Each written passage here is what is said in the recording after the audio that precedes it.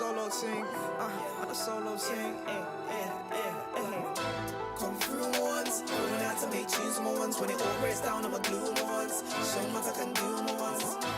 Come through once, going out to make tunes more ones. When it all breaks down, I'ma glue more ones. Show them what I can do more ones. Shy one. Who would have thought you'd be shining? Come a long way from the doubt. Days in the house from a dangerous route. From a place where the angels are blazing for hell. No one's able to count the amount of pressure imposed that they're only able to palpate. Breed demeanor, run at me like Pisa. So on the street like Fila, got a roam like Caesar.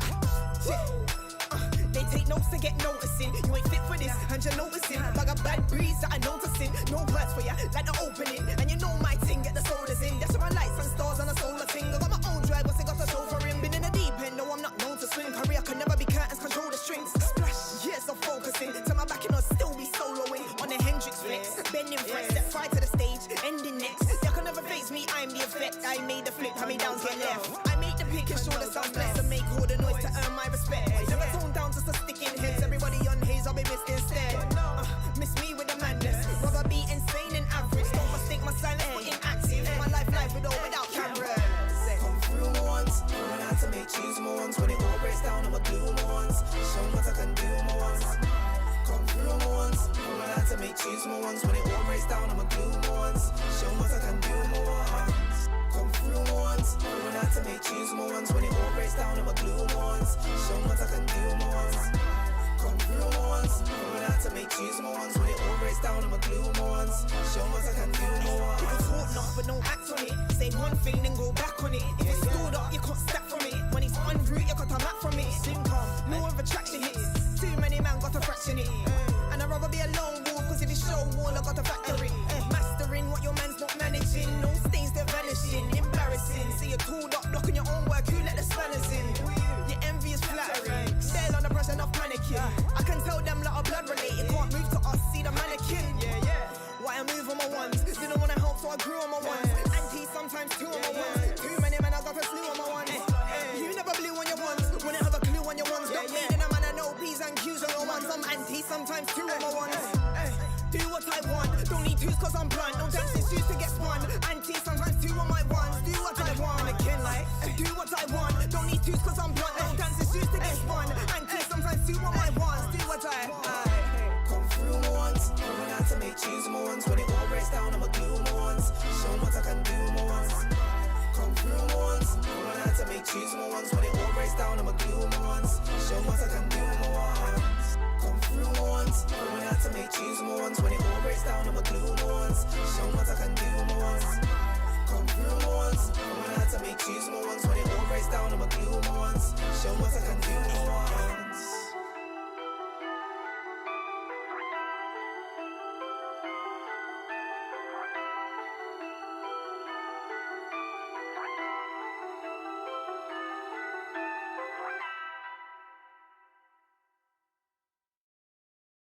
My flight leaves early in the morning.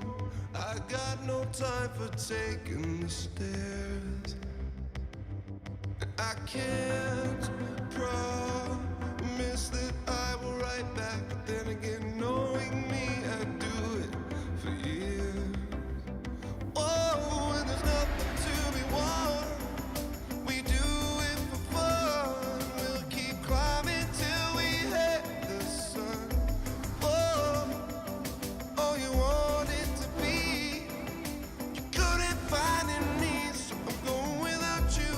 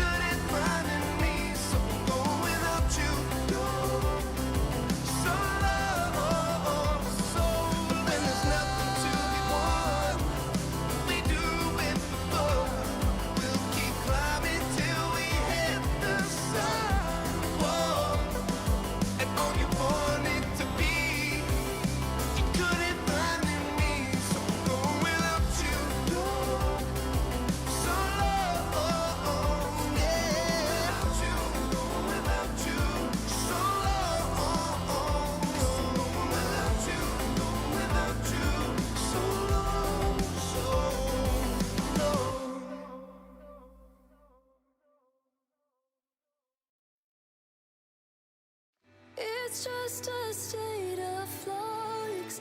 Too much but not enough at the same time. I know that you ain't fine, I know you'll be alright. Thought you'd build us up, mold us out of dust and save the world that way. Hoped it was enough to justify the loss of every choice you made. I know you thought you gave it up, poured it into us and out of your reserves. And now you're looking back thinking losing what you had was never worth this hurt. But you never lost it, you're just above or below it. And in the heat of the moment, I can see your eyes in my eyes in the mirror. It's just a state of flux. Too much and not enough at the same time. I know that you ain't fine, I know you'll be alright this time, this time. It's just a state of change, so close yet far away at the same time. I know that you ain't fine, I know you'll be alright this time, this time. Talking to yourself like you're someone else that you don't have to love. Picking at the wounds, looking for the proof to justify the cause. Feels like everything is past, slipped out of your hands like it was never there. But look at what you made, in the darkest place I will be standing there. But you never lost it, you're just above or below it. And in the heat of the moment, I can see your eyes in my eyes in the mirror. It's just a state of flux. Too much and not enough at the same time. I know that you ain't fine, I know you'll be alright this time, this time. It's just a state of change, so close yet far away at the same time. I know that you ain't fine, I know you'll be alright this time, this time.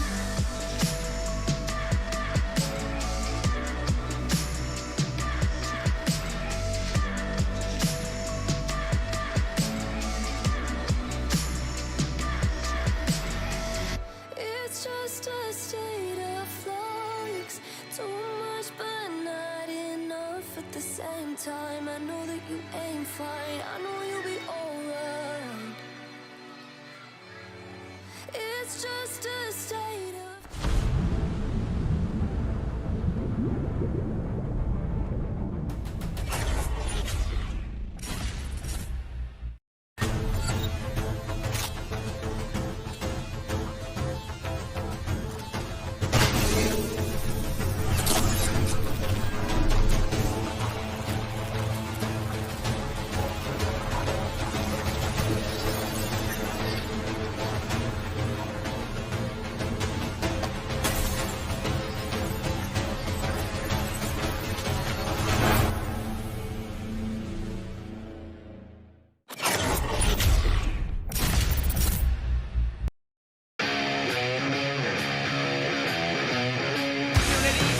so off in their attacking rounds over there.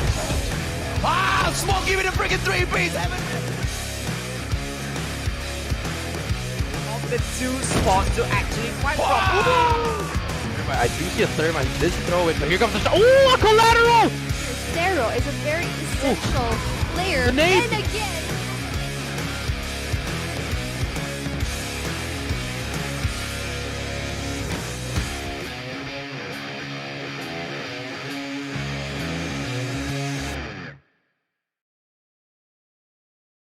Welcome, ladies and gentlemen, boys and girls. This is the Call of Duty Mobile Singapore Championship, brought to you by Sony Xperia 1 Mark III, the one and only phone which is feather light for gaming, and it's perfection. I don't know. I think it's perfection. You guys should check it out too. My name's AJ. I'm the mustachio down here with the one and only Beef Mommy to bring you guys all of the action. And based on yesterday, Beef, we know today is going to be absolutely lit. Lit indeed. Everything's going to be on fire. We've seen so much greatness. Not even that. We saw a 150, 149. We've seen sweeps across the board. If it's going to be the same thing today, we're going to be seeing it in a little bit. So let's talk about the games that we had yesterday, because we had so many special moments already. Gaijin Rouge seems to be like such an amazing powerhouse already, being the new bloods here, and it's going to be impressive. And yes, they had a loss a while ago, and ALMGHTY is going to be obviously that titan that is going to be very difficult to defeat. But ALMGHTY seems to be like they're still the kings. Yeah. See, in the previous MYSG Championship, Gaijin Rouge was there, and they didn't really dominate the competition, but they most definitely are the best in terms of the Gaijin brand itself. And when they bring it into the Singapore Championship, this is a whole new breed. Like I said, when I saw them playing yesterday, Beef, I just could not recognize them at all. Now, let's take a quick look at the qualified teams, the top 8 that has made it here to this stage. Gaijin Rouge definitely one of the other 7, well, apart from ALMGHTY, the other 6 most definitely have placed their mark in this competition as well, Beef. Yep, and let's over here. It's going to be a lot of these teams already, but then we're going to be saying bye-bye to 2 teams today. So, again, the qualified teams are going to be ALMGHTY, Cloud Esat, Code Red, Gaijin Rouge, Anything, Impunity, NATO, and 6 Ducks. So we've seen such an amazing matchup, and we are going to be starting everything off in that upper bracket right now. On over to the finals. So again, it's going to be a really amazing opener just because ALMGHTY, we've already seen their greatness, like hence their name as well, and they're such a known brand already here in Singapore. So again, I really want to see how well this team will perform and if they're going to be consistent. Absolutely. Let's take a quick look at the brackets, ladies and gentlemen, boys and girls. Just like Beef mentioned, today 2 teams will unfortunately go under the chopping block. Let's see exactly who that will be as we open the day up. Bracket final. Cloud Esat will face off ALMGHTY to see exactly who goes on to that grand finals. And then, of course, the lower brackets will kick off, Beef. Yeah, the lower brackets are going to be so exciting just because this is where we're seeing cutthroat competition. But you know what? Let's talk about the upper bracket final really quick. Cloud Esat versus ALMGHTY. Now, in terms of the scores and the statistics, they are the closest. Well, I feel like it's because Cloud Esat probably had a little bit of, easier competition so far, unlike Gaijin Rouge that had to really go head-to-head really early on against ALMGHTY. So this is really a true testament to their skill, just because you already know that they have such amazing win rates. But you know what? Going up against ALMGHTY, they are flawless. They haven't dropped 1 map out of 6. Cloud Esat, though, they've dropped 2 maps already, so they have a 75% win rate for that. But if it's going to be a team that is going to be going up against ALMGHTY, it would be Cloud Esat. Yeah, absolutely right. And you see, we've seen a little bit of what ALMGHTY can bring to the table yesterday. They took on Gaijin Rouge in the most fascinating of ways, and we anticipated the Gaijin Rouge would be able to bring on the most amount of challenge for ALMGHTY based on the performance of these teams yesterday, right? But even then, beating them 3-0, ALMGHTY just stomping their presence, stomping their dominance in this competition, as they always have, Beef. They've always done that. They've always really done well at the very beginning. It's really ALMGHTY at the very end that was a little bit faltering. But you know what? Let's take a look at the schedule that what we have today, AJ. So many things already in store, only in our second day. For our first matchup, we are going to be having Cloud Esat versus ALMGHTY, opening things up and really giving everyone at the edge of their seats. Second matchup is going to be Code Red versus NATO. Third is going to be Anything versus Impunity. And you can already see here in those 2 brackets that we saw is going to be basically seeing Gaijin Rouge and 6 Ducks, which is still to be announced. So either it's going to be Code Red NATO or Anything Impunity, and a lot of things can happen here. How about you, AJ? In this, lower bracket, who do you think is going to be able to see Gaijin Rouge and 6 Ducks? Oh, I have to go with NATO for sure. Between Anything as well as Impunity, I am absolutely stuck. I cannot make a call based on what we saw yesterday. I was unfortunately disappointed with Impunity's showing, right? Maybe today will be a different story, but that one's a total 50-50 for me, Beef. How about you, though?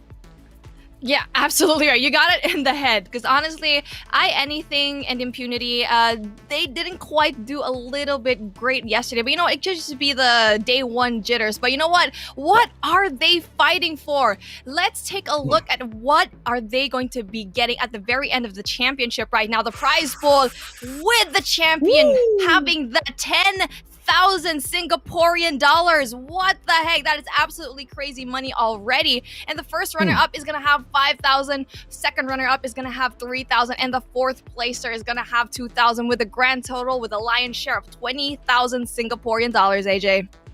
Ooh, dollar bills, yo, and they most definitely deserve it. Call of Duty Mobile, Garena, they've been stepping up their prize pool competition after competition after competition, and now with Sony in the mix as well, yeah, most definitely there's going to be a lot of money to throw around, a lot of money for these squads to grab as well if they can reach the top. And you know, the $10,000 prize pool right now has got Almighty stomped all over it for the time being. Nobody has been able to put up a great showing to say that they are going to be fighting them tooth and nail for it just yet, Beef.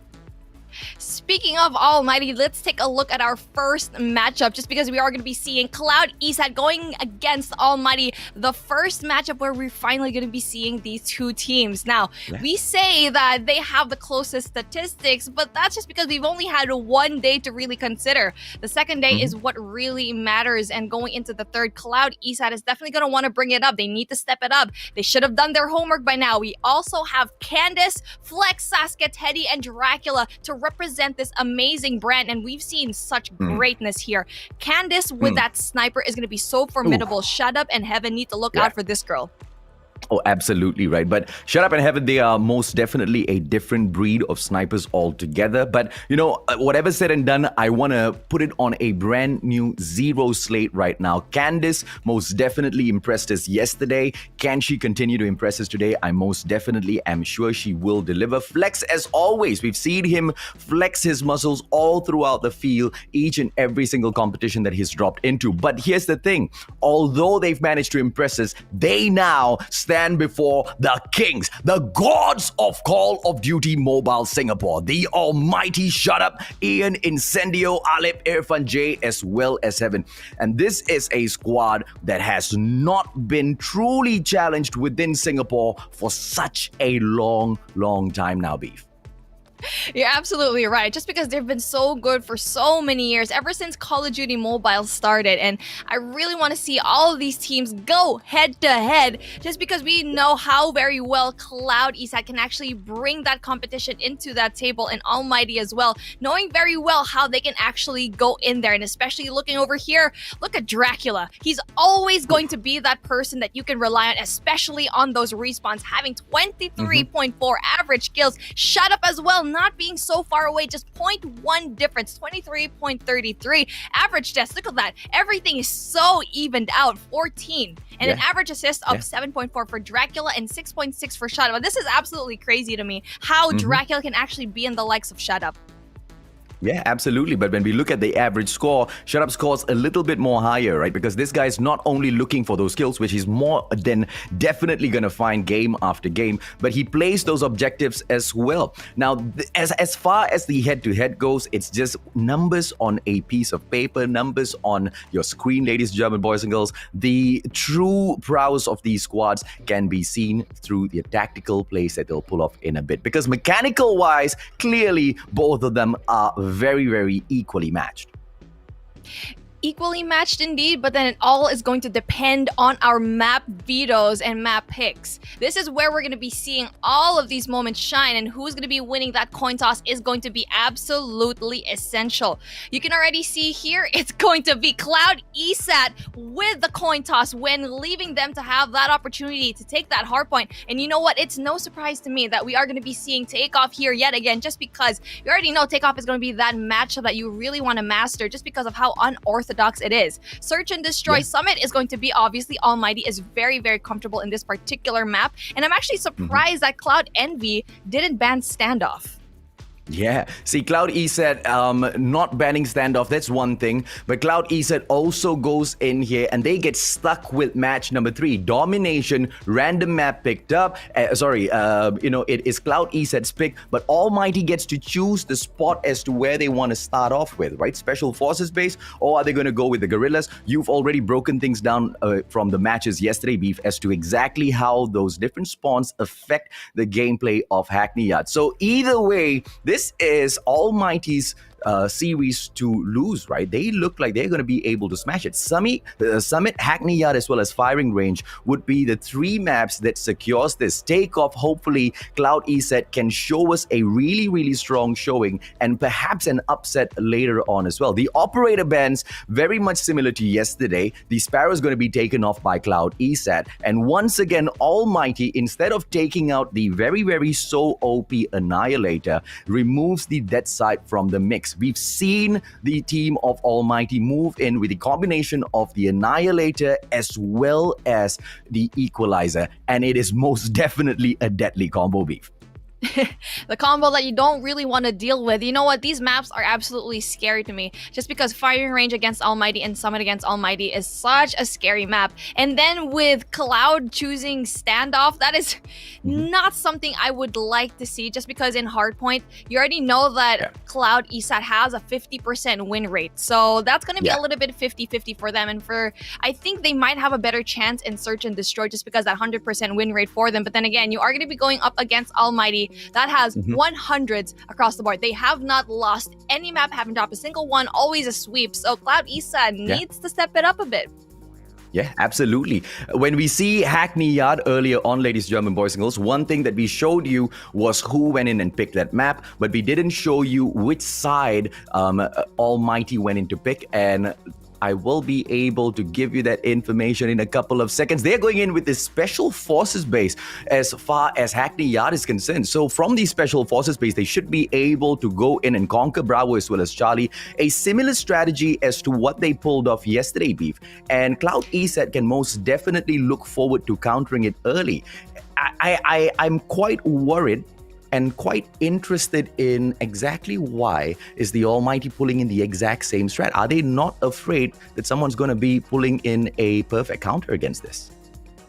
They're not afraid to charge in, and even though they're going to be spawning off in that Special Forces base, it does take every time where they can actually go in for that alpha push, because we've seen it already. You can actually win if you actually go and spawn into that Charlie flag. Really surprisingly, I think that was against NATO and Six Ducks, where they just pulled through with that domination match. So maybe we'll see the same thing here, just because they're just that confident to be able to do that.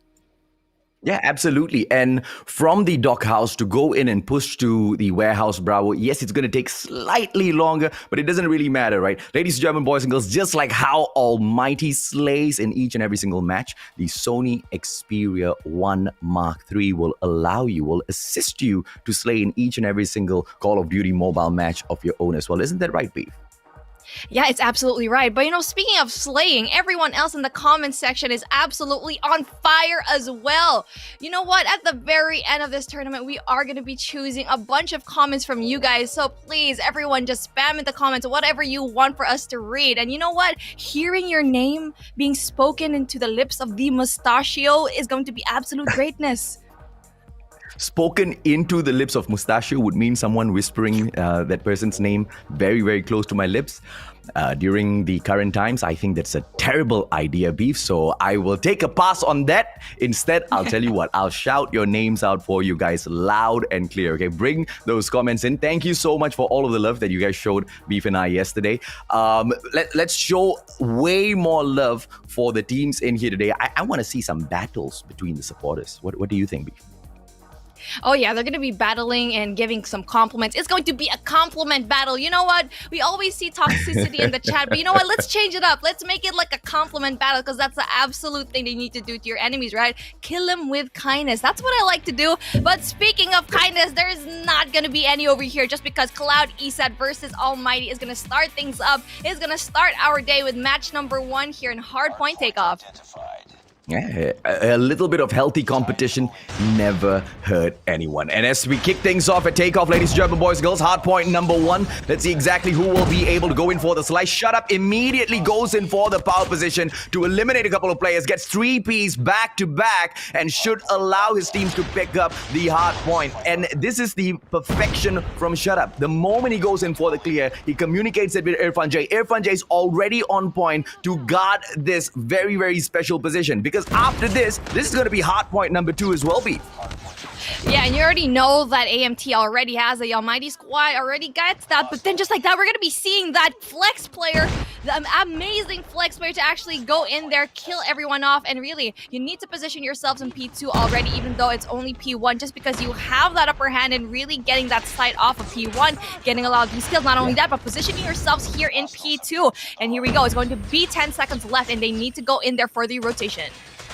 Yeah, absolutely. And the beautiful part about this whole equation is that particular spot P2 is the power position for you to hold and dominate. And as all of the players scramble towards the second hard point now, we will see one player, one very special player sent down from Heaven itself to go in for the flank. And Heaven is just absolutely torturing them from the back. And they're going to go in for the spawn trap as well, Beef. And hard point most definitely will be in the hands of the Almighty. Predator missile comes through as well. Flex and Dracula get slain whilst Almighty continue to eat these points up.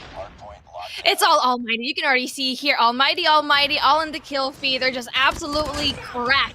And right now they're going to be saying a lot of points over here just because you can see 49. That's absolutely crazy. And this was the pick of Cloud Esat. That's something that you don't want to do. They're getting played. And even though that the spawns are in their favor, they still weren't able to utilize the fact that they were just so near P2 already. The rotation needs to pull through. But then you can already see that Almighty is going to be positioned right there. Just like that, Shut Up is going to be there always. 62-9, but here's the beautiful thing about hardpoint, ladies and gentlemen, boys and girls. As long as you know those rotations, you should be able to pull right back into the game. But as I say that, you also need to be able to mechanically overcome the prowess of the squad that you're taking on. But at this very moment, Almighty look unstoppable in terms of commanding their presence on takeoff. They've been perfect so far. Look at the constant flanks that these players are pulling off on the players of Cloud Esat. Cloud Esat cannot counter this no matter what they try. And Almighty will step into the third hard point and continue raking up those points.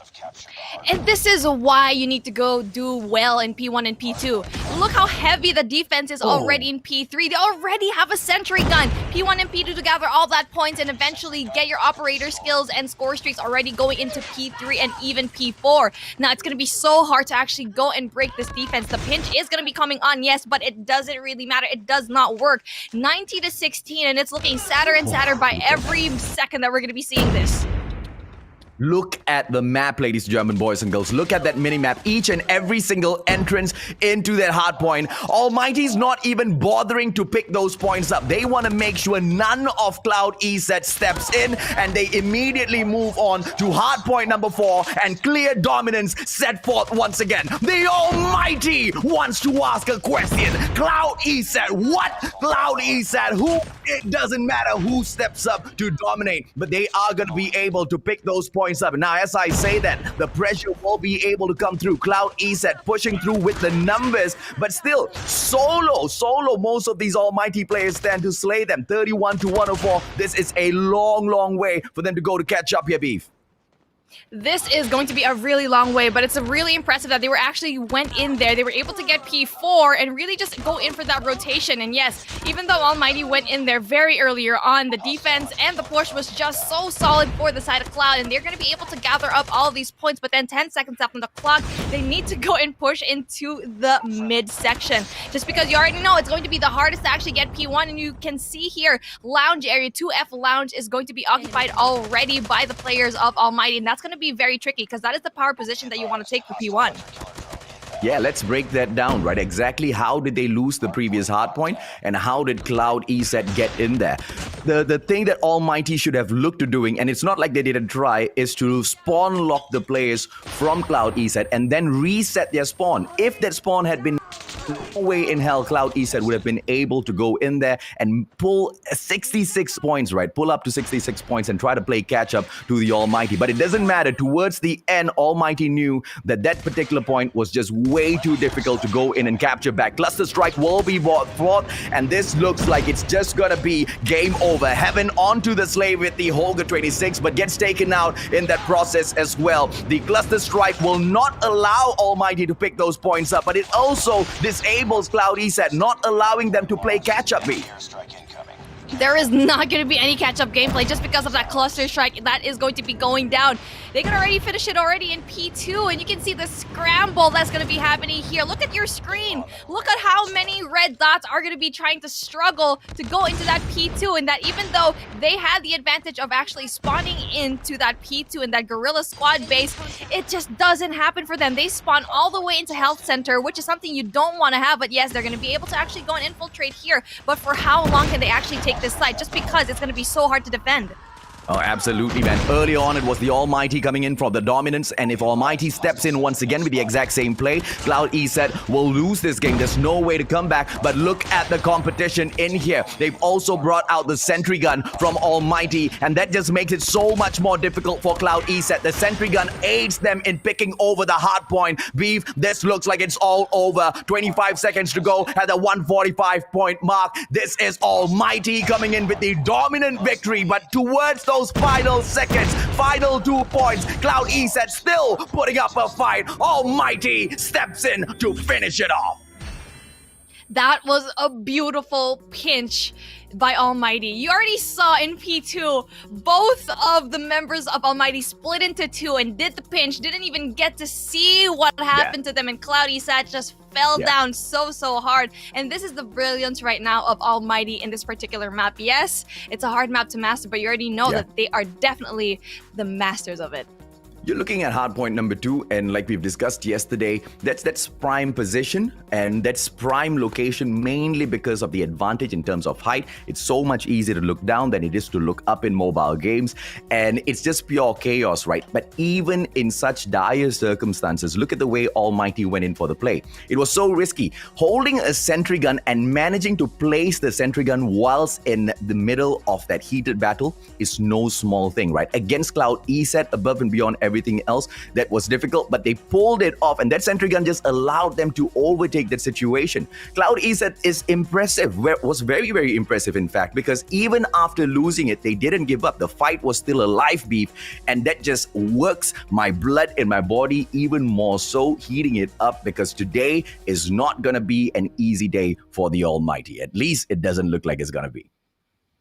But at the same time, you know, it's been known that Almighty tends to give little crumbs to whoever they are going to be going up against, really having them think that they can have this hard point all to yourself. We've seen it yesterday. Crossfire. Hardpoint, every single hardpoint game that they've been dominating, they always give one hardpoint away to the opposing team. Yes, they do that on purpose just because, you know what, you can get those points, but we are going to be set up in the next hardpoint and you cannot go and infiltrate our defenses. But you know what? Let's take a look at the takeoff hardpoint. Honestly, that was so great. The rotations were just... it was perfect. But Cloud Esat did such a good job because they were able to handle their spawns well, especially going into that P4. Now, that was the point that you were saying a while ago, right? The point where they were actually able to get it.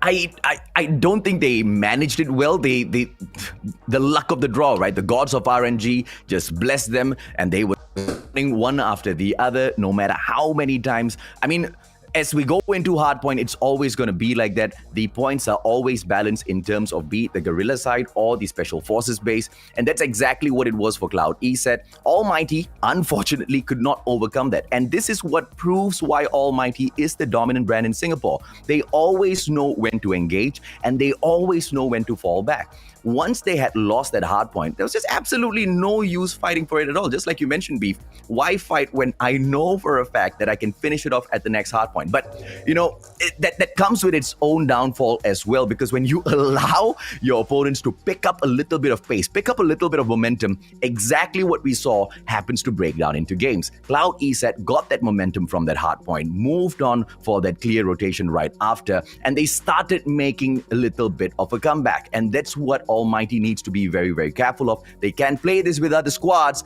but with Cloud Esat, it might just backfire. You are absolutely right with what you said. They pick their fights, they pick their battles, and they give up points just to go and set up for the next. And this is why Almighty is just, we keep saying that they're smart, because they're how many steps above and beyond with their competitors, right? They let go of P4 so they can go and set up for P1 and even P2, knowing very well they are so close together and that the spawns are in the favor of Cloud Esat. So what they did, they flipped the spawns. They made Cloud Esat spawn all the way into the other side in their particular particular spawn in their base, going into Health Center, and at the other side of that launch base, it was absolute perfection. We even said it a while ago, like, why are they spawning off to the other side? Why are there red dots on the right side of the map? Yeah, and you see, on top of above and beyond everything else, right? After Cloud Esat had already gotten that point, when we went back for the reset of hardpoints, go back to hardpoint number 1, what did Almighty do? They didn't challenge it. They didn't go in there and waste their time. They didn't even bother stepping out of the second hardpoint, which they were already playing for focus on, but a mere play of cluster strikes. I don't want those points. Neither do I want to give you any of those kill points, because once you start picking up those points for your score streaks, you might be able to make a comeback later on, right? So just IQ gameplays from the start to the end by the Almighty squad, and I'm just blown away by how fast they think on their feet. Yeah, and it's going to be so impressive to see what is going to happen. And you know what? Word is that in our Search and Destroy matchup that we're not going to be having the map that we wanted to see, like Summit, but no, it's going to be a firing range. Oh, now that is even scarier. Okay, I thought that Almighty in Summit was scary. Almighty in firing range is just... I don't want to jinx it, but you're going to be going up against two snipers, two of the best snipers in Garena. In firing range. I have never come across a change of map last minute, but it may have been a technical issue. Maybe they already went in for their map vetoes earlier on, and there might have been a slight glitch with the graphic, ladies and gentlemen, boys and girls. We most definitely do apologize for the inconvenience, but firing range is a map that's going to be able to give us the fun anyway. Let's see exactly what Almighty goes in here to pull off, because this is their map pick. Candice taking down, shutting down the Almighty's, I don't know, confidence in picking this matchup up. Incendio responding real quick. Dracula goes down. Incendio's going to be in trouble, and Flex makes him pay for that immediately. Oh, that's such a good push, and Candice with that opening pick really will give the confidence right now for the side of Cloud Esat. Only one person is going to be going down. Dracula, it has always been an essential play, but always in the respawn. So you have a lot of really talented players up against your back. We always will have Candice and Flex really pull through in the Search and Destroys. Right now, it's still going to be a very passive push for Almighty, not wanting to make a really irresponsible step, just because they've made it already. They lost shut up so early into the game.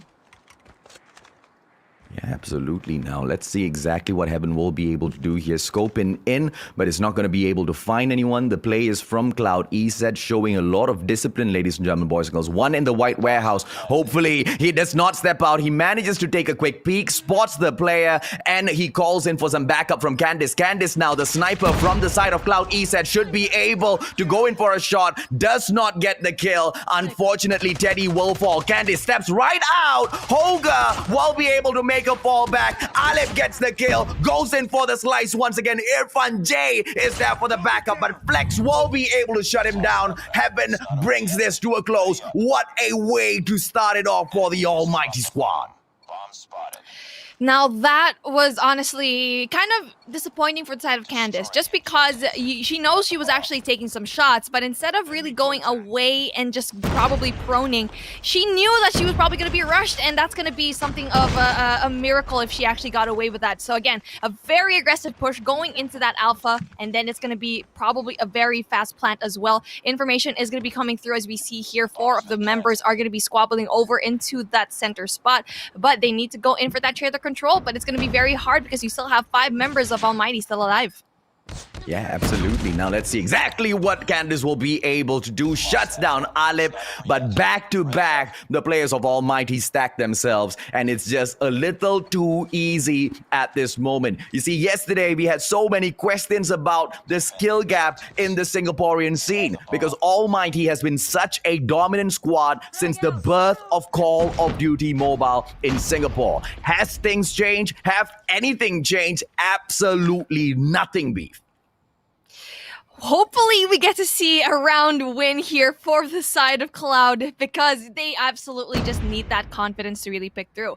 Even though they were actually at an advantage and having that one man up, they weren't able to actually utilize that, just because Almighty is just that squad that can pull through and clutch up even though they are at a disadvantage. Look at Shut Up with this really cheeky spot. Heaven with opener, gets rid of Teddy.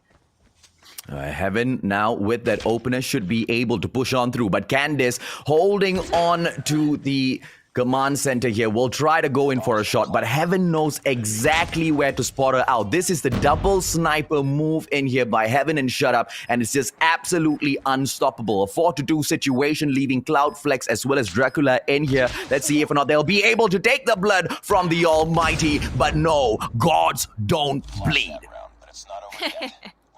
Yeah, and the Dracula here is just absolutely dry, cannot even get a taste of the blood, and he's just struggling. You're looking at that, speaking of, having that 0 kills for his name already. So you know what? It's going to be very difficult for this team to really just get into position just because they keep going for mid and they keep dying, and that trailer control is absolutely essential. And speaking of trailer, Incendio gets a hold of it.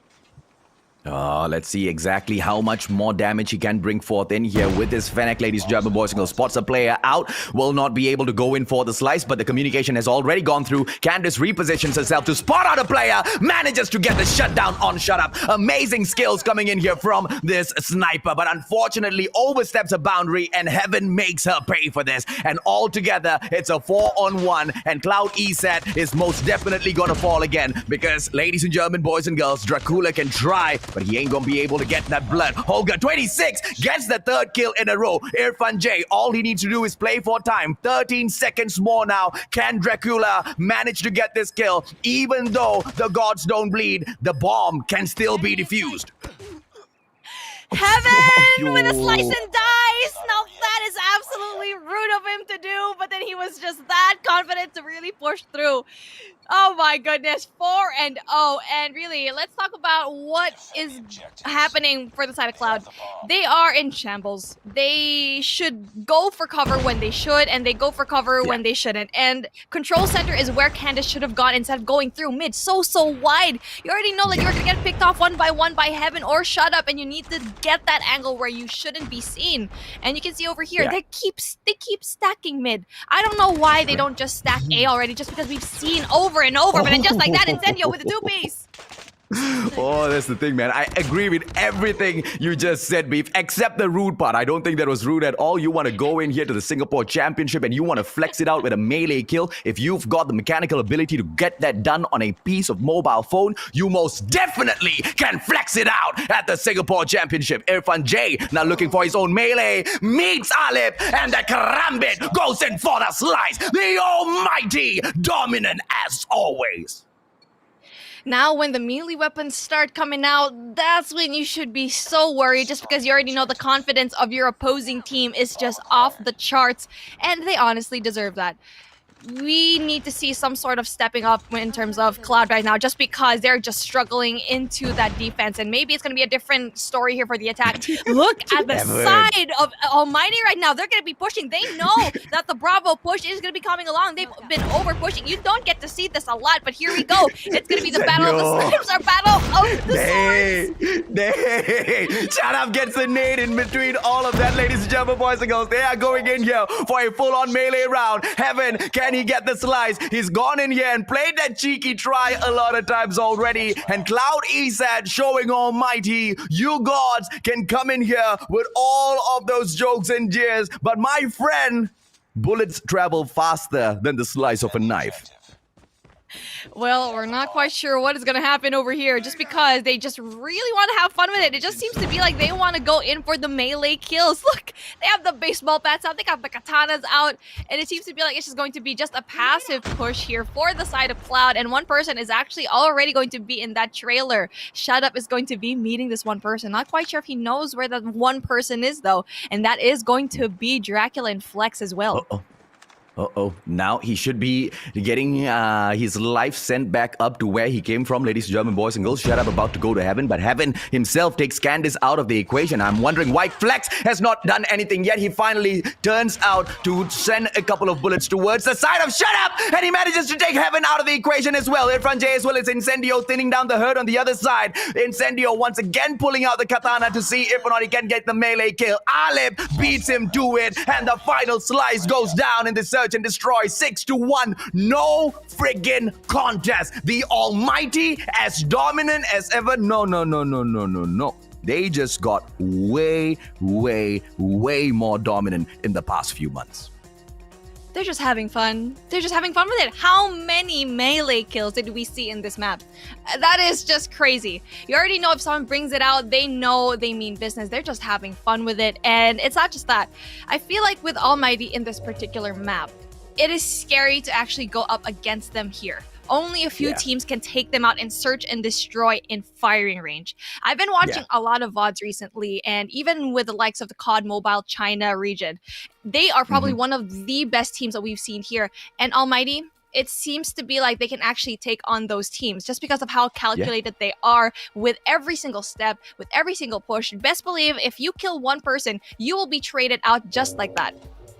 Yeah, at the very moment, whenever all of these players are thrown into one lobby to compete with each other, I still feel like there's a little bit of an imbalance because it's the world of the internet, right? And you are going to have a little bit of latency in there. One fine day when they all go to that one physical location for a LAN competition, well, I don't know if or not mobile phones will have the LAN cables slotted into them. But either way, ladies and gentlemen, boys and girls, on that day, we will be able to see exactly which team reigns supreme, and that's exactly what the Singapore Championship is for. We want to see exactly which squad will dominate each and every single country, region, go onto the world stage and make their nations proud. And for the time being, the Almighty most definitely look like the brand to represent.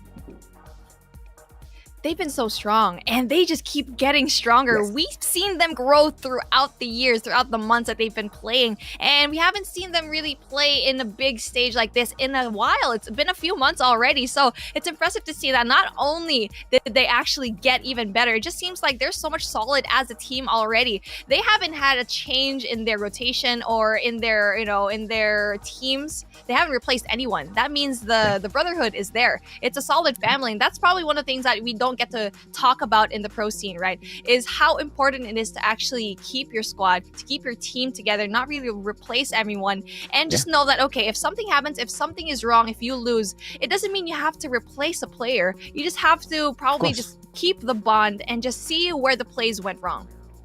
There's a balance there, right? Because sometimes you put together a squad and you put together a squad based on necessity. Sometimes you put together a squad based on what talent is available out there. And at the end of the day, if the performance from a certain player is just not making the cut to meet the quality of your squad, then that player is going to get the slice. And I think, any and all pro teams out there function on the exact same basis. Why? Because this is a business at the end of the day. The big brands want to send players in who can get games won. And Almighty is a squad like that. They've had a very, very minor addition into the squad, but a base number of their players have all remained the same. And you are absolutely right, Beef. All of the top brands have had this one thing in common.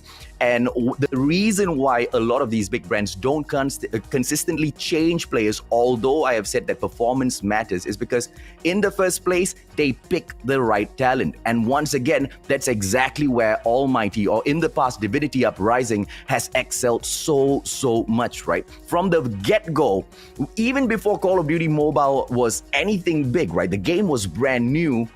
Who's the guy who's behind this squad of Almighty, he has the vision, he can see the future, because these boys started off small and they are about to wreck the whole of the Singaporean scene.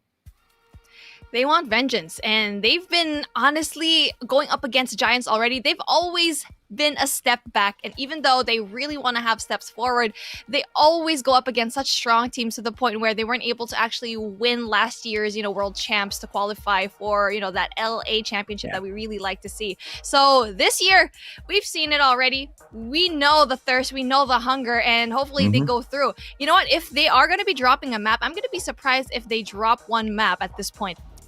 Yeah, I would be most definitely surprised as well, but it's highly unlikely. The next match that we are going to drop into is going to be Hackney Yard, ladies and gentlemen, boys and girls. And what I've already broken down yesterday, Almighty was not very good at Hackney Yard. Almighty, every single time they find out that the very next competition, it will be one of their main picks, because that's all these boys focus on. They do not focus on their strengths. They focus on their weakness, because they are looking to be that all-rounder squad that represents Garena on those big stages. Bravo as well as Charlie picked up by the Almighty. Let's see exactly what they pull in here at Hackney Yard.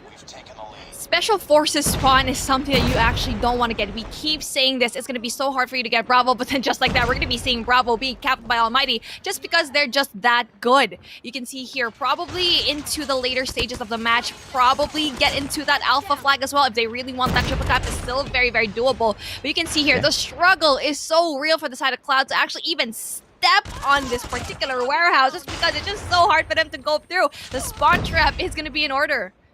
Yeah, absolutely. And I know the meta from NAEU is a little bit different. They really prefer to go towards the guerrilla base. They maybe feel like Alpha, in terms of domination point, is a little bit more easier. But clearly from what Almighty has shown us yesterday, clearly from what we have seen in the 2 days of competition in Singapore, all these teams in Garena love to pick up the Special Forces base. They love to pick up Charlie first, go in for the straight access into Bravo, and then shut them down. Now, a lot of questions will be coming through. How come? Because the distance in terms of Charlie to Bravo seems a little bit further compared to Alpha to Bravo. What we have to understand is that second floor of that warehouse, the entrance into that second floor of the warehouse is so much more easier if you're moving in from the Special Forces base. And look at how Almighty just dominates this match right now. The players from Cloud Esat haven't been able to step in and pick Bravo up at all. You can see here, they're set up. You already know that there's going to be two people here in office going and rotating through that spawn, getting that kills off of A. But then just the stop here by Candice is, I'm not quite sure it's going to be enough though, just because they can't even get past office. They can't even rotate all the way over there. You can already say that they are probably going to be going into that office warehouse and really just getting a lot of these kills. They can't even go inside.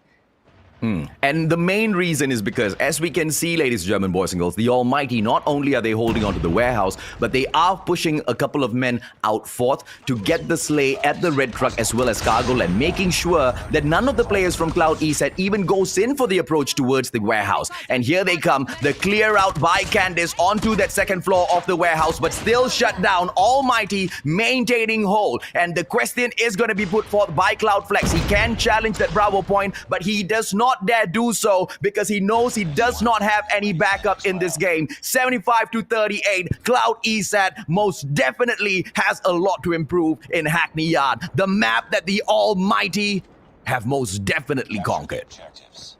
I probably already know into that Charlie spawn first. I think it's because they know if they dominate here, it's for sure that they're going to be dominating in the second half. And you can already see here, there's going to be a lot of clearing out to do, but then it's going to be so easy for them to actually get that Bravo flag. Maybe even putting that sentry gun, adding a little bit more defense, but then it's going to be a heavy stack and rotation going into the side of Cloud, going into and probably getting that alpha, but no! Gets denied by Incendio! Oh, let's see exactly what they pull off in here, because Cloud Esat, what they are trying to do now is pull in the distraction, go in for the flank through office, drop into the abandoned building, move into the tire shop and pick Alpha up. But by the time they even go past office, these players are getting shut down one after the other. The sentry gun right at the base of Bravo will be able to help Almighty continue picking all of these points up. 92-48 right now. Cloud Esat looks like they just do not stand a chance of making a comeback. Mechanical ability earlier on in the day, on paper, they look equal. It will all be decided upon the gameplays. It will all be decided upon the strategies that are pulled off in here. I clearly was just half right because it's the mechanical abilities as well, ladies and gentlemen, boys and girls, and a triple cap at Hackney Yard will prove that. A triple cap is going to ensue it. How long they're going to be able to take out? They're probably going to take it to the very end. They're not going to allow anything to happen. They're not going to allow it to touch that for the side of Cloud. And right now, you know what, for me, what I've noticed, split the map into 3 sections. You're always going to see the whole squad into just one tiny box. And that's how good and calculated Almighty is. Oh, come on. The players from Cloud Esat are not being allowed to go anywhere near the hard point, anywhere near the domination points, ladies and gentlemen, boys and girls. Alpha, Bravo, Charlie, all under heavy lockdown. Almighty slain all the way through. They've held on to the triple cap for the longest that I've ever seen in a Singapore Championship. The Cloud Esat squad just cannot do jack right now. They flow in. They go in one after the other. They've given up on Bravo. They've given up on Charlie. They want Alpha, but but solo Irfan J stands in there to prevent it for them. 150 to 54. The Almighty have crushed, dominated, obliterated, annihilated their first competition of today. 3-0, the third donut in a row. A clean sweep from Almighty, and you can see the brilliance of these boys. Like we kept saying a while ago, these guys all calculate and they will bring you down. Not even that, they will add salt to the wound and rub it in so hard. Cloud Esat at the very end, they just gave up. They wouldn't even get Bravo, they wouldn't even get A. They just wanted to go in for the kill. At some point, Candace was also doing melees. They just know it was already game over. So you know what? We're gonna be killing the Almighty boys how they killed us a while ago. And it's just, I want to talk about what went down, because I'm not quite sure if everyone else saw what happened in that mini-map, how calculated these boys are. Like what I said, split the map into 3. There's always going to be an amazing hold for the side of Almighty. Let's take a look. Actually, I really want to. I want to take a look later. Are we referring to here, Beef? Because okay, see, so yeah. So there's the map, right? You can split it off into 3 sections. They're always gonna funnel the side of Cloud into either one side, either this little box, or this little box. It's just so great to actually see. We're actually gonna be seeing that post analysis really soon, so you can actually take a look at what I'm talking about. Yeah, absolutely. Now let's take a quick look, ladies and gentlemen, boys and girls. The 3 matches back to back. Once again, the donut being served. This was match number 1, which was taken in such a dominant fashion. Like I said, right, the moment the match opened up, what Almighty goes in to do, they immediately move into hardpoint number 2 and look at hardpoint number 1, because they know the first hardpoint in the game is just so difficult. It's a bloodbath every single time, Beef. They got a hold of P2 already. They positioned themselves, and even though they had the opportunity to go in for that hardpoint number 1, yes, it's going to be very hard to get a hold of that just because of how open it is. So they just had, they just went into that P2 just because it's a little bit of a priority. But speaking of priorities, they got their priority straight here in Search and Destroy. I don't even want to say any plays here because I feel like there's really not a lot of things to talk about just because of how dominating it is. There was a lot of things to talk about. This is firing range, right? And Cloud Esat has been that squad that has been so dominant. Let us remind the audience that this is the match to send the teams into the grand finals, right? This is the match that makes sure that, well, these 2 squads have dominated in day 1. We give them the opportunity to dominate each other. And as you can see from the slices and dices of those melees, it wasn't much of a competition at all. And that by no way is an insult towards this side of Cloud Esat. Like whatever we said yesterday still stands, right? Crazy good IQ gameplays flowing through the squad. But Almighty, just a mind-blowing team to watch in action. There's definitely talent for the side of Cloud Esat. There is no denying that. But with how ready they are in this competition, Almighty just questions that. As we thought that they're going to be dominating as well, they need to step it up. This is the pressure. And the reality of the situation is that watch their plays. Almighty knows where to go. The communication is just absolutely A+. So with that being said, like what we see, I think it really showed in that domination matchup, like what I keep saying. They keep funneling players. They know where to push them, kind of like a dog in a herd of sheep. They know where to funnel through everyone. They know where the spawns are going to be placing, and that's why they keep doing the spawn traps. They keep knowing which power positions to actually take, and even though they were at the weaker side, it doesn't really matter. Well, ladies, gentlemen, boys and girls, we'll tell you exactly what matters. Code Red and NATO, we want to see exactly which one steps up fourth and which one says bye-bye. We'll be right back after a quick short break.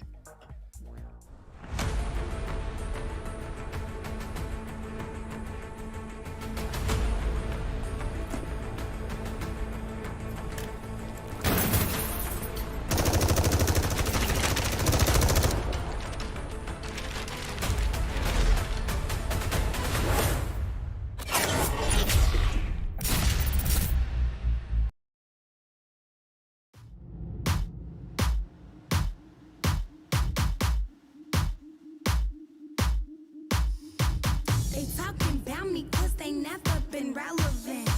Haters will copy, but I'm never done stunting tricks. Watch when I walk into a room, it gets lit. And since we talking about my girl, I drop a couple of hits. My daddy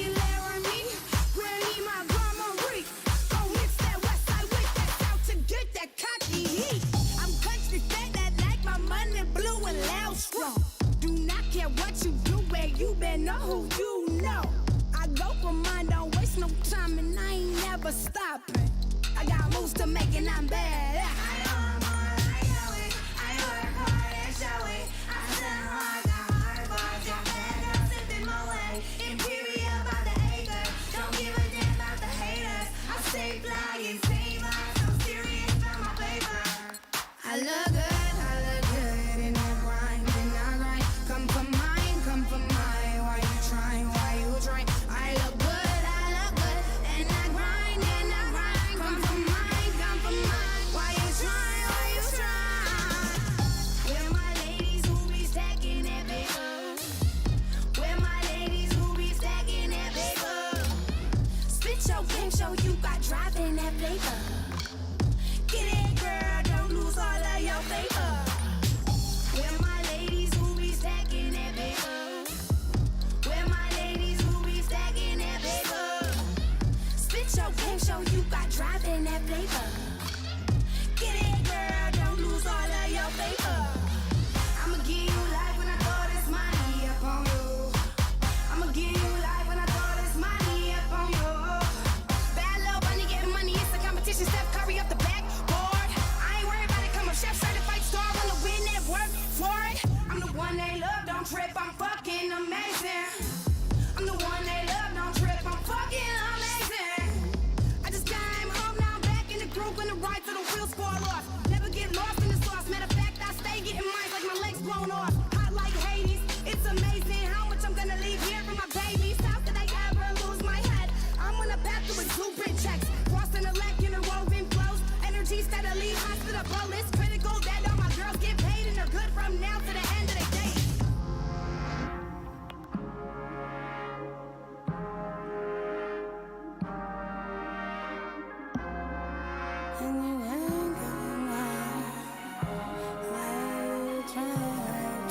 I look good, and I grind and I grind. Come for mine, Why you trying, try? Where my ladies who be stacking that paper? Where my ladies who be stacking that paper? Spit your game and show you dropping your flavor. Get it, girl, don't you lose all your paper. Where my ladies who be stacking that paper? Where my ladies who be stacking that paper? Spit your game or you got dropping your flavor. Get it, girl, don't lose all of your favor. No.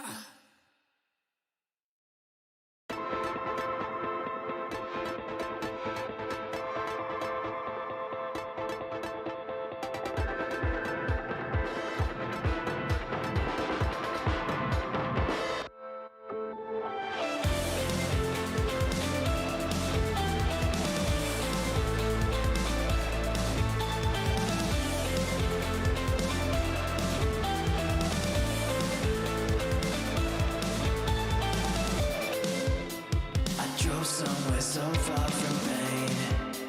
I feel it, she's gone. Dead and so unfamiliar. I feel it. My love, inside my blood, inside a soul will lead to her. Buried in my head.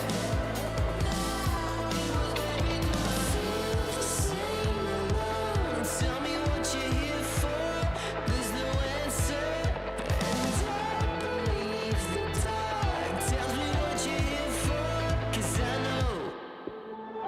Hey la la la, you got to believe it, la la. Finding the way Impunity so off in their attacking rounds over there. Ah, Smoke, give me the freaking 3-piece. Of the two spots to actually fight from. I do see a third man. This throw it. Here comes the shot. Oh, a collateral! Zero is a very essential player. The nade. And again,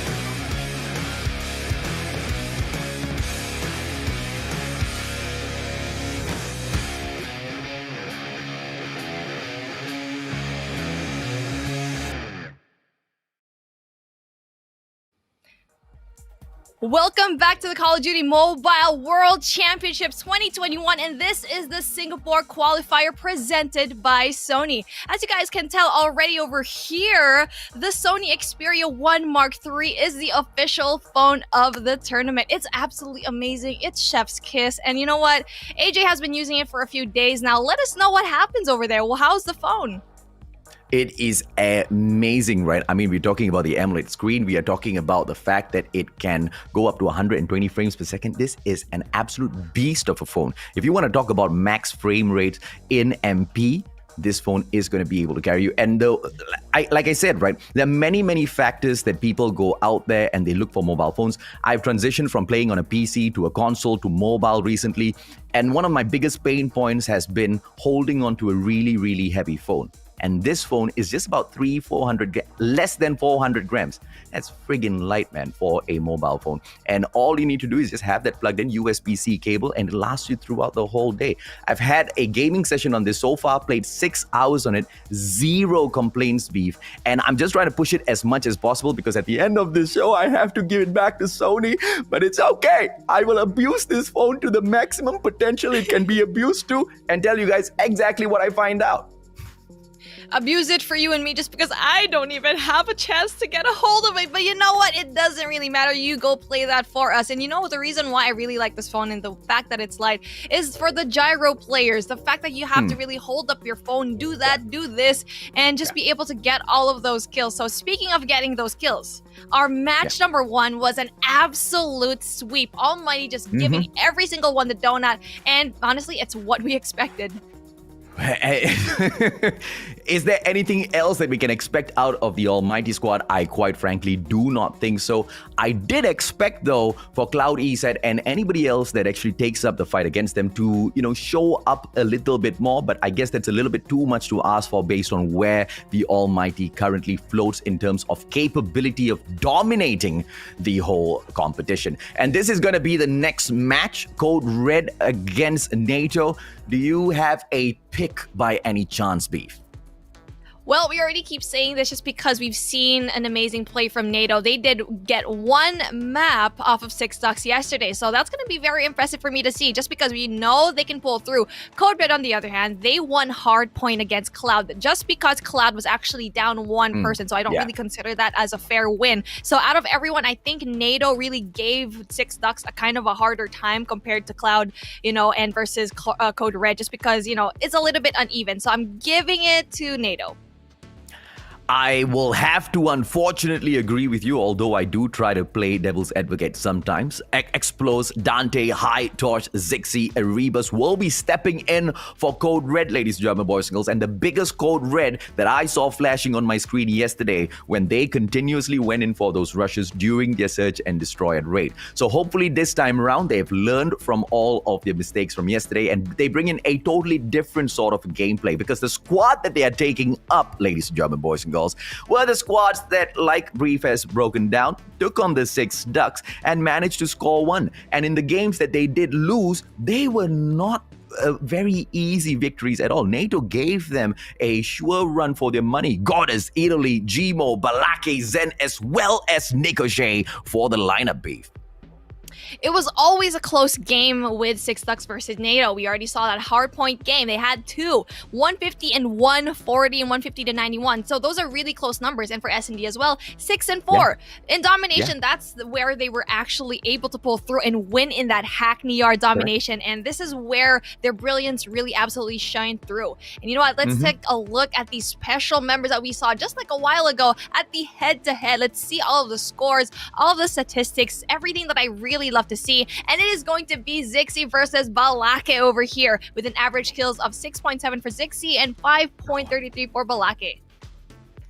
The average deaths, ladies and gentlemen, boys and girls, does not look good at all in terms of Zixi. He very, very much likes to move right back to the reset point all the time in comparison to Balake. Average assists, on the other hand, Zixi is a little bit better with a 3.33 versus a 2.67 that we see on the side of Balake from NATO. In terms of the average score, Balake most definitely the one who sees much fewer of those. Zixi, with the number of deaths, we clearly can see this guy has been positioned to pick those points up, right? He's the point man. He's the one who plays all of those objectives, hence why the high rate of deaths. But let's see exactly how things break down, because like we've seen in the previous match, in the opener for the day, these numbers, regardless of how close or far apart they are just mere numbers. It's all about the strategy that they pull off against each other, that they whip up in that instant moment itself, Beef. Yeah, and really in the moment, really going in there, especially it's going to be important how they pick their maps. And speaking of the maps, let's take a look at our map vetoes. And just like that, we're going to be seeing Code Red winning the coin toss. And it seems to be like Takeoff is always going to be that map they want to play for Hardpoint. Takeoff is going to be such a hard map to actually go and pull through. But you know what? I really want to talk about the stats that they had yesterday, right? NATO had a really not great start, especially for Hardpoint. So it's a really good thing because they have a 0% win rate here. And for the side Code Red, they won one map, but then we already know how disadvantageous it was for the side of Cloud. So going into that search and destroy, NATO as well as Code Red both have no wins here so far. And Raid is definitely going to be that map that you don't really want to go and rush into. I already know that Code Red will most definitely go in for the rush already, and NATO will go there and there for the response. Domination as well. Hackney Yard. Now this is dangerous. Code Red, why did you just choose this map just because Hackney Yard is going to be so difficult? You already know that this is the only map that NATO won yesterday. Yeah, and it just seems to be a situation where Code Red does not perhaps see the depth of the water that they are dipping both feet into at the very same time. Quite honestly, these boys are just jumping headfirst into a very, very deep ocean without any life vests here whatsoever. Now, the numbers from yesterday cannot be pulled as a perfect comparison because just very, very low in terms of what we can go into and compare. And at the end of the day, those were matches taken off against other squads who were good and, had a few areas that they can improve in. This is the first time we're going to be seeing both of these guys go head to head. And like I said, right, I feel like it's an equal battle in terms of their mechanical gameplay at the very least. Strategy-wise, Code Red, I'm a little worried. A little worried indeed, just because we kept seeing such aggressive pushes and mindless plays going in there, guns blazing. We're not going to be caring who's going to be in that particular site, which we'll see in Search and Destroy. Hopefully they make more calculated plays there, but then Raid is going to be a map that is not going to be formidable just because you already know it's so easy to flank people over there, especially if you're going to be able to give the chance, especially if there's going to be a sniper in your midst. So again, with the respawns though, they might do a little bit of a better matchup just because we already know that it can push through, but hopefully we get to see that. You know what? At the end of the stream, Mustachio, what are we going to be able to see? Shout out! Throw your comments into the comment section, ladies and gentlemen, boys and girls. We are going to be picking 3 lucky comments and we're going to be presenting it for you right down here, and Beef and I will read all of them out for you. Thank you so much for all of the love that you guys have showed us yesterday. If you guys want to continue showing us that love, we will most definitely appreciate it. If you guys want to support your teams out there, go ahead and do it. If you want to show some spirit of competition, get that done. But like Beef said, no toxicity. But then again, I don't even need to say that because the Singaporean scene, I have never within the SG scene itself. The teams most definitely look out for each other. They want to support each other's growth. I mean, the scene itself is quite small. It most definitely makes sense for them to do that, right? Now, here is the thing that I'm thinking of focusing on as we move into the next match. With the fact that NATO will be able to bring in the better side of the strats. They've already shown that they are ones who clearly do their homework. They saw exactly how Code Red performed at Raid. They saw exactly what sort of match that was as well. It was that search and destroy. What NATO is doing here with their map picks is playing it to the weakness of their opponents, and I feel like that's just gonna hurt Code Red so much. So I'm looking forward to seeing a different side of them today, because if we see the exact same side, they're gonna say bye-bye, Beef.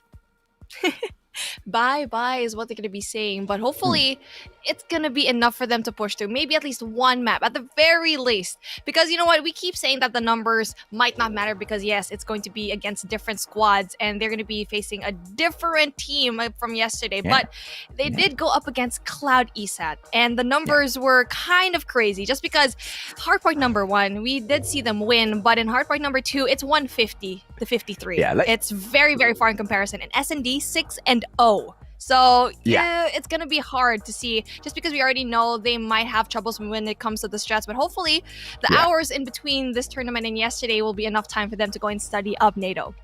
Yeah, and like you said, even the match that they did win, Cloud Esat unfortunately lost a player there. So I don't know, right? So I'm not saying that the hopes for Code Red is really low. They have, at the end of the day, made it into the top 8 for the Singapore Championship. What needs to be done here is I want to see how much did Code Red learn from the mistakes of yesterday, especially in Raid, Search and Destroy, because that's a direct comparison that they can pull in terms of how they play when they get their hands on the bomb beef. Rush the swimming pool. Honestly, Rush the swimming pool. I'll tell you what's the play. Yesterday's play was rush the swimming pool, take a quick swim, and get killed from whoever who goes into basketball court as well as the kitchen, not watch the garden. 3 things that they were doing. If they go in for another swimming pool rush and fall because they do not keep their eyes on these 3 spots, I will have no idea what to do, because technically when you rush into the swimming pool, those are the only 3 places you can keep an eye on, bro. You said it for me already, La. And it's just going to be so difficult for me to even just put salt on the wound and just, you know what? They're probably going to be doing the same thing in Bravo. Hopefully in Gallery, they don't really go in there blind. If they go in for that Bravo push, they need to take Gallery. They need to go and peek and who's there. Just because there's always going to be that one player going into that top laundry or maybe even near the bomb side near pizza. So it's going to be very difficult. They need to clear out sites first before they can even go in. But knowing Code Red, they might not do that. But I want to be proven wrong here. Yeah, knowing Code Red, I don't think they want to go to Bravo. And I think we saw that proven yesterday, because Code Red needs to understand that when they step into Bravo, they need to be on the lookout for Laundry Room. They need to be on the lookout for the left side as well as the right side from Laundry Room. And it's just too many sides to be looking at, right? The access can come in at any point of time. And for all you know, a couple of players are hiding behind of Laundry Room, just waiting for that plant. So too much of anticipation. The approach onto basketball court, on the other hand, can be taking a little bit more daringly, a little bit more fast, but I don't think fast is what this squad should be looking for. Code Red, I hope and pray you take this match slow. Taking it slow is what they need, but speaking of slow, this is not a map where you need to be slow just because it's going to be hard point and takeoff. We're going to be seeing an early pick here from NATO, and the goddess herself is going to be taking that kill, but does get taken out by Erebus. Oh, this is what we are talking about. Code Red blazing it up early in the day, ladies and gentlemen, boys and girls, picking up all of the points from the hard point. And here's the thing, not many of those players are holding on to the key position, hard point number 2, to go in for the shutdown. And that's exactly what we see the side of NATO doing, and they overtake in terms of those points immediately, B. Immediately needing to go in there for the contest, and it's a good thing that they actually are going to be able to do that. Code Red going to be able to push through, but then Balake with the cheeky spot gets a double kill. This is what we like to see, and also NATO being already in that second hard point. Balake really providing that amazing OBJ for his team. Yeah, absolutely. Now let's take a quick look and see exactly what they can pull off in here right after the Predator missile goes in for the miss. Goddess slashes Tosh, beautiful nade right onto the head of Goddess. And as we move in here to the move off that hard point number 2 is most definitely going to be an easy one for NATO to pick up and shut down. Code Red do not look like they're doing too well at all in terms of the mechanical ability of overcoming their opponents. Let's see exactly what goes in here to get pulled off, because they've taken over the hard point. It's all about the defense now, B. It's the pinch by Code that was actually able to pull through and give them a bunch of these points, but then just the same thing has happened for the side of NATO, giving him a taste of their own medicine, and they need to go and pull through just because the contest is going to be coming on, but then the rotation needs to pull through. 30 seconds left on the clock, though. There's still a lot of points to actually go in there, but they need to go in for that spawn control. None of these teams have actually done that yet so far, so I'm interested to see how they're going to be pulling through in that third hard point. Absolute carelessness as Code Red goes in for the access into hardpoint number 2, ladies and gentlemen, boys and girls. And now 20 more seconds left. Code Zixi just getting all of their job done in terms of those slays. They are able to kill, but they're not able to kill when it is required. They're not able to get the job done when it is in terms of fighting for that hardpoint. And this is going to hurt them. Let's see them move on to hardpoint number 3, which very, very smartly they move on too early. So let's see exactly what sort of a defense they can put up here, B. There was no early rotation on the side of NATO going into that hard point number 3, which, you know what, Code Red absolutely just took advantage of. But then just like that, the pinch does income, and then it's going to be Goddess and Gmo yet again, the duo that we like to see. And Gmo is usually that point where they didn't really get to really shine and search and destroy, but seems to be like it's the response for him. Code Red is going to be having a hard time really infiltrating. As you can see here, the sentry gun is going to be coming in. Too much of panic, too much of movements from the players of Code Red. They're not locking down their position. Instead, they are helping their friends to peek in at every single entry point. You need to be able to have that trust, to have the... Just watch your own access point. And that is exactly what NATO is doing to perfection. 15 seconds here, and they are about to wrap up hardpoint number 3, ladies and gentlemen, boys and girls, and strut on over to HP4. Look at the absolute surprise that Dante is pulling us here through, because he's already on P4. Guarding it. It's way too early, Beef. It is way too early indeed, but then you can already see here it's going to be a stack of Code Red players. They're going to be able to defend that really heavily, and it's a good thing for them that the spawns are in their favor. But it's going to be very difficult right now for the pinch. It's going to be ensuing for the side of NATO, but then they're going to be able to do that. They're going to be able to pull it off, and that was absolutely crazy. Even though we saw Code Red there so early on, not being able to defend it right. Yeah, and this is a part where the side of NATO needs to understand how do they manage the spawns. They need to also make sure 2 guys are out there spawn locking the other players, and thankfully, unfortunately, they are all spawning above each other right now, Beef, in that bottom left-hand corner there for the spawn point. And here's the thing, Code Red is taking advantage of this so well, and I love to see this. NATO's confused, and Code Red takes advantage, but not for long. The gunfight, the power of NATO in terms of mechanically overcoming this challenge is just too great for Code Red to take on. It's really just the individual gunfights that NATO is just winning, but when in terms of like that spawn control, they don't have that. There is no slayers that you're going to be seeing outside of the map, especially going into P3 and P4. So that's something that you should consider at the very future if they do get to meet a lot of these other teams, is just knowing when to go in there and really just having that control in the power positions, right? Just to control the spawns of your enemy. But then just like that, it's going to be that first hard point yet again here through mid. Now it's going to be very difficult to actually go in here. They need to get that power position in P2. Yeah, 130 to 57 now. NATO just 20 points away from closing this off, and they are actually going in to fight for hardpoint number 1 because they know exactly how far away victory is. Not far away at all. And the faster they close this off, the faster they can move on to raid, search and destroy and annihilate the side of Code Red. But hopefully their overconfidence in raid later on will allow Code Red to maybe make a slight comeback and push this into a guaranteed match number 4. Because for the time being, ladies and gentlemen, boys and girls, match number 1, NATO absolutely crushes it, 150 to 61. Pure gun skills. They were able to really pull through with those individual gunfights, and you already know they are talented mechanically. But like what we said, you need not to actually just put all of your skills into those mechanical individual gunfights just because you need to think about the next steps. This is why ALMGHTY is such a great team, just because they keep thinking 5-6 steps ahead, really getting to know the spawns, controlling them, having slayers outside. But what we saw in NATO is that they really utilize and have that heavy defense inside of the hardpoint. You're going to be seeing it a lot of the time, but that's why they keep spawning out, really trying to go and rush in. If it was any other team, they could have been brought down, but it is Code Red. We already know that they've been having a hard time just because they keep just rushing in there. Yeah, and here's the thing. Earlier match, you want to rush in there, you most definitely have all the right to do so because it's non-stop respawn match type. And then we go into search and destroy, where you only have 1 life each round. And Code Red, thus far, have not been able to manage that one life type of a game anywhere close to perfection. Anywhere close to good, still struggling. Continuously rushing in for the spots, not looking at those, vantage points that can give the opposition a little bit of advantage in many of these circumstances. And every single time they've rushed in for the plant, they've gotten taken down. They were slightly better on the defense, but just ever so slightly, Beef. Even then, they fell quite easily.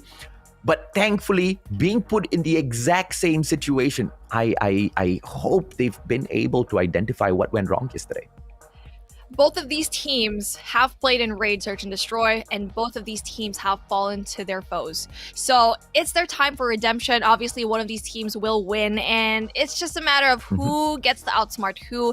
Like what we keep saying is that it's the game of information. They need to gather that information, know when to push. Yep. Either it be by your sniper who giving you that information, or it be like a flash grenade that you throw in there just to see if it's going to have that little X mark to know that there's going to be one person hiding in that corner. So that's what NATO and Code Red need to do. Code Red is not the type to do that, but hopefully they get to do that here. Yeah, absolutely. And, information like that can be quite vague at times as well. So it's all about how you bring that information into your head and how you turn it around and make it beneficial for your squad, right? Having that information that there is a player there, you still need to move in, not knowing how many players are there. So each and every single corner needs to be checked all the time. And a majority of the opportunities that these teams have gotten, we see them going for those individual pushes. And what the biggest squads usually do for the access into the bomb sites, you see those nades as well as smokes coming out, not only to get information, but also to obscure the vision of the opposition. And that's the type of game that I want to see Code Red bring out here. And an early takedown coming through, beautifully played by Balake, and another opportunity will arise in a little bit. Dante coming in for that backup. Fennec has already gone in for the aim, and Balake absolutely slays. Tosh takes him out, Fennec to Fennec. He doesn't stand a chance. 4-3 now, the numbers drop. Balaka gets traded out, but he just does so much damage already, getting rid of 2 players from Code Red. This is going to be very tricky right now, especially the sniper going to be coming into play at the very end. They need to go in there for the peak. And you know what? You said a while ago that they're probably not going to be going to gallery, and that's what they did. Like, this is how predictable Code Red is. That the fact that they didn't do well in gallery, they keep pushing, and that's exactly what they're doing right now. And what is that bomb doing in mid? What is that bomb doing in this staircase? And they really need to go in there and push through, really just applying that play here, really just having to adjust for the player who just died. Yeah, so now they pull it back 3-all, but they're really balancing on a very, very tricky situation here, taking those risks. But Alpha is all wide open. Basketball court can be, can receive the bomb now. But Gmo will be on the way. Holger 26, and the opportunity will arise, but he won't be able to kill anyone here from such a distance. He needs to take it a little bit closer. Tosses the nade, doesn't get the kill, but manages to get the damage done. But unfortunately for him, Erebus out of nowhere buys into the back. Eerily gets taken down as well. Erebus potentially has won this for Code Red. Goddess should have already been there with Gmo. They should have switched positions, and instead of Gmo having sights on A, it should have been Goddess with a sniper, just because you already know the Holger is going to be having that really terrible recoil, like what we've been seeing. That is the reason why, honestly, Gmo was having such a hard time in Alpha, just because he was spamming that Holger 26 yesterday, and it didn't even kill anyone, just did a little bit of damage, yes, but no, didn't get rid of every single one. So that was a mistake right out of NATO, and that's why this is so hard for them to actually pull through. It just seems like Code Red's actually going to be able to pull through. This is a different breed. This is a different side of Code Red that we are witnessing here today, ladies and gentlemen, boys and girls. They will go ahead to take over the gallery real quick to step in to see if or not they will be able to get the Bravo plant. Balake takes high out of the equation, noticing that Code Red's coming in for the push. It's a 4-3 situation now as things break down. Code Red needs to decide if or not they want to continue focusing on Bravo or back. Gets taken down. Erebus gets a little bit more confident. Bravo might just be the site they go in for the push. A rotation might be a little bit more beneficial though, Beef. Balake was just too aggressive for that. Yes, you got 2 kills, but at that point, you should just back off and wait for your teammates. Everyone else was so far away. Knowing very well that there were 2 people in that particular room in gallery, you should just back off in that particular point. And now, Zen is going to be in trouble just because it's going to be a 2v1 situation all through mid. With that information in mind, though, Erebus absolutely erases Zen. And this is what we need to see from the side of NATO, is communication and just to stick together as a team. We saw that a while ago with Goddess as well. They weren't together. And that's the fact that they got picked off one by one. I'm loving Code Red right now. Code Red, you keep this up and I'm gonna hype the living life out of this match for you guys. What an improvement from yesterday. And Erebus once again steps up to the plate. And this time round, he eliminates the Goddess. Code Red 2-0. Who would have thought? And why are they able to move up ahead? It's because every single mistake that was made yesterday have been corrected. No continuous pushes into the swimming pool. No continuous rushes. They are taking those power positions, and now they move into gallery. Nobody's going down into passageway or the gym. They will be able to control this. One player now jumps out to the passageway as soon as they potentially see attack coming in. Italy takes down Zixi, and this immediately puts Code Red on red alert. Red alert indeed, as there's going to be 1 person down, but it's just like that, Erebus, big plays yet again, evens out everything. Now, AJ, this is what NATO needs to do. They need to stick together and not overpush, but I feel like for the side of Balake, he wasn't able to really just have that. He was taken out so early already. I know he's going to be that Slayer, but he should know when to actually back off, back away, and just really disengage, go back to his team, form again, whatever duo you want to see. But then it's going to be very difficult. They keep overpushing. I'm not quite sure why they have to go in there really aggressively. Oh, High needs to be careful. He's about to get snuffed out here. Drops into the central garden, ladies and gentlemen, boys and girls. But we do have Zen firing right back at him.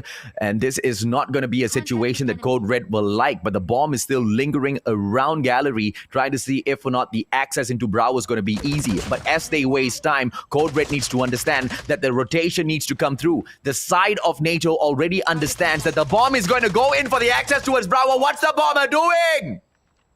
What's the bomber doing? Because he just died. Why did he go in there so aggressively without any sort of assistance? And that is going to be so bad just because they have to go in for the play. And yes, Erebus is going to be there, going to be getting a lot of big kills, really evening things out in 2v2. Again, mechanical skill already for both of these teams, but Zen does the job. And yes, it is going to be going down. The bomb is going to be going down, but then the pinch is going to ensue. Erebus! One more opportunity, Erebus! What a freaking clutch by Erebus! He's been on absolute fire today! Code Red, 3 points in a row, and Erebus is not done at all! It just seems to be like NATO is search and destroy is not gonna be good. Code Red, who had a 6-0 yesterday, is handing you the donut. NATO, you need to pull through, and the fact that they're going to be having that switch is going to be important for them to learn. Balake, yet again, is going to be overstepping, going to be a little bit too aggressive. The information is going to be going out just because he threw that nade, but then Dante is going to be right there with the Holger 26. Balake, you need to chill out just a little bit because they know you're going to be there. Now, I'm worried for Code Red right now. They should potentially switch up their gameplay. A little bit too much of attention is going to be paid into Bravo. But thankfully for them, NATO thinks that it might be an alpha push this time because Code Red has just focused in on moving in towards Bravo so many times around already. And if it was not for that one and only Erebus play earlier on, they would have most definitely lost that, gone to 2-1. High as well as Tosh getting down Italy and Balake. Once again, Code Red looks strong, 5-3. The numbers game on their side. Goddess with the slice. Tosh about to go down, but using the terrain to his advantage and all of those blocks. Tosh takes Gmo out of the equation as well as he tries to get away. A 3-2 situation with the bomb on the ground, Beef.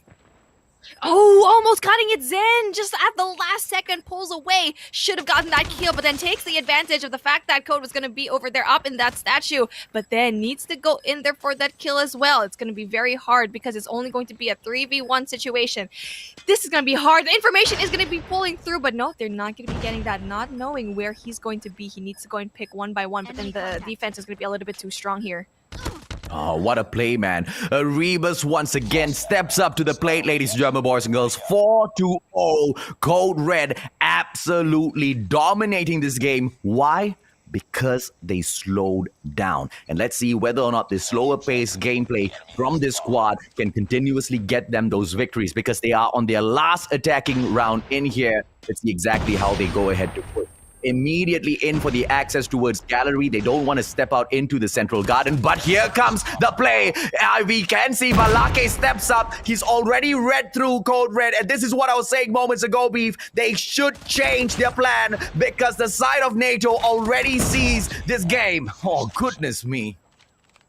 Balake seems to be like he really wants to have the ace, but then Erebus is not going to be make it easy to him. It's not going to be easy as 10 points already, 10 kills for Erebus, especially with the PP19. Yes, it has been nerfed already, but then the max size is not going to be a question of Edoli. Finally, 1 point right now for the side of NATO, and this is what they needed. Balake is always going to be having a lot of those frags, always over pushing. Yes, it's really like a high risk, high reward type of situation, but it always leaves them a little bit having a hard time. But then, speaking of a hard time, Code will definitely have a harder time just because they are going to be on that defense. Hopefully, they're not going to be a little bit too aggressive, just because on defense, if you're going to be going on aggression, kind of like what we saw with NATO, that's going to be dangerous.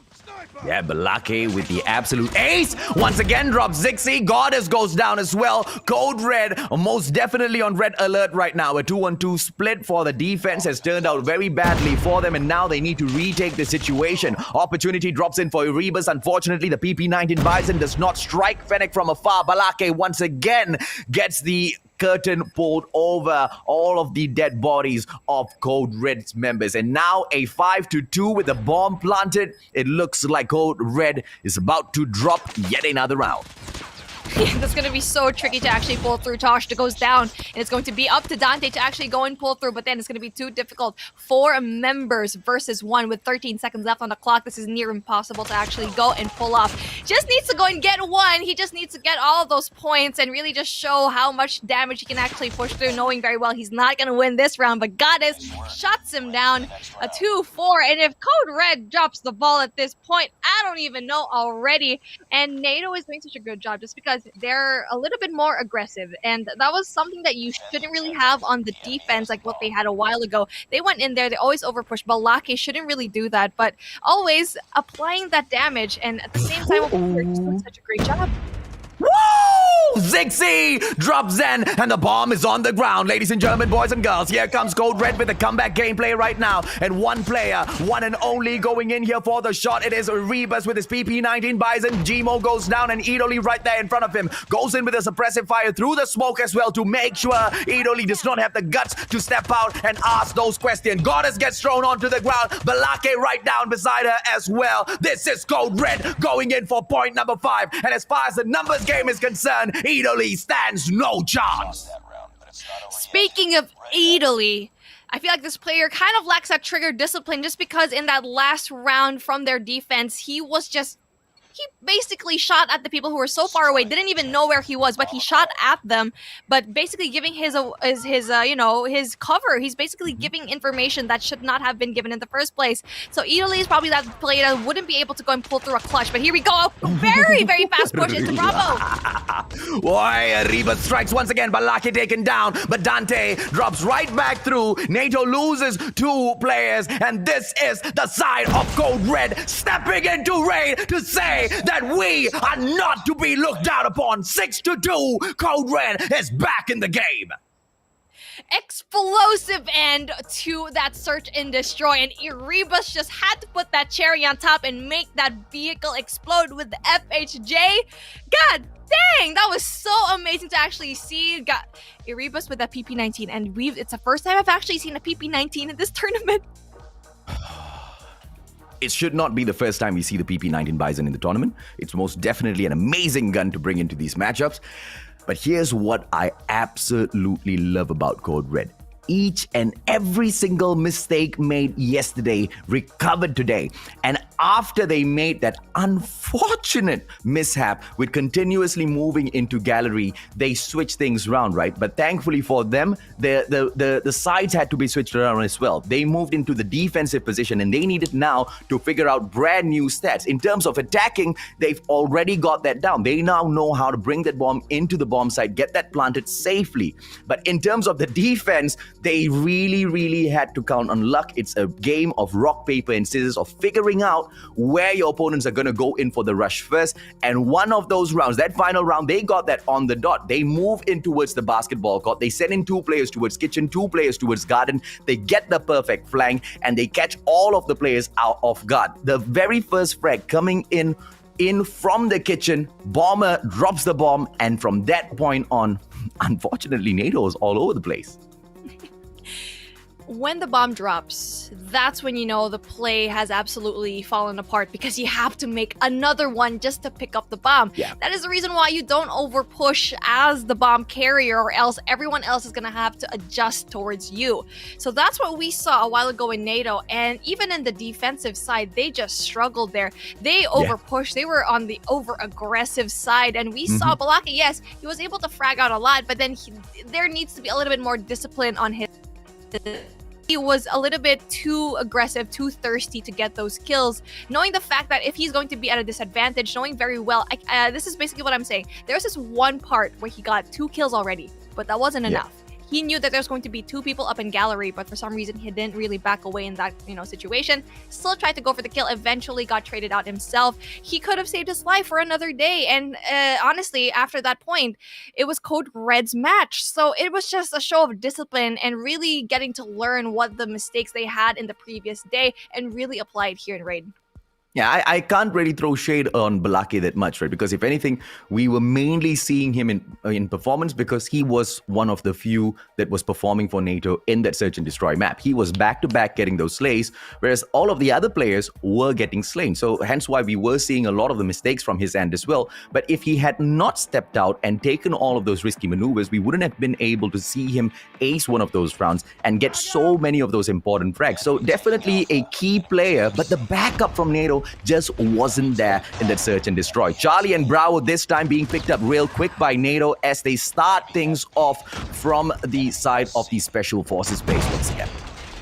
They like being the Special Forces. They've chosen this one. They've been chosen again here in Charlie. They were able to get that really quick Bravo push, but then just like that, it's going to be Code Red yet again, trying to go in for that Bravo as well. It's all up to one person to go in, and Balake, and none other than Balake, is able to actually go and push through. X-Plus, though, they have a lot of defense here, just because you know that they're going to be having a little bit of advantage here in terms of the distance into the A and B. Yeah, beautifully played so far. NATO picking up those 2 points, but Code Red not letting this go real easy. They go in there for the flush. Unable to pull the distraction, though. Code Red needs to figure out a different sort of a gameplay. They're taking this a little bit too, straightforward, continuously jumping in from the right-hand side of the warehouse. Not many of those players are going in for the backstep flank on right from the office. If they were to pull it from guarding the guerrilla base, it might just bring a little bit more benefits to the game, Beef. B is still going to be heavily defended. Right now, it's going to be NATO yet again across the board. Even in the kill feed, we're going to be seeing so much kills. Balake again, so many kills already, but then he's going to be hurted just like that. And we might actually get to see here a push. Finally, this is what they needed. 2-man over here in Bravo. Oh, 2-man, and they do really, really well. Just leaving one last player, Rebus, the one who has been slaying back and forth again and again. But unfortunately, there's just so much he can do all alone. The backup doesn't come through for the squad, and he gets wiped out as well. The side of Code Red trying to play catch-up here. NATO just a little bit too good on this map. They need to get office. This is one thing that they need to do. They're just funneling into one particular entrance, and that's just too predictable on their end. And it's going to be NATO with such a dominant play here just because they've been doing so well. But then big kills by Tosh. Oh, let's see if one of those big kills will be able to give them anything. Code Red on the 31 point. NATO 30 points beyond them. And look at that sentry gun placed in by NATO as well to protect that Bravo site. There's nothing. Code Red can't do jack right now on Bravo as much as they try. They have to go in for that flank. But the numbers game is flooding the warehouse right now. Code Red is just trying to force the issue, but they have to understand time is not on their side. The clock will keep ticking. 75 points to the halfway mark, and all of those efforts absolutely wasted.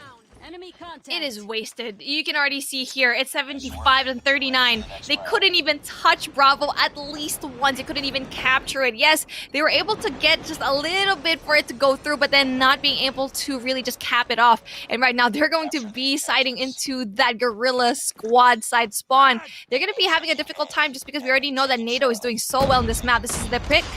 Oh, come on. This time, NATO dropping into the warehouse early. Balake got us with a two-piece for herself. Balake in for the slice as well. Immediately, Alpha and Bravo picked up by NATO. Very, very similar to the previous situation. And it doesn't really matter for them in terms of the balance of the map. Beat Alpha Bravo, beat Bravo Charlie. As long as they've all gotten the hold onto two sides, they're more than happy. They don't want to force a triple cap. They know they are no almighty just yet. They just want to secure this victory for themselves, and they most definitely have it in the bag. Code Red, unfortunately, just is not pulling the strats off. Mechanically, they're getting the kills. Strats-wise, they are falling flat on their faces. Yeah, you're absolutely right. They're falling flat in terms of the strats just because they don't really get to have the power positions, and you already know that NATO is going to be getting them. Push finally through mid. This is what they needed. They need to pull through and really win all these individual gunfights. But no, it's going to be a little bit too much. Goddess is absolutely just popping off. This is the play that we were looking for. Finally, the flank coming through for Code Red. The players are most definitely getting shut down, ladies and gentlemen, boys and girls. But that is the distraction gameplay that is required in order for Code Red to go in there and pick Bravo up. But unfortunately, the distraction just is not making its mark. Those players that go in to pull the attention of the NATO squad is just unfortunately too soft. They drop one after the other. Goodness gracious me. This is difficult to watch.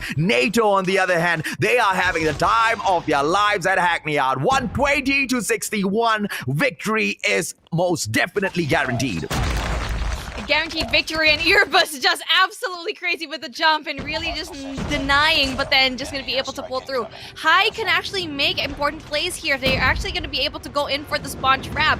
He needs to go and pull through, though. He's going to be the only one in his team that's going to be going into Bravo. What is that? What? He wasted the chance to actually go in there for the death machine just because he didn't have any assist from his teammates. Yeah, so this is just a situation where NATO understands exactly what is happening. Don't forget, Code Red was the one that chose this map, and unfortunately for Code Red, NATO can choose the site that they want to start on. They start off at the Special Forces base. They take Charlie and Bravo because that's so much more easier to go in and command because of that second floor of that warehouse. And after that, they go in for the swap. Bravo Alpha, way too easy. Mechanical skills wise, they are able to trump all of the Code Red players. And this is game number 2 that they pick up for themselves. So far, it has been back and forth. I hope to God Code Red can push us into game number 5, because if they drop game 4 beef, it's all over. NATO in the respawns is just unstoppable, and Code Red is going to be having a hard time. They need to win. They need to win hardpoint because they're so much better at search and destroy. So that is going to be, honestly, it's going to be a very hard task to actually pull through. But then let's talk about that domination. We already knew coming in here that NATO was probably going to win that just because they did such an amazing job taking one map from Ducks, and this was going to be in Domination Hackney Yard. And going into that first map and into that first round, that was so hard to watch just because they kept on, funneling through. Code Red just went into the same entrances, didn't even get to have a hold of power positions like 2F in Warehouse. That's what we saw NATO actually pull through, even though they went into that second half and really just spawned into that A side. They went into the second half into that 2F and really just pulled through with the power positions. Yeah, I can't brain this because this was a map pick by Code Red. Do not pick a map that you cannot go in and conquer. Most definitely, that's terrible. Unless they picked a map that they felt that, their opponents, NATO, were going to do slightly bad at. Definitely wasn't the case. The strategy was just all over the place. And like you mentioned, right, Beef, it's not like they didn't go in for the flank at all. They eventually started going in for the flank, but that was way, way too late. Towards the ending of the game, in the second half, they tried to go in for the flank. And when they tried doing that, a little bit of the gameplay improved in terms of pulling away the attention from the warehouse. But even so, out in the open, mechanical-wise, NATO just crushed those players who were trying to play distraction. Nobody were able to go past cargo land into the guerrilla base. None of those players were. Yeah, it was just basically two players that was just stopping the push every single time. That was a really great effort though. But what you said, it was just a little bit too late because it was basically going to be at the late half of the second round. So they kept pushing, yes, into that office part, but it's just a little bit too late. You already knew, and NATO knew that. NATO knew that there was going to be a push going into that A site, and they all needed just one or two players really just heavily defending Bravo, and they did such a great job in that defense. Really amazing plays here on the side of NATO. Absolutely. And NATO picking the side of the Special Forces base, once again, using that second floor of the warehouse to gain confidence, to gain domination. And then later on, the moment that one of the players could pull a sentry gun out, they pull a sentry gun out and just backs it up in terms of firepower. Taking care of that Bravo point became so easy. This is Code Red with the opportunity to make a comeback in a slower pace match. Search and destroy at standoff. Let's see what happens. But unfortunately for Tosh and Explos, they go down high, eliminated as well. Erebus, they're all is left with him, and a two-piece for Erebus before Nikashay shuts him down. And unfortunately for him, it is going to be the play where it beef. Hotel Yard is so lit, but the play is just going all around this merry-go-round. I love hardpoint and standoff just because everything is just going to be so crazy, especially in P1. P1 here in Granny in that hotel yard is going to be absolute chaos, and it really takes a special team to get a hold of this for a long time. And that special team is going to be NATO. There you have a really solid hold here. Not only can they have a solid hold, but they can actually go in there for the rotation as well. The rotation, though, is going to be pulling through on their side, so it's going to be important that they're going to be actually able to stay there. But we keep seeing that they're going to be pushing off, but then P2 is going to be going up against Goddess right now. It's a very solid hold so far. Yeah, let's see exactly what they pull off. 46 points at Hotel Yard is absolutely crazy, ladies and gentlemen, boys and girls. Code Red most definitely needs to step it up, but maybe that'll happen over at the warehouse. This is hard point number 2, and as we can see, NATO's already on point, picking each and every single one of those beautiful numbers up for themselves, whilst Code Red is unfortunately stuck at 0. Look at the defense. There's one player in there right now, finally gets dropped, and this is the opportunity for Code Red to pick their points up. But no, still under contention. NATO absolutely dominating standoff right now. They're dominating in every single respawn that we see them play, and right now it's going to be very difficult for Code to actually go in there. They are at the red. We are at 74-0. We are almost halfway there. You know what? Yes, we are already halfway there. 150 is just not far away, but then it's going to be very, very fast. 1 point, just 1 point for the side of Code Red. It's going to be very difficult for them to pull through. They need to go in for the rotation into P3. No, this is absolute ridiculousness. NATO leaves one player to take care of the warehouse, and 3 of the players are already on an early rotation to make sure not to hold on to a point that's not activated, but to make sure the spawn is most definitely not held on by the side of Code Red. And they do that perfectly. They've already pushed them out, and they have gotten a hold of the house. And this is the third hard point, ladies and gentlemen, boys and girls. 91-9. I won't be surprised. It's about to be 99-9. Perfection on in the house. Score streaks are going to be in order, as well as the operator skills, and this is why you need to do well in P1 and P2 for the situation like this. The setup is going to be so solid here, and the fact that they have already all these utilities coming around is going to be so amazing, and they're just going to keep getting more and more, especially going into that bakery, which is going to be that money hill for them. They need to contest this, but then you can see here 20 seconds left on the clock, and we need to see a rotation going into bakery for the side of Code Red. Oh, absolutely, man. But going in for that rotation a little bit too early most definitely is not going to do Code Red any favors whatsoever, because they've fallen way too behind already. 127 at the moment to 12. Code Red is on the verge of annihilation. Look at them piling themselves into the bakery. It looks like the boys from Code Red, they are hungry. Well, NATO's about to serve something hot up for all of them to eat. Here comes that cluster strike. Open wide, boys. We've seen a comeback over here, but it just seems to be like it's going to be too difficult for them. The cluster strike is in order, plus the equalizer. This is the score streaks that you really needed to have. And plus, not only that, you're going to be having a sentry gun as well. That defense is going to be impenetrable. impenetrable.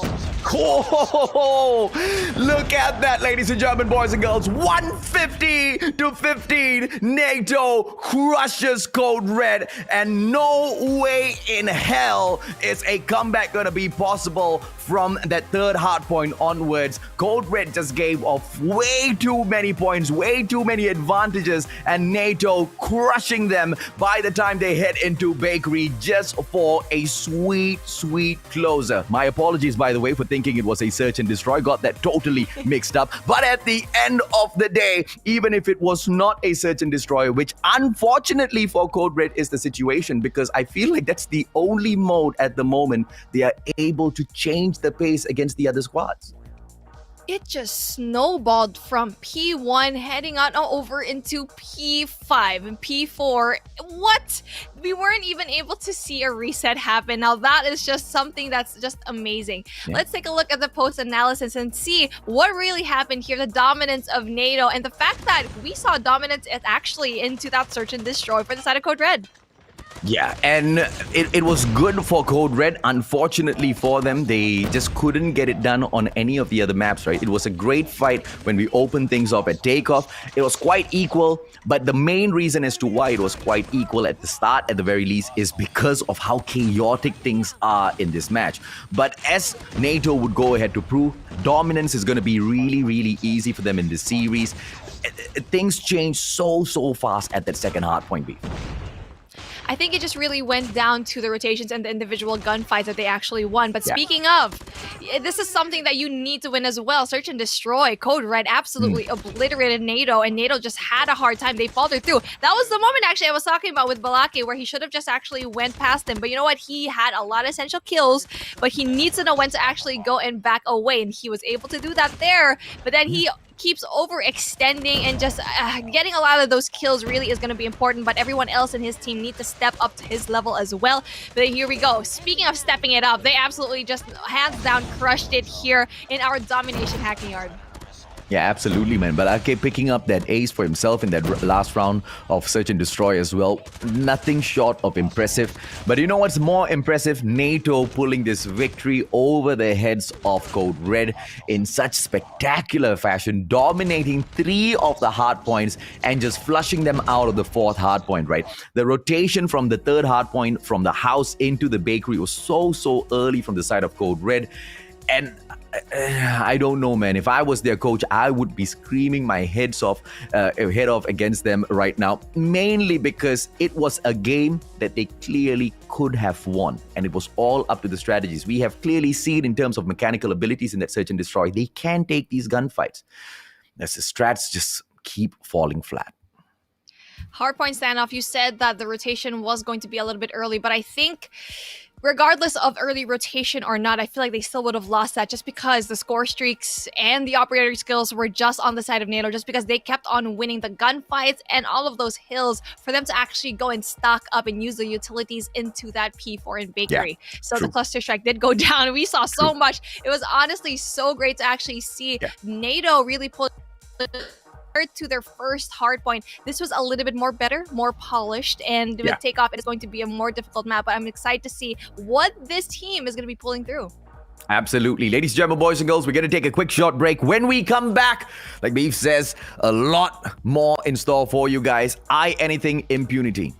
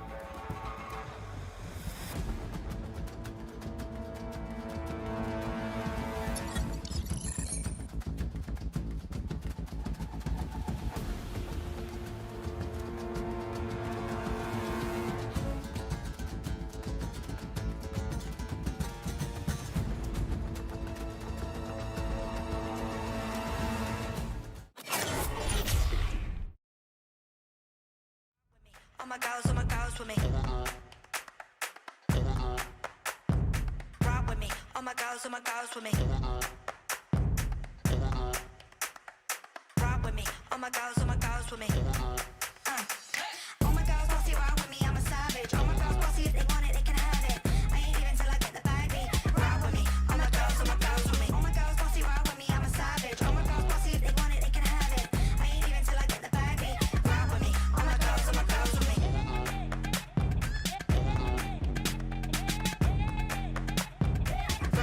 all my girls with me.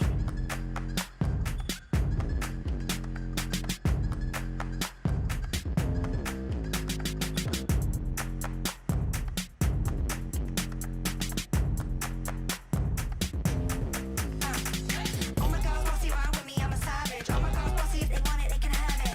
I ain't even till I get the bag, babe. Rock with me, all my girls with me. All my girls bossy, rock with me, I'm a savage. All my girls bossy, if they want it, they can have it. I ain't even till I get the bag, babe. Rock with me, all my girls with me.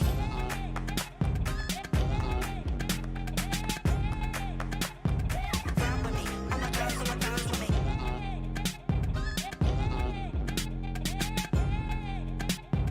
Rock with me, all my girls with me. Rock with me, all my girls with me.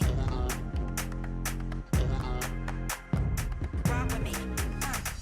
All my girls bossy, rock with me, I'm a savage. All my girls bossy, if they want it, they can have it. I ain't even till I get the bag, babe. Rock with me, all my girls with me. All my girls bossy, rock with me, I'm a savage. All my girls bossy, if they want it, they can have it. I ain't even till I get the bag, babe. Rock with me, all my girls with me.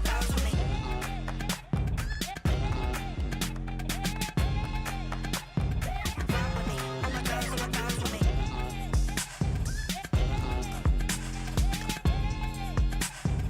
Rock with me, all my girls with me.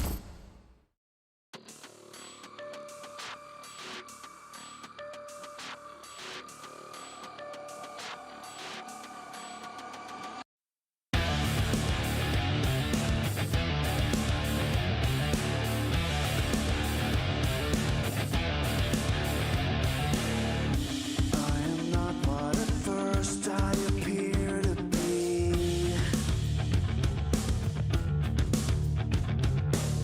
I wear a falsehood, a tall tale I seep through the teeth of just a little white lie, making the best of a bad situation. Tell you the truth, that is half what it seems. Feed you a story that at best is a fable. Honesty is so overrated. I am deliberate, intent to deceive.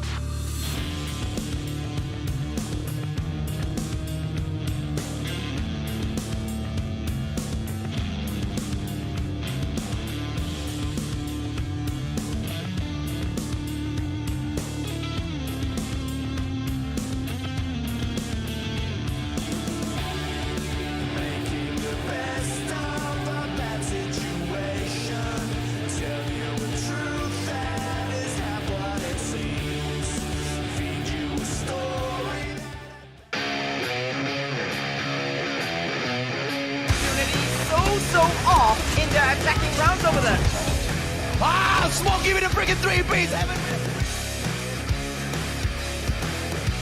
Of the 2 spots to actually fight from. Remember, I do see a third man. This throw in, but here comes the shot. Oh, a collateral! Zero is a very essential player. The nade. And again.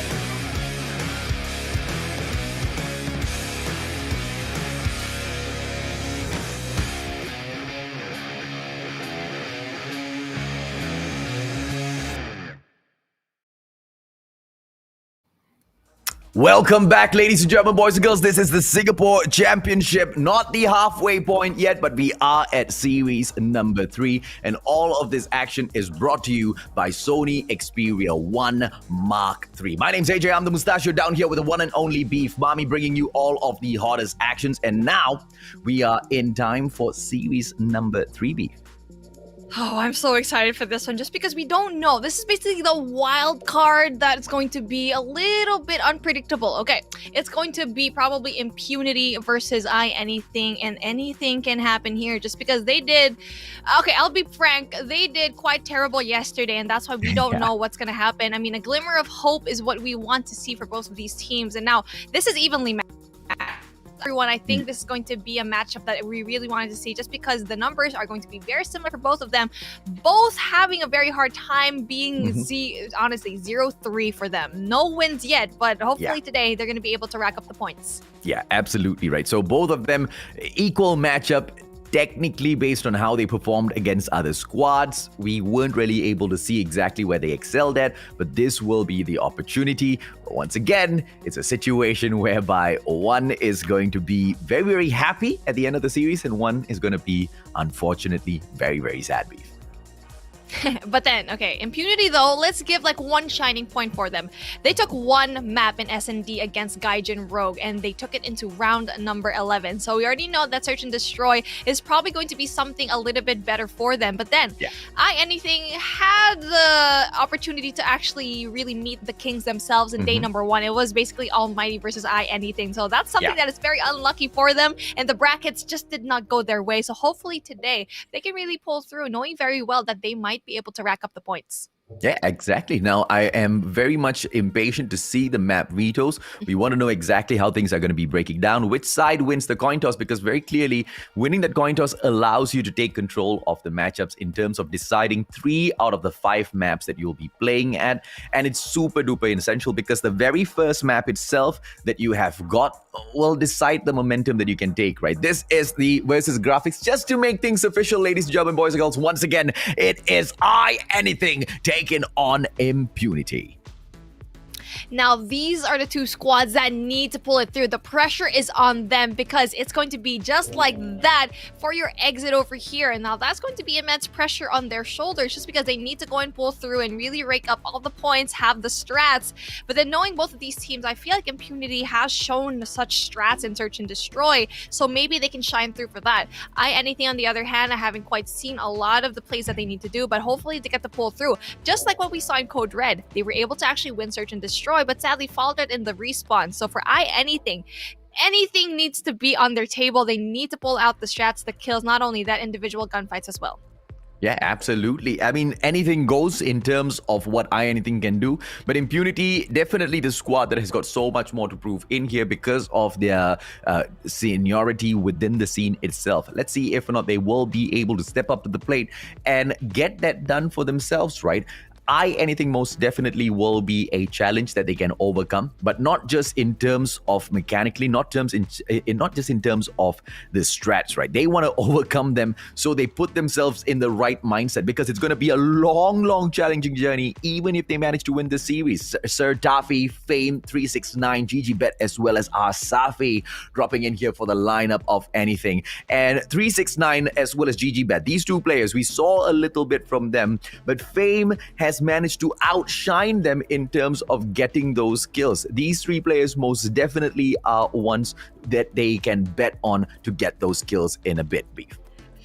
Absolutely. 369 is going to be that player for those respawns that can get a lot of those frags and the Slayer for their team. GGBet, on the other hand, you can definitely bet that he's going to be getting a lot of frags in Search and Destroy. He's had a lot of highlights as well. I mean, you know what? I said a while ago that it's kind of hard to see any highlights for anything, but I think it's really those individual players that really gone through. But speaking of a team that was able to actually pull through yesterday, Burger B, Sky, OAC, Shadow, Tofu, and Siafi Kwafi for Impunity, really having a really nice lineup. Winning that Search and Destroy matchup against Gaijin, taking that one map is so important. You already know that you shouldn't joke around when you are going to be going up against Impunity and S&D, but when it comes to the respawns, not quite sure what is going to happen, just because the numbers on their end is going to be a little bit similar as to Anything. Already know Almighty is going to be a little bit of a harder opponent to actually topple, so I feel like Anything just had a little bit of a misfortune in terms of the brackets.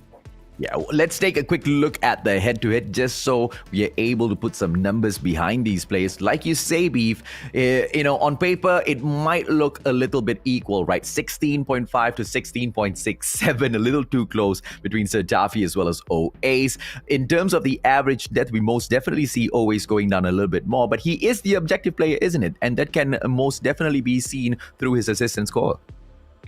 I love OBJ players just because they just need more love in the community, because everyone just wants to be a Slayer doing rank, and no, you shouldn't always be a Slayer just because you need that OBJ, you need the points to actually pull through. So these are the people that you're actually going to be seeing. So far in head-to-head, we've seen a lot of the OBJs really get to shine here just because their average score is just so dang high. 2,700 already for the side OAce. And now that's not a number that you actually just play around with, and that's going to be very important for all of those respawns that you need to pull through. Absolutely. I mean, the respawns that you pull through, be it the kills and how important they are, they most definitely will come in useful, because if you don't have a front man getting those kills for you, even those objective players aren't going to be able to do much. It is a combination of all of the prowess. The teamwork will decide exactly which way this goes. So far, we haven't been able to see a strong showing from either side. Let's take a quick look at the map vetoes, ladies and gentlemen, boys and girls, to see exactly which side the gods of RNG will lean towards, and thankfully Anything wins the coin toss for themselves. Summit for Hardpoint, Domination, Hackney Yard, and then later on to close the day off, if we get to go to match number 5, it is going to be Raid. Impunity, on the other hand, will bring us to Crossfire for the Search and Destroy, and then later on Takeoff for Hardpoint. Beef. Hopefully we get to see that match number 4 and 5, but then for both of these teams, for match 1 to 3, they actually haven't played here in those respective matchups, so it's going to be interesting how they actually go into play. We actually saw Anything go up against, I think, it was Almighty going up against that in Hackney Yard Hardpoint, but it's going to be Domination this time, a completely different game mode, which will be honestly a very interesting team to see. But then going into Hardpoint Summit, you need to have the rotations down, just because you already know that both of these teams kind of struggle with the respawns. So hopefully we get to see something pull through, especially knowing that the rotation is going to be key. Control room, though, you need to have that 2F spawn, kind of like what you have in Takeoff. 2F near P2 is what you need to get. Yeah, absolutely. Now, standoff as well as firing range getting taken off of the list earlier on by the two squads, but operator bans surely are a little different from what we usually see, isn't it? Yeah, I'm actually really quite surprised that the gravity spikes are going to be here. We don't really get to see it that much. Yes, we've seen it a few times already, but I feel like it's going to be a little bit hard. The fact that you're going to be probably having annihilators and death machines all over the place. The Sparrow, though, will always be banned just because of how OP it can be. The range and the damage of that thing is absolutely just nuts. So again, with the grav spikes being banned, that is a very interesting pick. Not quite sure if that's going to be the best pick, though, but I guess it's going to be really interesting to see it in Summit, just because it's always going to be small spaces that you need to pull through. The OBJ, though, OBJ needs to be the last resort in Summit. That needs to be the last point of contention. Everyone else should actually be doing the slaying. If someone else gets into that point, the OBJ needs to be the last person to go in there for the kill. Yeah, absolutely. And, any OBJ players that bring in the gravity spikes will understand that very recently, gravity spikes not so functional within the game, right? I think this ban was maybe, potentially, I don't know, I'm just guessing here, was a message, a subtle message to the other team saying, hey guys, we're going to ban something that we know you're not going to use, okay? So don't take the Annihilator. out of the gameplay. And thankfully, the Sparrow gets taken out, and that's fair. Just like what the side of ALMGHTY have been doing, they keep the Annihilator wide open for themselves, and the artillery that they can bring in, the operator skills, most definitely will be the Annihilators, the Equalizer, as well as the Death Machine. Let's see exactly which one of those players bring in the skills. Now, do you happen to have a prediction for game number 1, Beef? Just because anything actually banned the gravity spikes, that makes me question everything that they're about to do. So I'm going to be giving it to Impunity just because of that. Because, I mean, okay, the gravity spikes, you can counter it by jumping. We've seen it so many times already before. There's a counter to that, and everything else doesn't. So, you know what? Anything versus Impunity here in Summit, I feel like Impunity might take the cake. Oh, goodness me. Yeah, so, yeah, that's why Malaysian Singaporeans, they say sangka baik. I think they went in there to ban the gravity spikes because they wanted to send that subtle message, right? Not because they didn't know that it was useless. Let's see if or not that will turn out to be true. The first hard point at control room number 2, as usual, is going to be lit up by both of these squads in here looking for those points, but it is going to be anything that brings in the domination early on. Well, I feel like it's because Impunity was just clearing out the side before even stepping into that hard point, but then it just seems like just one person in the side of Impunity is actually doing a lot of the killing. It's going to be Oasis who's going to be able to get a lot of these kills already. Then it's going to be the contestant yet again. It's going to be Impunity getting a hold of that, but then at the same time, they also have a hold of 2F, which is very important to hold on into that search and destroy point. Oh, Sky just dropping right back through it as Fennec goes in for the slice. He needs to be a little careful, gets a double immediately back to back, goes in for the reload as well. Will be able to spot a couple of players, continuous with his absolute tremendous gameplay back to back. Fennec ascended, he backs away, anticipating an attack, and it's going to be GG Bet that gets taken down by Shafiq.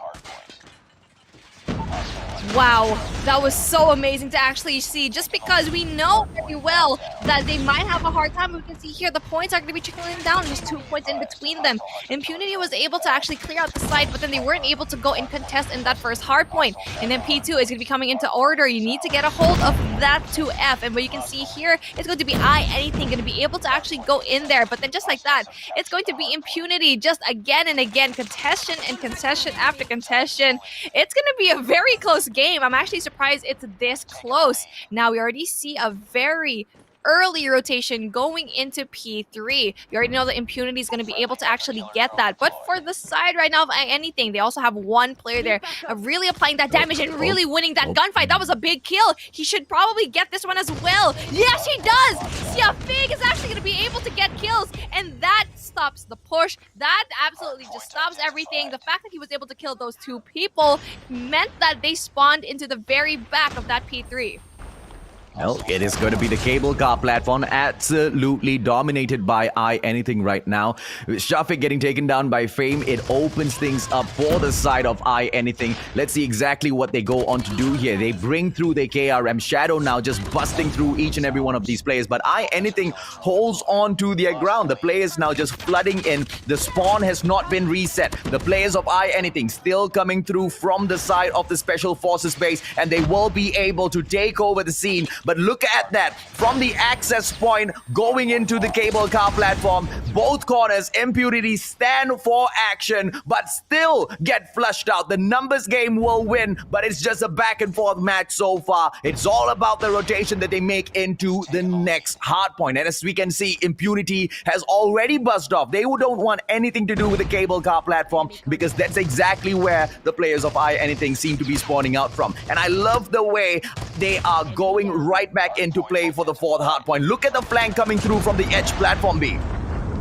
That was a late rotation for the side of anything. The moment that they saw that the clock was only 15 seconds left, they should have honestly, they should have just brought everyone else. There were 3 people left there with still 15 seconds left on the clock, and that made them have such a late rotation. We're going to be seeing a very solid defense, though, at this side of Impunity. Really giving a chokehold right now for the side of anything. They're going to be struggling right now just because there's going to be such solid defense, and you're going to be seeing a lot of operator skills already coming to play. Oh, and Impunity finally going into that hard point, managing to pick a few up, but the contention coming through from Anything. And this is that catch-up gameplay. Anything moves right back in there, but the numbers game will catch up with them. They've managed to reset the spawn already and bring the sentry gun out. Anything looks to absolutely crush their opponents, and Impunity is going down. This most definitely proves the theory. Yeah, they most definitely banned out the gravity spikes because they wanted to start things cool, man. They wanted to say, leave these Sparrows as well as the Annihilators out. Impunity don't want any of that. Anything says, even if you don't, we are still going to crush. And that rotation of the hard points will go in for the reset. Back into control room number 2 we go. Impunity is in shambles. They can't even get a hold of a point that was a little bit easier to actually go and defend. Now they have to go and defend the hardest point to actually infiltrate. But then they're actually having a great hold on it, and even though the contestant is going to pull through, it's going to be quickly going into the side of Anything yet again. Just like that, it's going to be fast back and forth.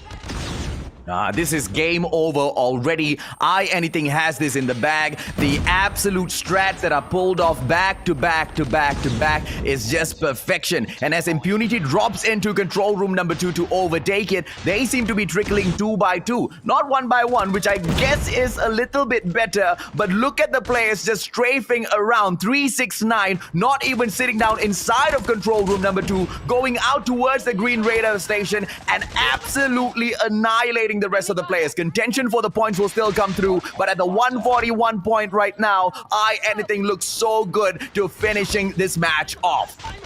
The setup needs to pull through in P2, and whatever score streak and operator skills they have, they need to use it over here. Pull it out, just get everything out. Utilities, they need to do that just because on the side of Anything, I actually saw that they're using more of their utilities apart from the Impunity team. They really need to go and pull through, and yes, you're going to be seeing a lot of big kills right now, but they need to be consistent here. The contestant is going to be coming through though. Let's see exactly what they'll pull through, because one final player was in their 08, and as soon as he gets taken down, the hard point is all for Anything. Predator missile goes through and doesn't even take out the one on the hard point, but it doesn't matter exactly why, ladies and gentlemen, boys and girls, because at the end of the day, Impunity should be able to pick that hard point right back up for themselves. 20 seconds to go in here. Catch up gameplay. What can the side of Anything do? If they go ahead to drop the ball at the very last second, it will be so heartbreaking. 3 more points for them to scratch up in here, Beef. Oh, this is really good that they're actually still stacking up P2 just because 3 seconds is all they need to go and bore over here. Beauty. But then P3 is going to be another point of contention. We already see one person left over here, but then Shadow's going to be doing a lot of big kills. Oh, absolutely. And this is for Impunity to lose. They have got the spawn point. The spawn reset being attempted here by the player from the side of Anything. But unfortunately for him, it gets shut down. Spawn reset coming through. Anything. This is the gameplay. Hunter Killer Drone outside. The spawn reset is gonna go through. They don't even need to wait that long. Anything gets the victory. Well-deserved victory. And honestly, Anything was just so impressive. There were so many bright spots there. The rotation, the defense, the way that they actually broke the defense of Impunity. That was so impressive to see. And Impunity couldn't even get a chance. And we keep saying, yes, they're so experienced already just because they've been fighting for such a long time. But they are the team that kind of got caught in the times. And for some reason, these newer teams, it's just crazy.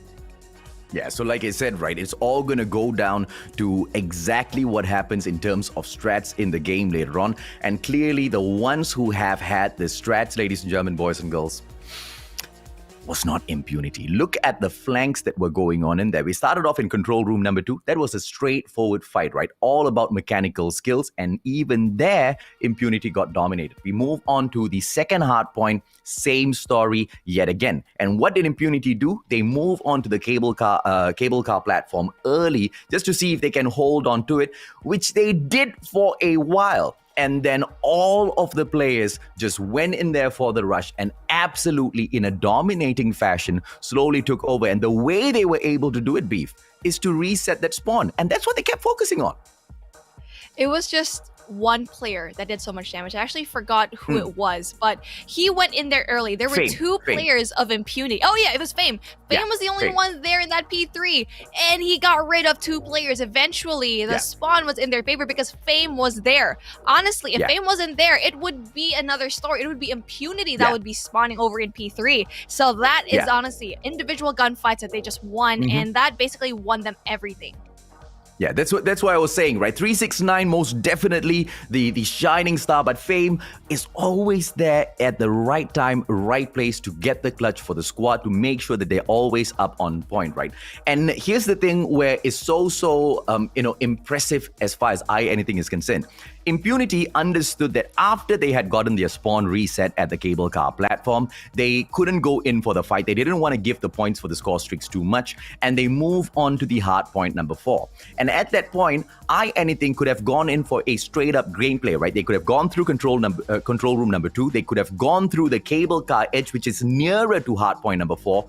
They didn't do that. They pulled the trickery. They sent one player to take the straightforward route, and all of the other players were smashing in for that flank, and they took the longer way around the edge platform. They managed to flush out those players from the side of Impunity as well, get the spawn reset again, and they dominate hardpoint number 4. I absolutely love the strats that they're pulling off. They take their time because they're so confident they can get the points. Yeah, they're so confident that they even broke the barrier. They broke the defense of Impunity. That was so solid before. I don't even know why Impunity had such a hard time with that defense, and I want to watch that matchup again just because I just blinked my eyes and I was like, what? Anything was able to get P4 already just like that, and it really was because they won a lot of the gunfights ensuing from P1 all the way to P3. That's why they were able to utilize and put that sentry gun into that P4 and really just eliminate everyone in their midst. But then it is going to be another matchup though. Anything versus Impunity. Already Anything with 1 point to their name, but Search and Destroy, it seems like Impunity is actually going to be a little bit more comfortable here. Yeah, absolutely. Let's see exactly what happens here, ladies and gentlemen, boys and girls. Anything looking for that early snipe, and Sky absolutely annihilates Afi from the side of Anything. Early on, Impunity is going to have that advantage. Shafiq dropping down Sertafi as well. Let's see what the 5 versus 3 can bring out for them. This is going to be very hard as the bomb carrier is going to be all alone here in that Bravo site. And there's only going to be 2 players right now from Impunity to actually go in for the defense. It's going to be very hard. They need to stick together. They absolutely need to stick together. It's going to be very hard if they go and push without even taking 1. They need to play for picks here so they can finally clear a site and really go in for the plant. Yeah, let's see if or not they are able to do that, because the bombers, or the attackers, I have to say, so far, ladies and gentlemen, boys and girls, have played this quite badly. They've allowed the sniper to pick them off so easily. And let's see if or not the access will come through. The bomber's going to be hanging back at the lounge, just lounging a little bit, trying to get a couple of frags for themselves. And we can see that 369 and GGBet is going on the hunt. Burger B shuts him down so fast. He ain't going to be betting on his life anytime soon. GGBet should have been that initial fragger for his team, but not getting quite the information. And not only that, also getting the information, just really lacking. That really was their demise in this round. And hopefully in the next few rounds, we're going to be able, GGBet, to actually go and pull off a lot of kills, because he's going to be the only one there, especially going up against Burger B. We already know that Burger B can actually go and fight with this sniper. So it's going to be interesting how they pull through with a 2v4. Ooh, Burger B shuts Fame out as well. 369 opportunity, but the numbers game will catch up, and Impunity picks up point number 1. Looks like Crossfire most definitely is their spot to come in here and dominate, but that'll all depend on how Anything goes in for the cross right after this. The early smoke needs to come through in order for them to have safe passage going right across into the bus station. And just like that, instead of going in for that early smoke, we can see them flooding into the office building. Sertafi goes out, Always gets dropped, but Shafiq is right there behind him to equalize things, and it's a 4-4 situation. Always should not have been in no man's land. There's a reason why we have that nickname for that, just because it's so open that you can get picked off just like that. GGBet still struggling to actually get one kill, just having just 0 fame as well. We're going to be seeing here a 3v4, but then easily a sniper from the side of Impunity can actually go and make the difference. Yeah, look at that fake plant there coming in from Fame. Very, very smart in terms of tricking his opponents, making them think that, you know, the unexpected can be expected. And right after this, since that trick has been pulled off once, we are expecting them to lay that smoke down and go in for the plant to bring in the pressure onto all of the other players from the side of Impunity. They are down in terms of those numbers. Sky, the opportunity now goes in for the scope. Art scoping not going to be able to find anybody whatsoever as Afi gets taken down. This is going to be 369 with unfortunately poor play in that round. This is going to be very hard because the sniper presence for the side of Impunity is just too strong at this particular map. This is going to be the hardest map to really pull through, but then Sky's going to be able to actually get probably one more, but then backs away. It's a good thing that he actually didn't quite get that, just because he'll probably lose that engagement. Tries to go for a second one here, AJ. Yeah, I don't think this is going to be possible. Sky, the sniper, all the other 3 members need to do is just back away and wait for him to come in there for the defusal. And if they go ahead to push or run around the map aimlessly, they might just give Sky that opportunity that he is looking for. Picks up the shorty deep tech to go in and close the distance between himself and a couple of players. GGBet right down there below him, goes in for the quick scope, pulls out the shorty opportunity, but 3 players firing at him. GGBet pulls out the MW11 in through the chest. That was quite impossible to actually pull through, and he should have just went into that sniper mode. But then, you know what? 3 players stacking B, that's going to be very difficult to actually pull off. Again, they need to be a little bit careful here at No Man's Land, and I know Awace actually went in there very, very confidently, but that should be a lesson for him not to go in there. But then, just as I said that, does the same thing, and it's a good thing that he doesn't really get spotted. Yeah, absolutely. Bomb now moving in towards bus station. Opportunity to go in here for the early plant, but can be prevented by Shafiq, who is on point. But Cert says, get out of here. Do not come in for that dangerous approach. The KRM to the face, and 369 goes in for a little bit of action on his own. Takes out Always from the equation, and it's a 5-on-3 version. In at and anything most definitely should be able to pick this round up. But even though the confidence can be on the outside, they do take their own sweet time for the plant, and Burger B makes Fame pay. Burger B with the rejection, and that's a really big kill. 2v4? No, a 2v3.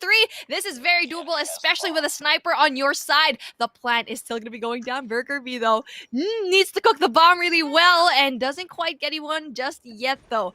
The fake was pulling through, and Shadow is going to be overextending himself towards the spawn right now. Yeah, hit marker on 369. Burger B does not get the kill. He will be a little bit annoyed, but he needs to have his head in the game. Opportunity will stand in front of him once again. The bomb is about to be planted, but Cert gets taken down. Burger B, absolute perfection on the DLQ-33. Opportunity once again. Burger B takes out GGBet. It's a 2-on-1 situation. Shorty gets pulled out. Shadow knows exactly where 369 is. This is going to be a backstab. Burger B doesn't get it. Shadow gets the takedown. Fennec and right to the defusal. This is what teamwork is all about. Impunity gets point number 2 in the game. Great info. Burger B hands down winner for that round, the MVP for that round. And you know what? He has so many kills already. That is so impressive. And this is what a sniper presence does to you in Crossfire. That even though you are up one person, if you have a really good sniper on your team, that is not even going to matter because you are going to be covering every single angle. And speaking of, GGBet needs to pull through. He only has 1 kill to his name. Burger B yet again getting that entry frag. Oh, A's going in for the strike as well. GGBet is down and out for the count. This is anything with the unfortunate situation. A 3 versus 5 now. Fame might be able to equalize things, but he keeps holding on to the lounge because he's the bomber. And we all understand that the bomber cannot go in here for the rush. But most of the time, the other players are just straying out alone. Anything needs to have a fresh new strat as to how they go in here for the plants, Beef. Absolutely. And they are just struggling for every single round. Yes, they were able to get 1, but then we always have the response from Impunity, especially for the side of Burger B. Not only that, Sky also does a great job, but then Awace is going to be so aggressive with his Fennec right now, but then Ares with the response take out Shadow. This is absolute craziness. 2-1 so far, and the situation, the numbers just don't look good for anything to pick a victory up, but they will be able to make a comeback if Fame can find someone, but instead he gets found by that Fennec, and Sky wraps things up. A double sniper play by the side of Impunity is just so difficult to overcome. Fame should have had that trigger discipline and not actually give away his position. The fact that he was shooting at at central building with a Holger, which you already know has such terrible, what do you call this? It's going to be very terrible because it's going up and down. It's going to be the recoil that you have to have a problem with. But then Serdafi having a first kill here, gets rid of Shadow. KRM to the chest. The response was pitch perfect, and OAce right after takes 369 out of the equation, but it's still a 3 versus 4. Impunity needs to take out one more, but as I say that, they lose yet another player. As the clock ticks on, the defending side looks weaker and weaker, and this is the opportunity for anything to go in for the plant, but they're hanging out at the corner building. The bomb is not going anywhere, and they lose GGBet in the process as well. Fame needs to step it up right now. Not quite sure why they actually go and went back and forth. And just like that, gonna be picked one by one. Burger B doing such amazing kills, getting even the quick scope. Can he get the second? No, he doesn't, AJ. Well, good on Ares for getting that kill, but it's a one-on-one right now, and all OAce needs to do is go in for the approach. With the Fennec, he should be able to get the quick kill. The bomb is being planted. No, not being planted. Ares still wants to spot him out. If he goes in and makes one mistake, that's all OAce needs for himself. And it most probably is going to end up with an alpha plant. Looking at the 30-second timer, though, the flank around towards Bravo can most definitely come through. OAce, it's all in his court. Let's see exactly how he plays ball. And they're going to be meeting each other right now, and OAce seems to be like he's going to have the upper hand, and yes, and he is going to be able to go for the defusal. And the problem right there for anything is the fact that they couldn't really tell where to plant at some point. They kept trying to push for B, tried to go to push for A, but then just that uncertainty is just so unfortunate. We keep seeing anything go down even though they have the numbers advantage. And this is where that double sniper really goes into play, just because you already know the angles are going to be covered by Impunity. Yeah, I think that was terrible play. Right after the plant, he should have planted it for Laundry, moved on into Laundry and tried to take a defensive position and just play time. Instead, he steps up to see if or not he can go in for the slice, paid a terrible price for it. Anything now look to step their gameplay up. They've won match number 1, but Impunity looks so strong on this search and destroy. Now, Shafiq going in for that fake plant real quick, understands that he needs to back away as he recovers his HP. It's Shadow onto Fame, and the side of Impunity will most definitely be happy because Fame has been such a pain in the butt as far as those gunfights come, of course. Fame is always going to be getting a lot of those kills, but then a 2v1 is definitely something that you can push through, but no, Shadow is going to deny that. GGBet needs to have more presence here as a sniper, and it's that double sniper is just going to be so difficult to actually pull through. You need to find a way to counter that, and for the side of anything, they just have nothing.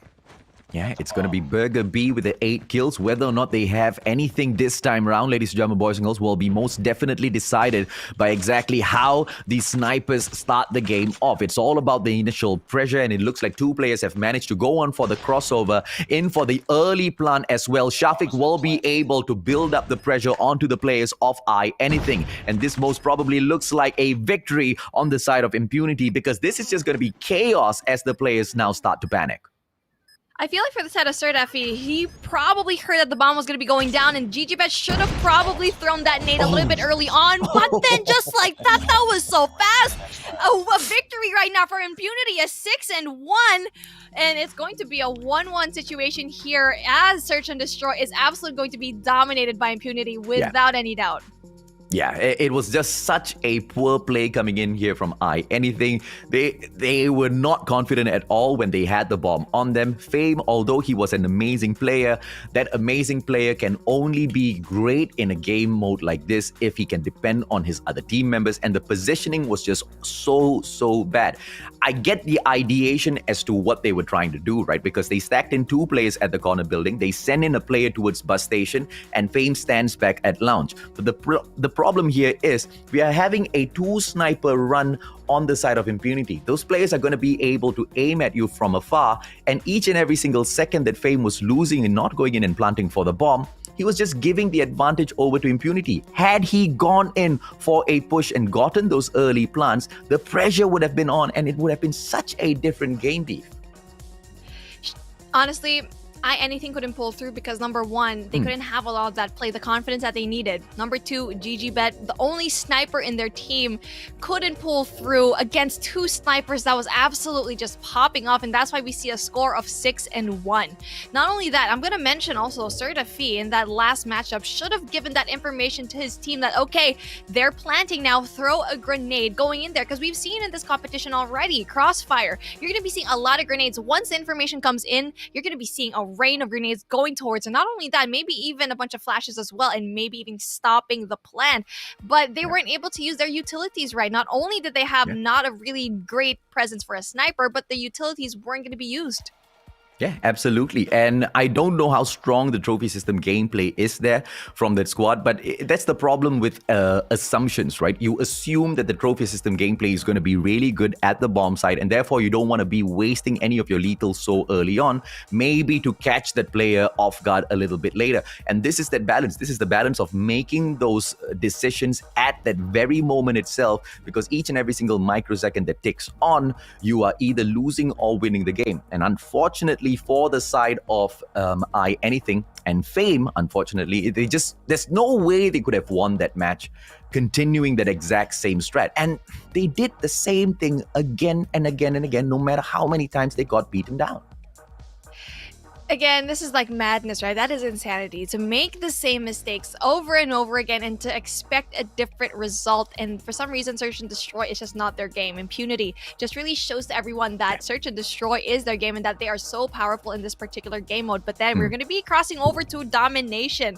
We already know that Impunity is not going to be that good in our respawns, but that win in Search and Destroy hopefully gave them enough confidence to go up against Anything. Great blessing here for Impunity is they get to pick the side. So hopefully they go ahead and pick the side of the Special Forces base and get access into the second floor of the warehouse early on, because when you have that momentum early game, moving into the second half, you don't really need to worry that much. Now, if they are on the back foot though, they will have to now worry about, number one, how to reset the spawn of their opponents and then to take over Alpha again. So that's going to be a very, very difficult place to recover. First half itself, it needs to be done really, really well. It's all about the strategies from the get-go. Yes, the mechanical abilities do matter as well, but it's mainly the strats as far as Hackney Yard is concerned. With the rotation, it needs to be solid, Beef. The rotation needs to be solid, and not just that, you need to get the power positions. You need to get 2F over here in Warehouse. Absolutely crucial point to actually have. And Impunity seems to be like they're going to be rushing over to Bravo just because they are going to be having that Guerrilla squad base, which you really want to have. But then you can see here, Anything with a kill, big kills right now. They seem like to have that really early Bravo push. Why, oh why would Impunity choose the wrong side and give themselves such a disadvantage in this game? I do not understand, ladies and gentlemen, boys and girls. They had the opportunity and they have squandered it, and they picked the side that is a little bit weaker from the get-go, but maybe they've got a strat that we don't know of yet. Let's see them pull this off. They have the opportunity to take over Bravo. One player steps in to eliminate that opportunity from them, and that is all it took from Anything. They still hold on to Bravo. I think it's the reluctance right now of Impunity that's just showing. There were 3 players in Bravo and just like 1 player from Anything, and it's just a reluctance that we see that no one is stepping on that Bravo flag. What just happened here? This is the point that you need to get. 2F here at offense. It's a power point that you need to have power over. Not only that, you can also have probably here in Warehouse as well into that second floor, really getting a hold of that spawn point. Oh, they're finally going to be able to take Bravo over with a beautiful push onto the second floor of Warehouse. They flush out the players who were being such a pain. Mainly GGBet with the Holger in his hands, with the unlimited, well, quite unlimited number of ammo that he can spray on. It was being quite a pain. And now the opportunity to turn things around will appear. One final player alive for the side of Impunity, roaming around, but Sky is just way too good to take down. Yes, now this is the play you need to make if you are going to be in the Gorilla squad. There's a reason why they picked this, and because there is a play where you can have and really just overpower your opponent. They finally found your footing. This is it. This is Tofu Siafig just having really big kills. But then you can see here, it's just going to be a back and forth yet again. It's going to be very hard for anything to push through, but here we go. The full push is going to be ensuing as they finally have that 2F control. Absolutely. It would have been difficult if they don't take second floor first, but they do exactly that. They've maintained control already. Second floor now has got 2 players. This is all for the taking, ladies and gentlemen, boys and girls. Anything. It's all equaled up now. They go in for the play at the very final moment, but one player still coming in to make it so difficult. Ace just buying time for his side as Sky drops in to do the exact same thing as well. And although Anything have managed to clear out the hurdle, clear out the obstacles in front of them in terms of those players, they're not able to step into that hard point and to the domination point and pick it up right away. They finally do. Bravo in contention. Are we gonna see it finished off? Aries, they get prevented and it still stays in the hands of Impunity. What a showing, what a dominance. Impunity is not letting this one go so easily. Yeah, but then we can see such a fight here for Anything. GGPet was actually such a big player there. He was a key player to actually get rid of so many Impunity players over there.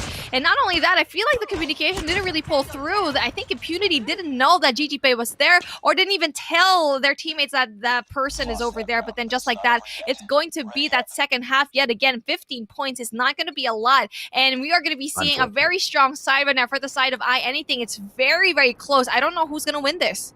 Yeah, absolutely. Right now, Impunity are onto the switch and they get to hold on to that power position immediately. Second floor of warehouse has been overtaken. Impunity should be able to shut this down, ladies and gentlemen, boys and girls. Let's see exactly what Anything has. Anything flooding into the warehouse, but the takeover has already started. Impunity on that point, but the numbers game catching up with them. The players need to hurry up. Ace is actually, I'm not quite sure why he didn't get to see GGPet right above that corner. I'm pretty sure if you are going to be rushing over there, that's the first place that you are going to be able to look at. But then Impunity is going to want to have to heavily stack that Bravo flag just because it's going to be very hard. But then you can already see here, they're going to be getting that, cleaning it up. But then one by one, it's going to be the Death Machine's time to shine. Fame opportunity with a fag, unfortunately taken out with the gravity spikes. And here comes the opportunity after opportunity that we usually see them step in with. But, you know, here's the impossible thing that Anything is now facing, right? How do you eliminate Impunity when they are so good at flushing you out? The backup gameplay from the squad is as good as it has ever been at this moment, Beef. Hold on. Did we just see gravity spikes? Hold on. Isn't that banned? Wasn't that banned a while ago? I'm not quite sure. What just happened? Unless we were wrong and the information that was given to us was wrong. And apparently the gravity spikes can be used, but hopefully we get a little bit of clearance there, some clarity by the production. But okay, let's move on to the game. It's going to be Impunity yet again being flushed out into that 2F, and still no one is going to be able to actually get a hold of that. Now this is a good thing for Impunity. It just means no one is going to be getting Bravo. It's going to be a standstill, but still Impunity with the 99 and 84. Losing A yet again, applying that pressure. That's definitely going to be applying that pressure and see a big kills. So, an update for you guys, ladies and gentlemen, boys and girls. The one that got banned out was not the gravity spike. It was the gravity vortex, ladies and gentlemen, boys and girls. So, they escaped there. No disqualifications whatsoever. Everything is still fair play. Sparrow was the one that got banned out by Impunity. As we move on back into the game, either way, Anything still has got so much more to struggle for. And they finally step into that Bravo point. But they are picking over Charlie at the very same time. Look at that pressure step in through. Anything comeback gameplay prevented by Tofu. Tofu, big kills, just stopping almost so close here, but that's going to be up to one player to actually go and pull through, but no, doesn't quite get it. 369 of feet, doesn't quite get the kills. Solid defense right now for this side of Impunity. Is just going to be showing who's boss. 125 and 99, 100. That's going to be very important. Close it up, but it's a cleanup. It's going to pull through. No, it still doesn't get to bed. Yeah, he should be able to close it off right now, 102 to 131. But the question is this too late? If they can hold on to this Bravo side all through to the end of the match, is it still too late, ladies and gentlemen, boys and girls? Impunity on 134 right now. This is a game of mathematics in the head of Anything. They need to consider if or not Charlie will be worth going in for the fight, or do they just want to lock down Bravo? It is all up to the mathematics, and I think if they hold on to Alpha and Bravo for the time being, not focus in on Charlie, they are gonna be in a lot of trouble. I don't think it's enough for Anything to actually pull through, but let's see. There's going to be 20 points right between them. It's going to be very, very close. We need to see that solid defense. They need not to get very, very close into this Charlie flag. They know that 140 to 125, yes, like what we've already been saying, this is not going to be enough. They need to get a triple cap in order to be able to finally win this one. It's going to be Impunity yet again with such a solid defense here. Not only that, Sky with the Annihilator gameplay as well. Oh, 146 to 133 now. This looks like it's just out of their hands. The play is coming through in here for Charlie. One player is able to do it. Aries steps in, but he's forced right back out. It's a one-on-one situation. Can Aries go in here for the flush out? Aries takes the fight, but 150 to 139. Impunity fights against the odds and gets that victory. It's just all about the power positions. They kept trying to go for that 2F, knowing very well that they're going to be spawning off and not at the very great spawn, but they still always fight for that 2F. Fight over there into that warehouse. You need to have that, or else you're going to be losing, and we've already seen it already. Not only that, they've been winning a lot of these gunfights. Yes, the gunfights are going to be kind of equal already. We've seen such greatness from both sides. It's just absolutely too much for them to right. handle. Greatness from both squads, but Impunity just a little bit better in terms of taking this map away. They didn't have the advantage in the first half, but even though they didn't have the advantage, they immediately turned things around. They still walked into that second floor of that warehouse and dominated the players from the side of Anything. And Anything, I do not know what was wrong there. It was all about the individual gunfights that just fell flat. Yes, the individual gunfights, and another person that actually really shined through that had really big plays was GG Bet. For a long time, he actually had a hold of that 2F over there in Warehouse, got rid of every single one of the Impunity members that actually went in there. Don't know why he wasn't gotten rid of, just because they already know he was there, and he was able to get how many kills? 4 or 5 kills already, but eventually getting taken down. But it just seems to be like, for the side of Impunity, they just kept on going, they kept pushing, they did not give up. They didn't give up, most definitely, ladies and gentlemen, boys and girls. But the way things are breaking down right now, there is a potential for match number 5 if we can see Anything fight right back up, right? Because this next map that we are going to be playing at, let's just take a quick look, is the pick of Impunity. This is going to be Takeoff, Hardpoint. I don't know the probability of Anything taking this, because Takeoff number 1 has been picked by Impunity, and if they are picking this map, there most probably is a reason. But we've seen Impunity kind of pick those maps and make those mistakes as well in the past, Beef. Yeah, we've seen that already, but hopefully it's going to be a different story over here. As we can see, Impunity is going to be up 1, and we're going to be seeing a catch-up gameplay here for Anything. The pressure is on them. If they lose this, they're going to be going bye-bye already. It's going to be very difficult right now. It needs to be perfect. It needs to be crisp. As we can see here, Hardpoint is going to be contested. Yep, straight up into the main hardpoint. Almost nobody picking up the power positions here except for one smart guy, and that is Tofu. Tofu himself steps up, but even though he tries to put that pressure on, he immediately gets ousted out by Aries.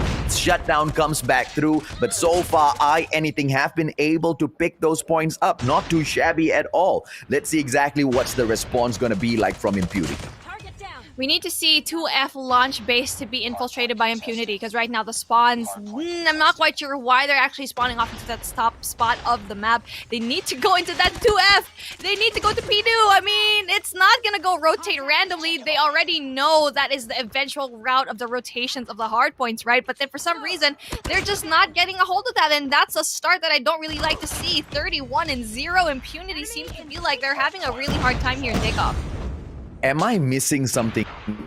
Didn't Impunity pick this map? Why are they playing like they don't no takeoff. They're going in for such a long flank on such a huge map, and all of that just wastes so much of time. All for the play to take over hardpoint number 2. Let's see if or not that turns out in their favor in terms of time management, right? Beautiful plays coming in here from Tofu as he shuts down those players one after the other, but anything right back into the hardpoint B. Right back into the hard point, and they're absolutely just dominating this particular hard point. But then the points are going to be trickling down slowly but surely. 40 and 8.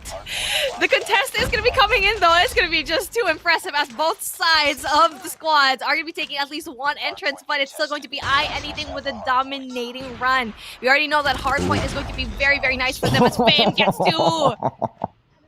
Fame's always too good, man. Collateral right there behind him, picking off a couple of those shots, ricocheting off of the walls. Ladies and gentlemen, boys and girls, this is the situation where Anything was dreaming of moments ago, right? Impunity have got 2 matches in their side. Anything most definitely needs to hustle, and hustle they shall. Look at the play now as all of those players wait for each other, and the numbers play will take over hardpoint number 3 as well. They're making this look way too easy. They're making it look so easy to actually go and infiltrate there. They were able to flush out the whole squad of Impunity, and even though Impunity went in there so early, they just weren't able to push through into that defense. And it's just so easy to penetrate right now for the side of Anything, and just like that, 65-15. Dominating start here. Still doable for a comeback though for the side of Impunity, but they need to get it right. They're just funneling into one entrance, and that is the reason why that one-dimensional play that you don't want to have here. Yeah, so two ways you can take a look at it. They just feel like as long as I can clean door, I can flood in there. Yeah, and all of the other corners are left unchecked, and Impunity will not be able to hold on to that point for long at all. Even the scrap points are being picked up by the side of Anything. One final second there, ladies and gentlemen, boys and girls, as we jump on over to the 4th hard point. The players from Impunity will have it. This is their spot. Let's see exactly how the reset now happens as Anything comes up front. It's the numbers game. They've taken the spawn. They're going to go in here for the move, but they have to understand they need to hold on to the spawn as well as the hard point if they want to make sure they continue winning this. Shafiq, what was that? Almost getting taken care of, but then that was very impressive. Now, I like to see this push right now from the side of Impunity. Their positioning was honestly way better than the last 3 hard points, and that was very, very solid. This is the point where they can finally push through, and just like that, it's going to be 60 and 73. This is the money hill for them. They were able to get through and have those Slayers getting and taking rid of all of the Anything players, but Sir Dafi seems to be like he really wants to get the response, and it's going to be contested. Oh, this is the catch-up gameplay. Thank goodness for hardpoint number 4, which is quite honestly so equal. Even with the reset of that spawn, ladies and gentlemen, boys and girls, the benefit just does not come through to Anything. Impunity takes the lead 78-75 as we go in here for the reset of the hardpoints. Shadow, what were you trying to do? Why were you at such an open spot, knowing very well at every corner someone is going to be there? You can see here, Anything is going to be able to actually pull through into that 2F, but then it's a good thing right now that Shafiq was actually able to get it, but no, lost it yet again. They need to get this power position, go up into that 2F, into launch base that we always see Anything have. They need to get into the bag, but you can see here, finally Impunity is going to be able to go up 92-81. Anything is just dropping it. Yep, and Anything, as they drop the points, they will pick the hard point up right back for themselves. 88-92. They are now playing catch-up gameplay. They most definitely will be able to do so at this hard point. And then to the second floor, right? And even before getting up to the second floor, they've managed to move right back into that leading spot already. Clearing off the second hard point now a little bit too eager, as they will lose off a couple of scrap points, but it is most definitely for a good cause. Anything focusing on their next objective already, and they've stacked the defense beef. But Impunity was already there early on. They even had that setup, but then unfortunately they just dropped it. But then the pinch needs to ensue here. You can see the spawn points are going to be all over the place. They're going to be going and spawning all over into that very end of the map. But then just like that, big points right now from Waste, getting big kills, and now the spawn has been flipped. It's going to be a different story. It's 40 seconds that you can have over here. No, either squad that loses this, ladies and gentlemen, boys and girls, says bye-bye. GG Bet steps in here. Shadow gets that win. This is not match number 5 yet. This series so important. As you can see, Impunity as well as Anything. Both of these squads know exactly what's online. Sky goes in for the 3-piece, and it's not important. It's not enough just yet. The fight is still on. Impunity looking to finish this off. Anything. They fight for their lives. They fight for the Singaporean Championship, at least for a chance to remain in contention. Early rotation right now for the side of Anything, and it's beautiful. I think they're going to be able to go and pull through there. I think by that point, Impunity should have gone into the rotation, but you can see here the pinch is going to ensue. But then the gunfights are just winning right now for the side of Anything, but it's still very doable for both of these teams. But here, very big cluster strike. Yeah, Cluster Strike will most definitely come through, but the players of Anything already safe in this compound. They should be able to make sure they don't step out and lose their life. But if they get annihilated inside here, when they go in for the respawn, there you go. By the time that even happens, the Cluster Strike has already ended. 117 to 138. This is crunch time. They need to get this, but they also need to make sure the early rotation is most definitely possible, because Impunity does not need to fight them in P3. Impunity needs to focus on finishing off the game at P4, and that particular spawn point, which is so difficult to overcome, will definitely aid them. XS1 Goliath going to be brought in as well. Here comes Tofu. He ain't soft. This is one hard Tofu. XS1 Goliath on for the slay, and he steps into the hard point, picking up the victory for Impunity. Not just yet, because the timer will run out. But then, just like that, we're going to be seeing the whole squad right now with Impunity just circling in and really having that Annihilator to guide them as well. This is going to be game over right now, and finally Impunity wins it. They are going to be moving on to the next round, and that's going to be so impressive. A victory, a very well-deserved victory for Impunity. They had a lot of scratches and scrapes, but then they were able to pull through at the very end. Yeah, unfortunately, just like Code Red, Anything will have to bow out of the competition, ladies and gentlemen, boys and girls, but that most definitely was a very good showing from the squad. It was not dropped easily. The fight was most definitely in them, but Impunity had the strats for takeoff. And I was quite concerned earlier on, because this was a map that Impunity had gone in and picked, and it didn't really look like they were doing all that well. But that comeback gameplay was most definitely real beef. That was so impressive. From P4 all the way into P1, P2, it was just all Impunity all across the board. And yes, they dropped it during P3, but the difference was the XS1 Goliath was able to pull through, and it was just one player there. It was just one or two players that in their particular part, and everyone else was able to go and rotate into P4 because they knew that they couldn't win it in P3, so they went to the other hill, basically just topped everything off. So nice, and that comeback was so great to see. Yeah, XS1 Goliath was just a little bit too OP to take down there. And once again, right, the way they had pushed the match already, they quite honestly didn't even need to take P3. They could have just left it with the side of Anything, but Impunity didn't want to take that risk. They bring in that XS1 Goliath at the risk of even wasting it, right? Because it was brought out so far, and if that XS1 Goliath had been taken down before it had reached P3, it would have been so devastating for the side of Impunity, because winning that could have most definitely gone down the drain. Let's take a quick look at the recap of that match and just try to break down these key highlights for the audience, Pete. There are so many highlights just because it was just a back and forth. This is why we keep saying that this is an evenly matched game. This is an evenly matched team that we really like to see. And that was absolute domination for the side of Anything in that first hardpoint in Summit.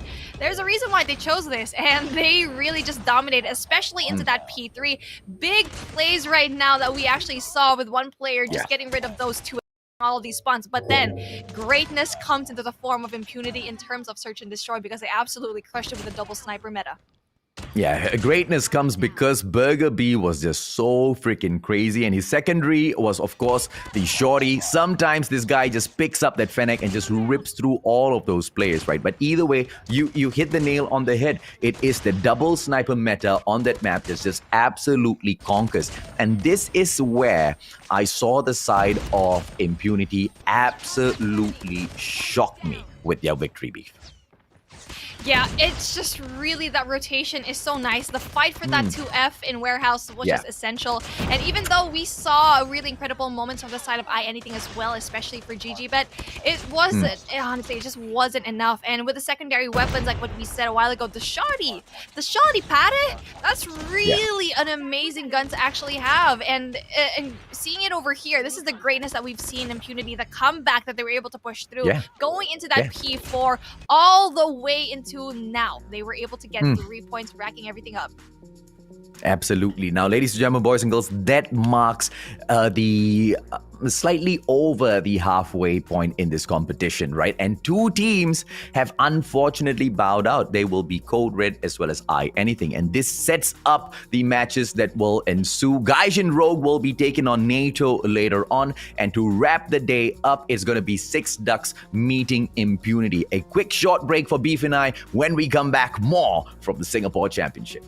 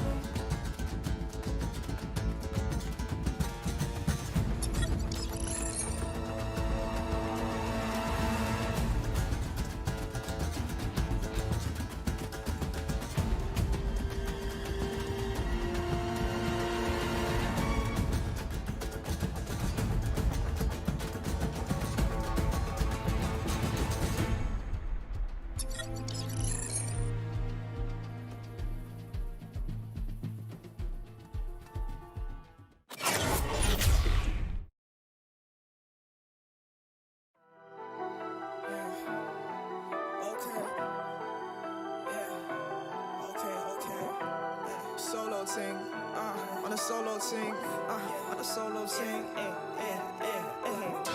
Come through once, going out to make tunes more ones. When it all breaks down, I'ma glue more ones. Show what I can do more ones. Come through once, going out to make tunes more ones. When it all breaks down, I'ma glue more ones. Show what I can do more ones. Side one. Who would have thought you'd be shining? Come a long way from the doubt. Days on the house from a dangerous route. From a place where the angels are blazing for hell. No one's able to count the amount of out pressure. Imposed that they're only able to palpate. Breed demeanor, run at lean like Pisa. So on the street like feeler, got a room like Caesar. They take notes to get noticing. You ain't fit for this, and you're noticing. Like a bad breeze that I'm noticing. No words for ya, like the opening. And you know my thing, get the sodas in. That's my lights and stars on a solar thing. I got my own drive, what's it got to show for him? Been in the deep end, no, I'm not known to swing. Career can never be curtains, control the strings. Splash, years of focusing. To my back and I'll still be soloing. On the Hendrix flex, bending flex, step right to the stage, ending next. You can never face me, I'm the effect. I made the flip, how me downs get left. I make the pick and show the sound blessed. And make all the noise to earn my respect. Never tone down just to stick in heads. Everybody on haze, I'll be missed instead. Miss me with the madness. Rather be insane and average. Don't mistake my silence for inactive. My life with or without cameras. Come through once, going out to make tunes more ones. When it all breaks down, I'ma glue more ones. Show what I can do more ones. Come through once, going out to make tunes more ones. When it all breaks down, I'ma glue more ones. Show what I can do more ones. Come through once, going out to make tunes more ones. When it all breaks down, I'ma glue more ones. Show what I can do more ones. Come through once, going out to make tunes more ones. When it all breaks down, I'ma glue more ones. Show what I can do more ones. People talk not, but don't act on it. Say one thing, then go back on it. If it's stored up, you can't step from it. When it's en route, you got a map from it. No other traction hits. Too many man got a fraction it. And I'd rather be a lone wolf, cause if it's show wall, I got a factory. Mastering what your man's not managing. No stains, they're vanishing. Embarrassing. See you tooled up, blocking your own work. Who let the spanners in? Your envy is flattering. Still under pressure, not panicking. I can tell them lot of blood related. Can't move to us, see the mannequin. Why I move on my ones. Didn't wanna help, so I grew on my ones. Anti some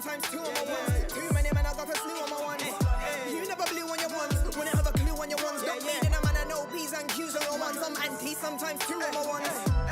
Do what I want, don't need twos cause I'm blunt. No dancing shoes to get spun. Anti, sometimes two on my ones. Do what I want, again like.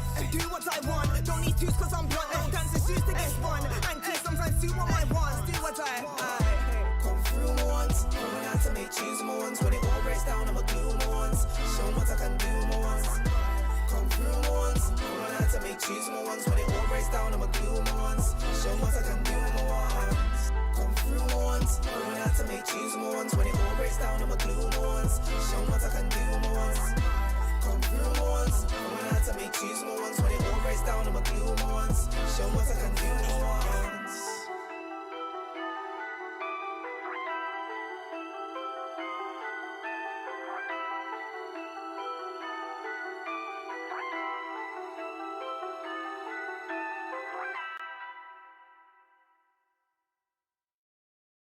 My flight leaves early in the morning. I got no time for taking the stairs. I can't promise that I will write back, but then again, knowing me, I'd do it for years. Oh, and there's nothing to be won. We do it for fun. We'll keep climbing till we hit the sun. Oh, all you wanted to be, you couldn't find in me, so I'm going without you. So long, so long.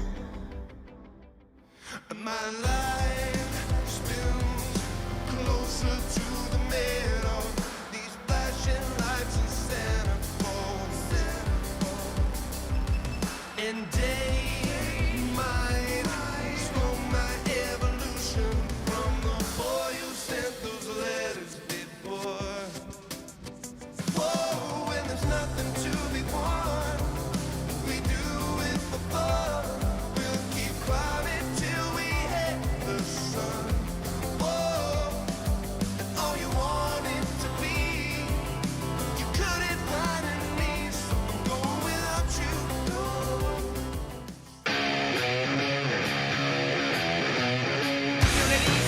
So off in the attacking rounds over there. Ah, Smoke, give me the freaking 3-piece. Of the two spots to actually fight from. I do see a third man. This throw it. Here comes the shot. Oh, a collateral! Zero is a very essential player. The nade. And again,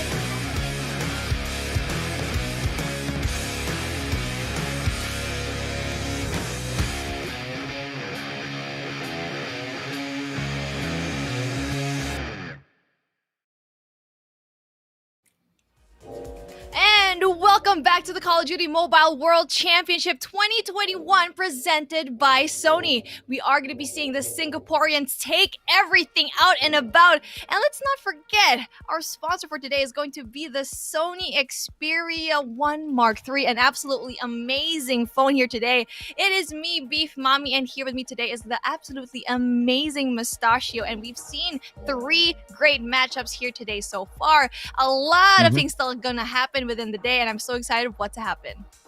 Oh, absolutely right. And, you know, the match that we can look forward to next is going to be most definitely an amazing one. Gaijin Rouge will be in action once again against NATO. And we've seen Gaijin Rouge be such a dominant power within the competition. But when they took on the likes of ALMGHTY, all of that brightness, all of that power got dimmed down to a point where it was only that the ALMGHTY stood out. 3-0, they got defeated. So it's all in the ball. It's all in the court for Gaijin Rouge now to once again prove their dominance against NATO. And NATO most definitely isn't going to be making it easy for them, Beef.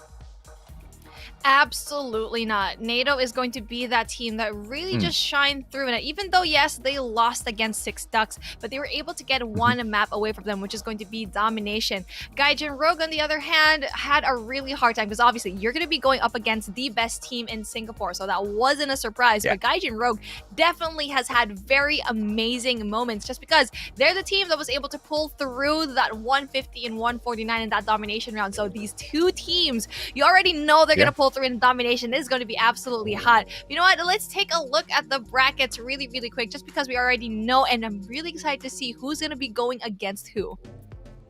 Absolutely. So just as we broke it down a little bit earlier, ladies and gentlemen, boys and girls, Almighty, Gaijin Rouge, that one, it was just an unfortunate situation that happened yesterday, right? But the information from what happened today, Cloud Esat, they met the Almighty thinking that they could perhaps show a little bit more than what Gaijin Rouge had. But no, even they went on to fall. Almighty moved on to the grand finals, and that gave way to the lower brackets where Code Red unfortunately got eliminated by NATO, who moved into the lower brackets round 2, and the exact same thing there has happened to Impunity. They've eliminated Anything and gone on to the next round. Gaijin Rouge as well as Six Ducks, they wait for them here at the lower bracket round 2 for all of them looking for that opportunity to shine, Beef. Opportunities to shine the most, especially going into the lower brackets round 3. Now we are going to be seeing two teams battle it out of that round 2. Heading on over to our lower bracket finals, going to be able to see who Cloud Esat is going to be going up against. Whoever wins this lower bracket final is going to be seeing that Almighty team in that grand finals. And if and only if the lower bracket final winner, that team, if they win the grand final, they need to do everything again and have that second grand final. But if Almighty wins that, there isn't going to be that second grand final. So again, there's going to be a lot of pressure for that lower bracket final to actually pull through because they need to win twice. Yeah, and a day of heartbreaks here for sure, because we are literally going through 4 teams back to back who are getting eliminated from this competition. Gaijin Rouge as well as NATO, as they take on each other. Which one will stand? Which brand will fall, ladies and gentlemen, boys and girls? But let's bring on the versus graphics just to make this official. Official is what we want to see here. Gaijin Rouge versus NATO for our lower bracket 2, match number 4.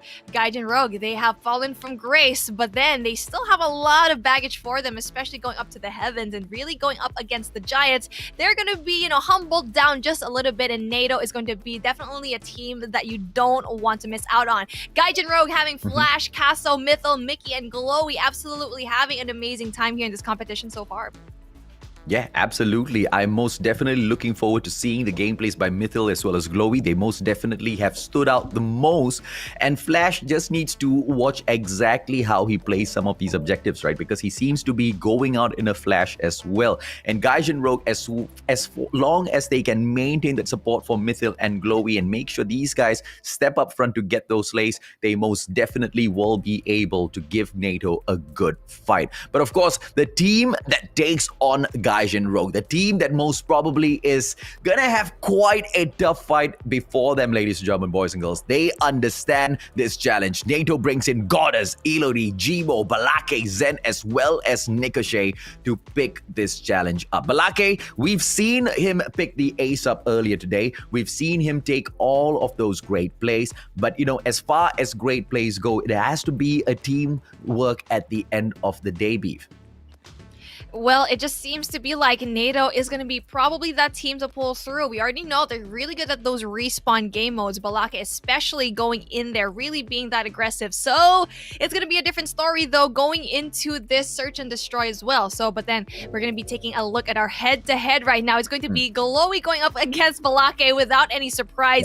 18.25 versus 21 kills. We already know that Balake is going to be having such a dominant start already. Not only that, take a look at our average score as well. 3,300. I think that is probably one of the most points that we've seen over a player here so far. You already know this guy will absolutely slay whoever he's going to be, going up against.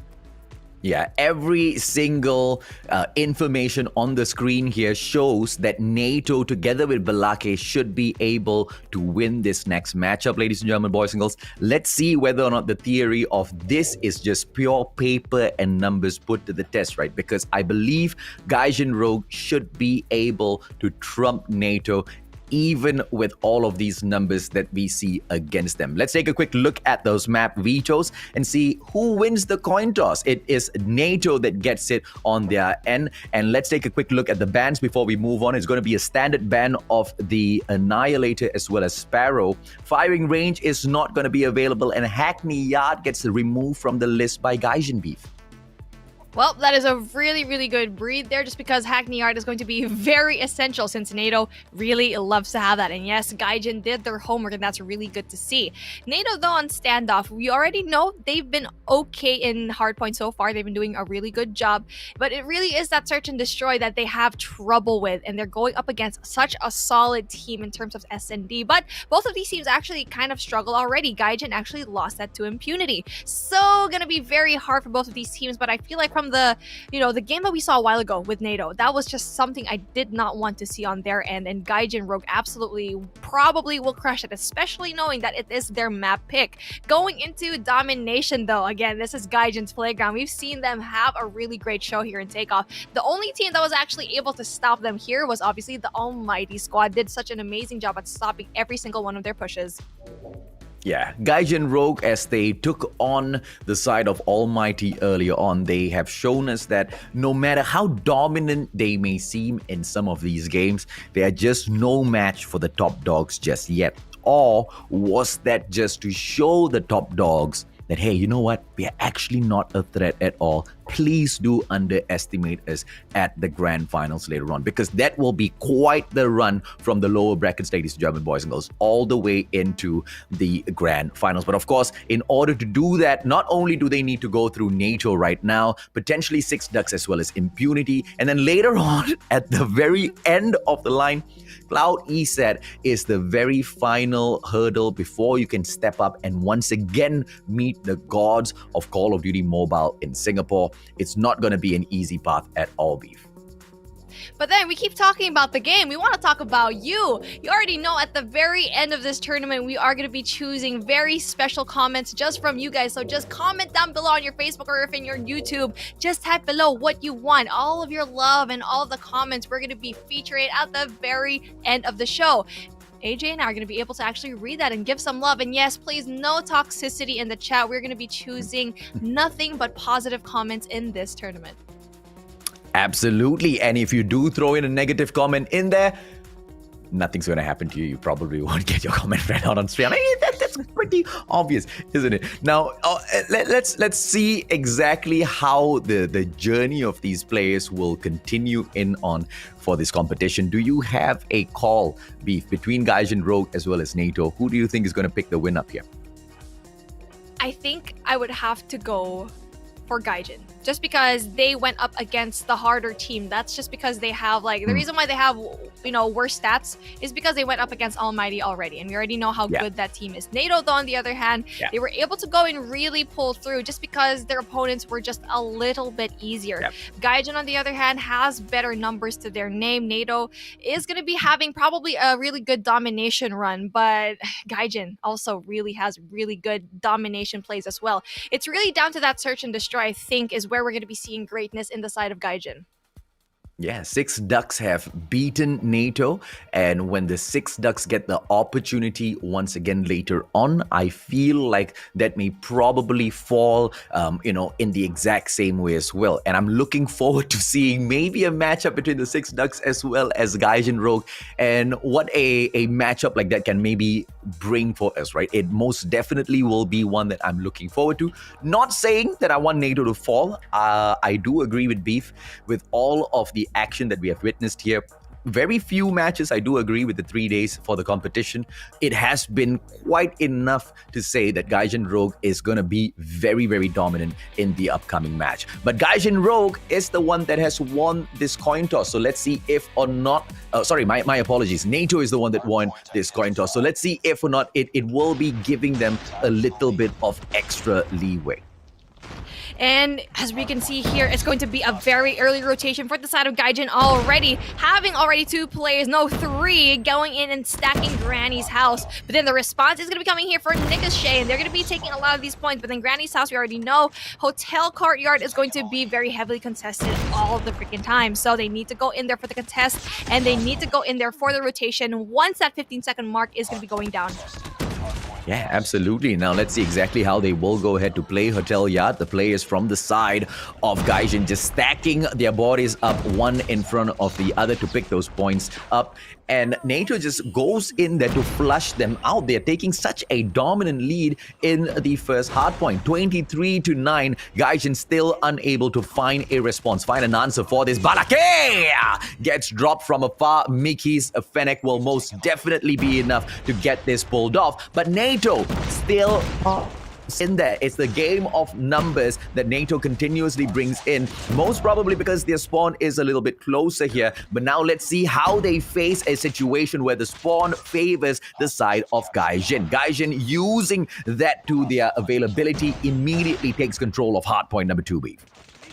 Italy was actually having a lot of heavy hitters right now. And again, Italy with a nade, doing such a great job already. Going to be able to finally pull through into this P2. But then for how long they can actually get that with the pinch, not quite getting it. The pinch is going to be ensuing for the side of Gaijin. And what a great response, what a great defense. Knowing very well that it honestly was really good. The gunfights from both teams are actually going to be really good for the side of Gaijin as well. But then just like that, NATO's actually going to be able to get it.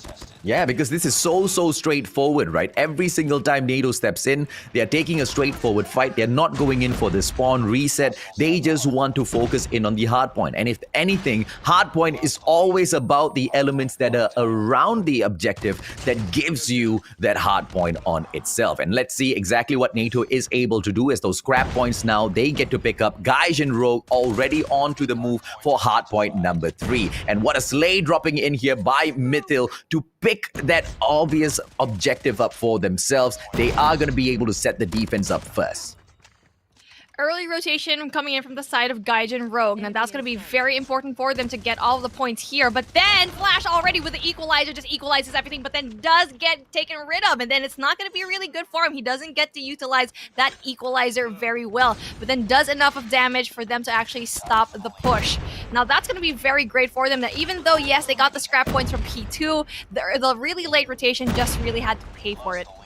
Yeah, and let's see exactly how they can make their way back in here. Gaijin Rouge taking the lead, moving up in front, and they have got the hard point. It's going to be really difficult to flush themselves out of commanding this hard point. Very simple. Not only do they focus in on that objective, they go in for that reset of that spawn. So essential. And now they are able to leave just one player to hold on to all of the rest of those points whilst they go in here for the next play. And it's going to be the bread that they bake in the bakery. Look at the way the players from the Gaijin Rouge squad flood in there. And this is going to be too easy of a match for them to pick up. NATO already had that early rotation on, but then they couldn't even get into that defense. I was gonna say, Mythil should have saved that hunter-killer drone going into that bakery, but no, they didn't even need to do that. They're just that good already that they didn't need the help of that score streak. And just like that, you can see here, speaking of score streaks, they are gonna be going down one by one, as well as the operator skills. It's a pretty much a done deal here if you can't get bakery, if you can't even get a hold of it. They're even spawn trapping from so far away just because they have so much utilities already. That is absolutely crazy. Gaijin Rouge has already won this game. It has already been proven from the very second hard point where we saw NATO taking so straightforward attempts to pull that hard point back for themselves. Yeah, they're not going to be able to do it. And even in this spot, Gaijin Rouge knows that they have got the command. They made that rotation so early on because they knew how important this hard point is. They knew exactly how important bakery is. And ladies and gentlemen, boys and girls, at the time the timer stops on 0, they reach 150 points. Perfection for game number 1. That was so clean and so satisfying to watch. I already knew they were going to win it in that 4th hard point in the bakery, and it's just so nice to see the clock trickling to 1-0, and then you can see the points 150.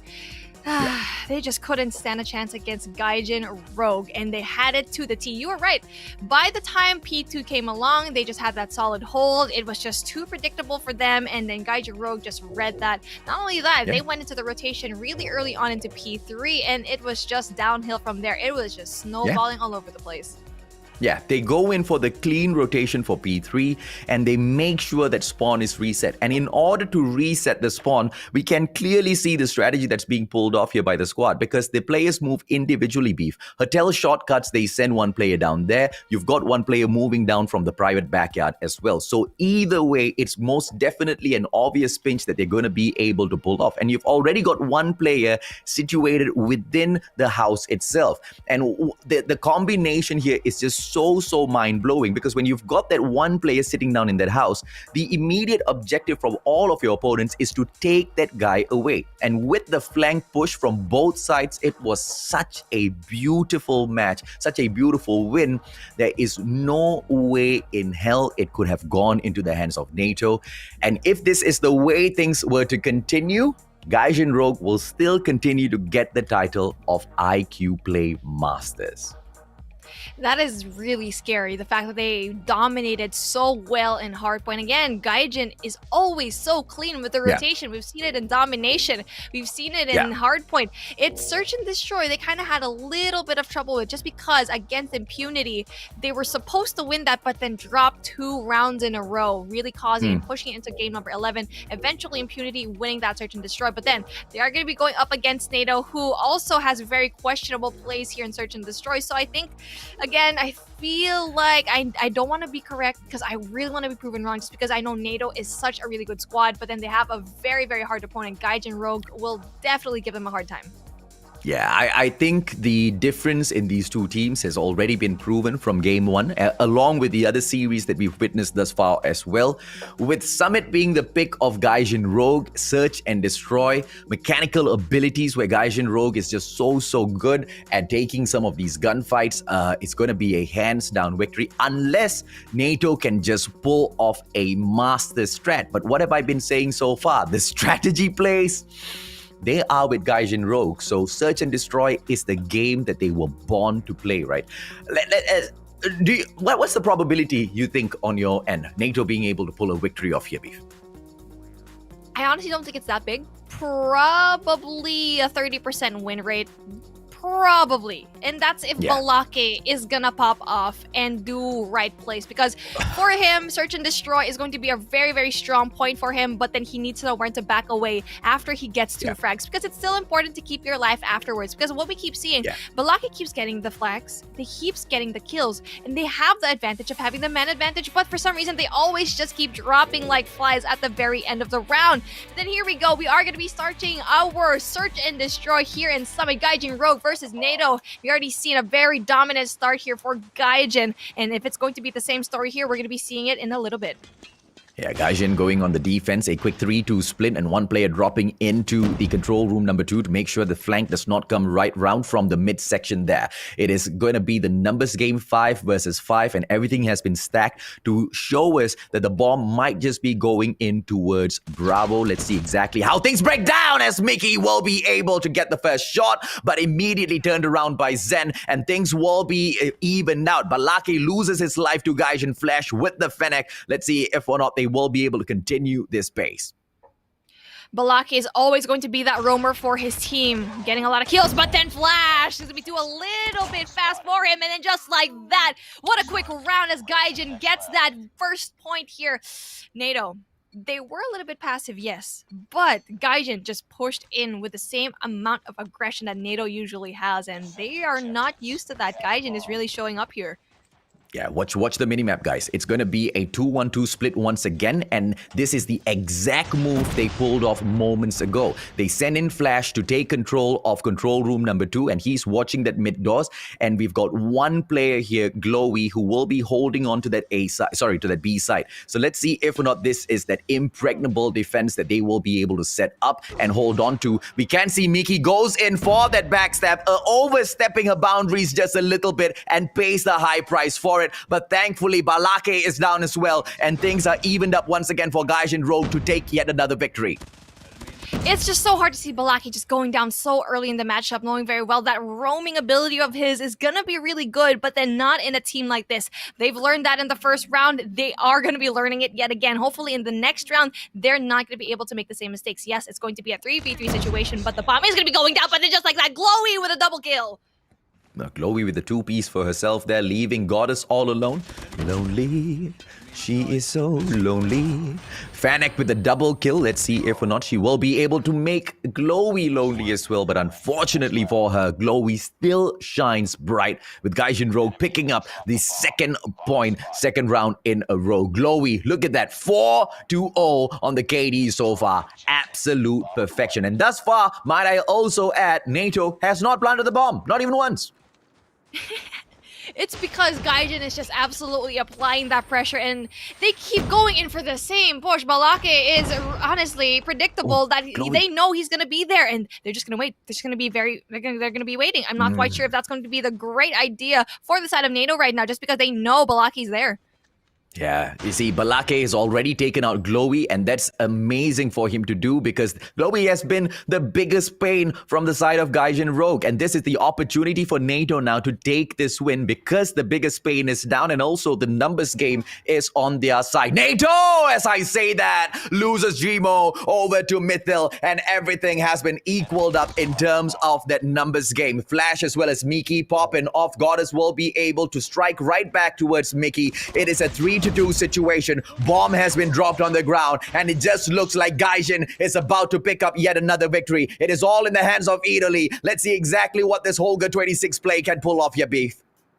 Flash with the patience, just big kills, getting rid of Balake, and he's always a playmaker for his team. And this is what we like to see on the side of Gaijin, everyone pulling through that. Even though one player, the essential player, Glowy, is going to be going down, everyone else can pull through. I'm not quite sure if it's going to be the same case though for the side of NATO, just because Balake is always going to be making a lot of these kills. And that shouldn't be it. Everyone from your team should also be making big plays as well.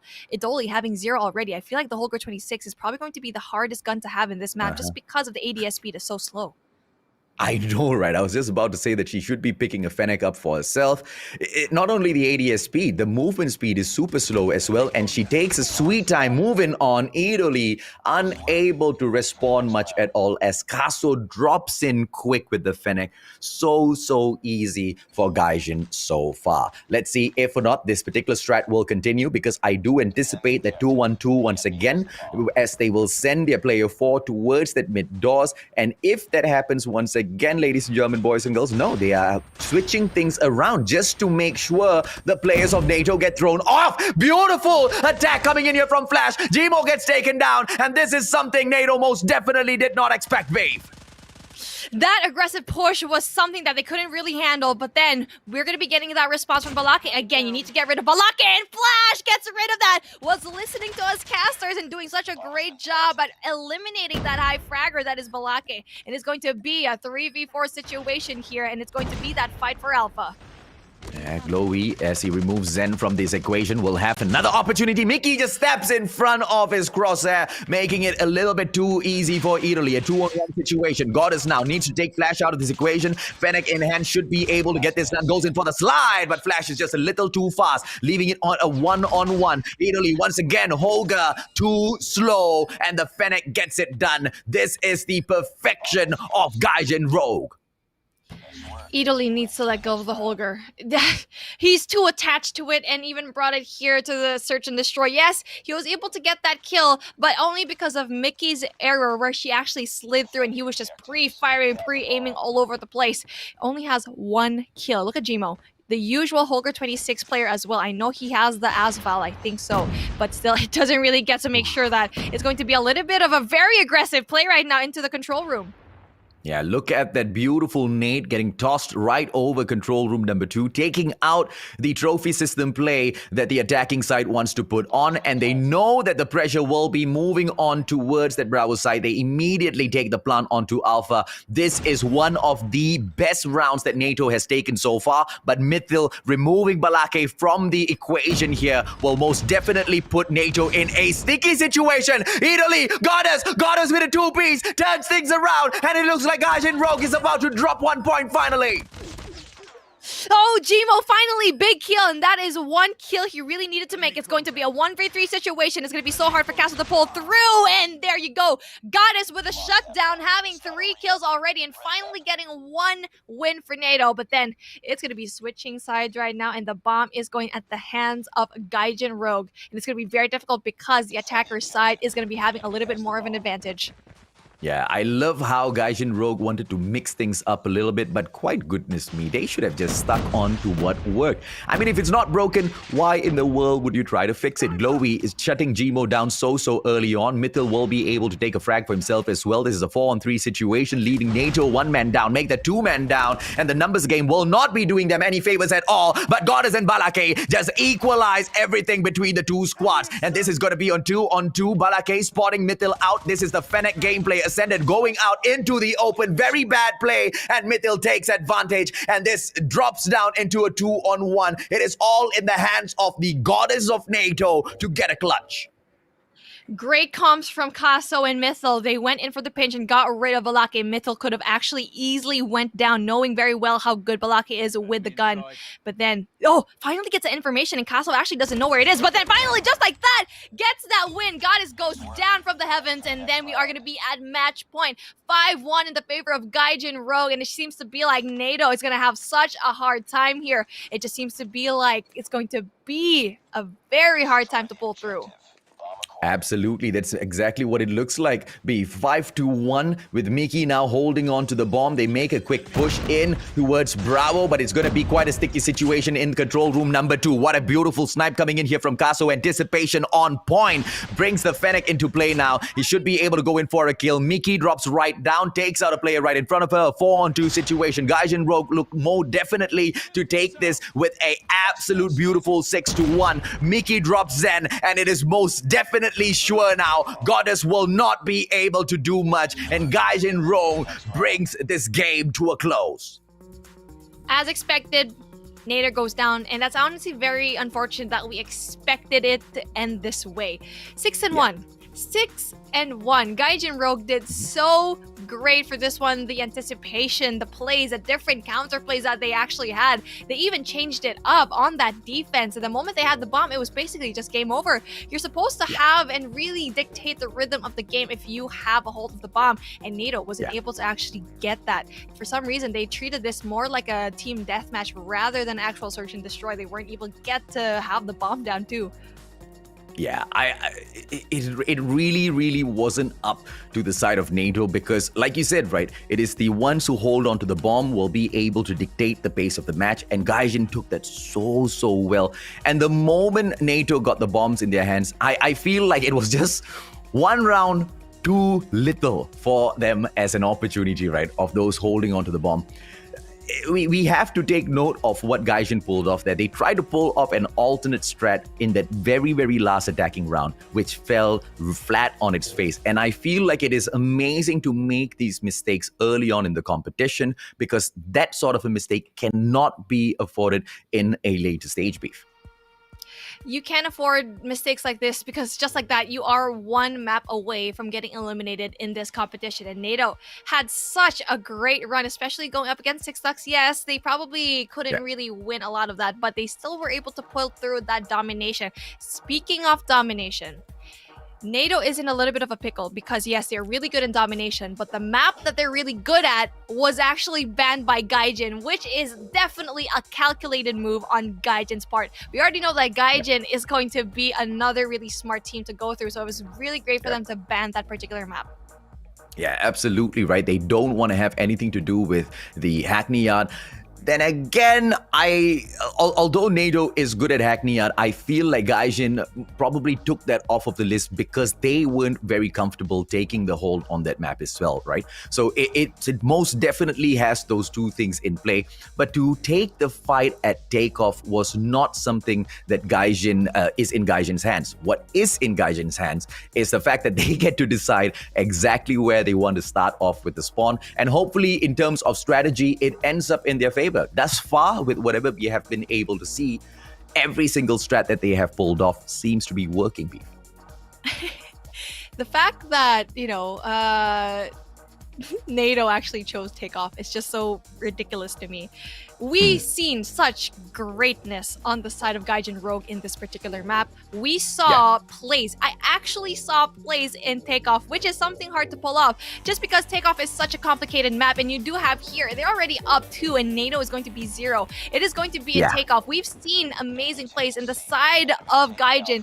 having that one person going in Bravo, being that distraction gameplay, I mean in Alpha, that distraction and going on to B, now that is something that we're definitely going to be seeing here. Yeah, it's such an annoying point here that Call of Duty Mobile only has about 7 maps in rotation, right? So if you go in there, the initial thing is to ban 2 maps, and the other 5 maps must be played no matter what. So either way they run, they most definitely have to play Takeoff. But I agree with you, Beef. They perhaps could have kept Takeoff in for map number 5, because I don't think it is the best place where they can shine through, right? And Gaijin Rouge most definitely looks to punish them for it. 13 points now, they take the lead because Alpha and Charlie in their hands. They are going in for the impossible split on Takeoff. And I'm quite worried as to how they are going to be able to hold this, because if they don't start focusing on Bravo momentarily, it's going to be quite easy for NATO to come back in here. This is what I like to see. This is the plays that I expected to see in Takeoff. That AC push that I keep talking about, that I keep hyping about. Just leave Bravo alone. Just use it for your distraction. Let your enemies get Bravo because they will have a really hard time. But then, just like that, it's going to be that A push yet again. It's all up to Mickey to actually stop the push. Needs to really just throw the grenade and finally gets 1, but is going to struggle to get 2 more. It's going to be such a heavy defense though. Going into Charlie, not quite sure if it's going to be the smartest thing to actually put that XS1 Goliath there, just because it's so far away from everywhere else. They need to be able to capture A as well. Yeah, what you just said is point on as to why I personally don't like Alpha and Charlie, because it's just way too difficult to make a rotation when it comes to defensive time, right?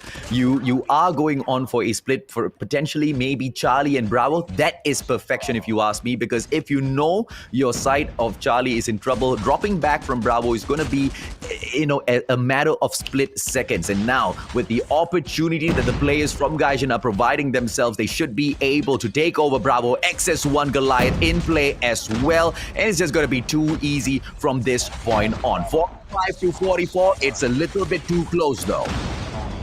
The trophy was just not there. I feel like every time you need to capture a point with an XS1 Goliath, you need to go in for that assist and really put down that trophy system just to protect them from all of those grenades. Yes, they were able to actually finally get to that Bravo, but they could have actually extended the life of that XS1, really bringing on the heavy defense off of Bravo. It's going to be very hard though, as you can see here, solid defense all the way through. They have the power position going into that top second floor. Over there, Mickey, big kills. Yeah, this is what I'm talking about. So much more easier for them as they try to juggle Bravo and Charlie. Look at them flood that midsection, pushing in on, and they just leave one player to take care of Bravo, barely pushing in any support for Charlie at all, because they should be able to take that fight very, very easily the moment they see that timer ticking on. And it's a 2-on-2 situation. Make that a 3-on-2. The numbers game will catch up. NATO not making the plays, and they're not even going for the distraction onto Charlie. It's taking it such in a straightforward way, giving Gaijin Rouge the lead at that halfway point. NATO being absolutely one-dimensional right now, and Gaijin is just being the master of the puppeteers. I forgot what they're called, but basically I can see the strings coming up from the air, and Gaijin is just playing them. And you already know they're going to be the puppet masters. There you go, I was able to get it. But then, very, very one-dimensional indeed, as the push for B is going to ensue yet again. And you already know that the push for A is going to pull through. Mickey! What a play with the death machine. Mickey absolutely slays 4 players back to back, but NATO unable to capitalize. Gaijin Rouge will be able to go in here, ladies and gentlemen, boys and girls, and take both of those sides. A majority of that play was done by Mickey. She got shut down, but the damage had already been brought forth, and now the cluster strike law as well. They start things off with the split push just to distract NATO. The moment NATO starts to focus in either Alpha or Charlie, and NATO once again making that mistake of focusing in on an Alpha, by the way, they will most definitely pay the price. This is once again IQ gameplay perfection by Gaijin Rouge as they take a triple cap on Takeoff. Take a look at the combo right now of Casso. He has 12 kills, 0 deaths. He is on the road to actually possibly getting a nuke. If he doesn't die, he needs to really make a play here. Mickey yet again. 24 kills, and the XS1 Goliath is going to be pulling through. The cluster strike is going to be stopping that push, but then they were able to actually get that C flag. A and B still going to be at the hands right now of Gaijin. It was so good. From the very beginning of every single round, that AC split gonna be able to get that? Yes, it's gonna be hard to take it at the very end, but then they already know automatically the push in B is going to be ensuing. So you know what? They're gonna be like, okay, you can have Bravo. We're gonna be getting Alpha and Charlie as well. No, they need to make this play. Miki needs to just recharge that XS1 Goliath. Overheating there, but the opportunity to defend most definitely will be there. Two players back to back try to step in, but they managed to pull it through for NATO. Miki just so ineffective with the XS1 Goliath. A little too slow, pulls it out a little too early. Bozen provides the defense for Kaso. Kaso solo now trying to pick that point up for himself. Balake makes him pay, and this is perfection as well coming in from NATO. The fight most definitely is real. NATO does not want to go down this easy. It's going to be difficult, though. I don't think they're going to be able to pull through into the clutch. They need to have a triple cap right now, and even though Balake is finally popping off, it may be a little bit too late. We're going to be seeing heavy defense here to the side of Alpha, just because we already know that Gaijin is going to win that as long as they have Alpha, and it's going to be too late for them because everyone else is so far away. Yeah, Alpha 138-93. This is an absolute victory for the side of Gaijin Rouge, and all they need to do now is hold on to that 1 point. They don't need to move, they don't need to aggress. They can, well, they can't start emoting because it's an official competition, but they can do whatever the hell they want, ladies and gentlemen, boys and girls, as long as they hold on to that Alpha side. 144 point now beef. I feel bad for NATO, but the exit is that way. The exit is just so great. And we already saw that Gaijin just finessed him. But oh my god, a triple cap is going to be ensuing. 147, 148, 149 is going to be stopped. NATO seems to be like they actually want to win this, but then Bravo is still going to be ensuing. It's not going to be enough. They stacked A just a little bit too much. And just like that, we finally get to see that Gaijin Rouge win. Not only that, but really just finishing everything off so greatly. And a 3-0, an amazing sweep right now for the side of Gaijin Rouge. And you know what? NATO gave a little bit of a fight, but it's just unfortunate enough their skills didn't really pull through, and we're going to be saying bye-bye to them. This was what we were discussing moments ago. The IQ gameplay, whether or not it can come out and whether it can dominate, it most definitely dominated. We went into standoff. Hardpoint was just so easy for them to take. It was NATO's pick, and NATO also picked takeoff. Two maps they had taken in the back, but the search and destroy at Summit, that was close to perfection in terms of just showcasing exactly what Gaijin Rouge is made of when it comes to some of these strats that they are capable of pulling off here. So yeah, with a lot of things being said, let's take a look at the post-analysis and really just take a look at how great Gaijin really performed, because they dominated in every single aspect, every single game. There were no mistakes. There were no mistakes made, and that was absolute perfection. We expected them to actually not make that, but then NATO, I expected them to give a little bit more of a fight, but then sadly, right over here in our hardpoint number 1, it is just, after P2, it just snowballed downhill for the side of NATO. And speaking of downhill, search and destroy, it was that also. And unfortunately for NATO, because of the fact that they were not able to get it done in this competition, in this particular series specifically, they will be exiting the fight, right? They will not be able to move on any further. Gaijin Rouge moves on to the lower bracket round number 3. And this was that search and destroy that we were discussing. And barely any highlights we get to witness there because of how really quick the game was, Beef. That was so quick, and like what we keep saying, it's scary to actually fight Gaijin in takeoff in terms of domination. Just because you already know the plays that they have, they are ready. You will always see an AC split. That's what they were able to do, really just to distract their opponents, because once they funnel everyone into 1 point, that's when they actually go in for that Bravo push, eventually getting B. You have a really great point. Bravo is going to be a little bit easier to defend, but for you to actually catch your opponent off guard, knowing that, oh my gosh, we don't have a spawn point. We're going to be spawning everywhere else. They're going to be having that panic and eventually going into that 1 point. And then eventually you're going to be seeing, oh, Bravo's gone. We finally have A. And that's what we saw a while ago. The greatness of Gaijin, really just playing puppeteer, puppet master, really just playing the strings right. Absolutely. Now, ladies and gentlemen, boys and girls, we are just one series away from closing off day number 2. And the series that we have in store for you is the 6 Ducks taking on Impunity. I absolutely can't wait. And I just have one wish for the ones running this competition. Please let them just use their original name. It's more epic. Your mother, most definitely Singaporean seed. The production saying, yeah, yeah, yeah. How about your mommy? How about Production your is in mommy? our ears, so like, I'm stop the saying your mommy. A quick short break. Beef and I will be right back without our mothers.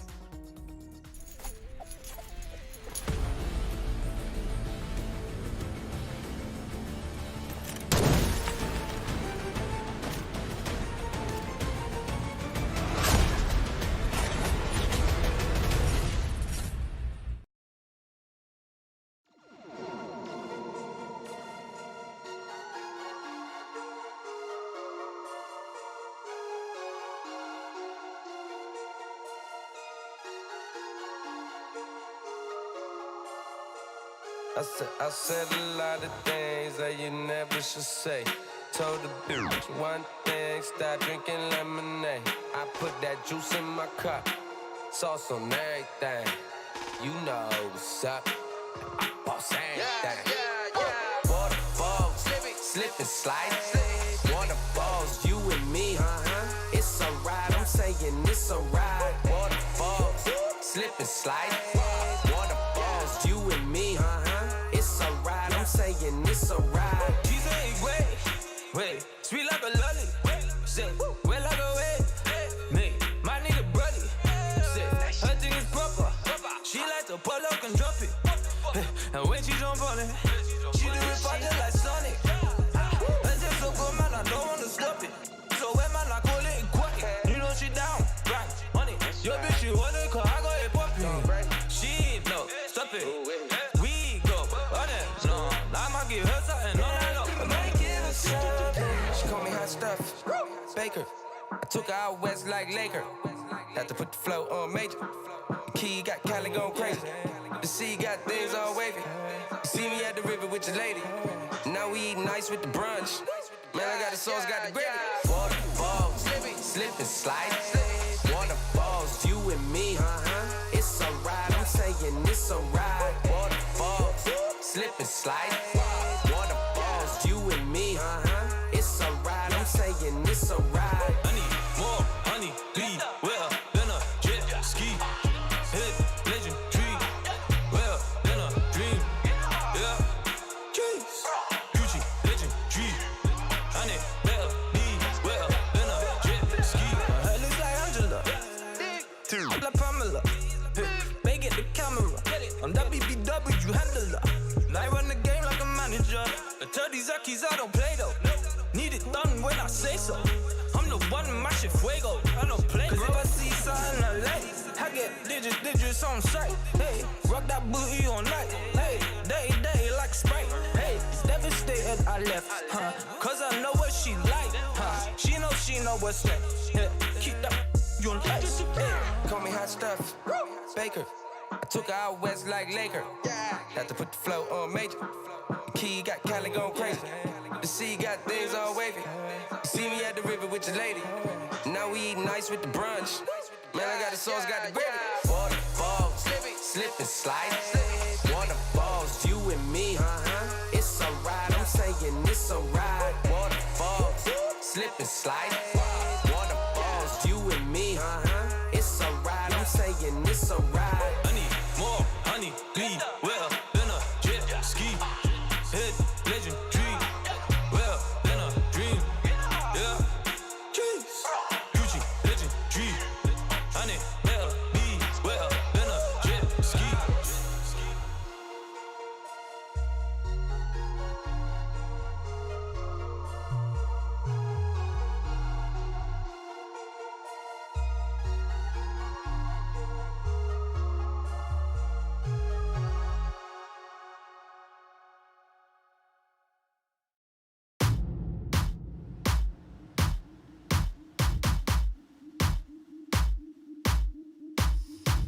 They talking about me cause they never been relevant.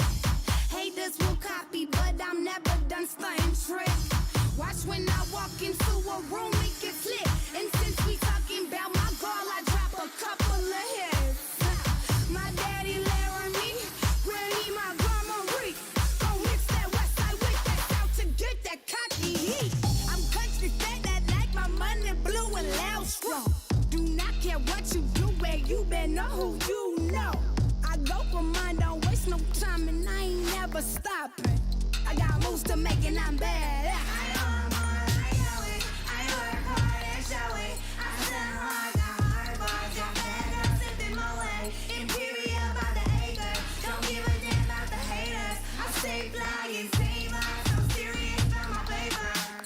I look good in that grind, and I grind. Come for mine, why you trying, I look good, and I grind.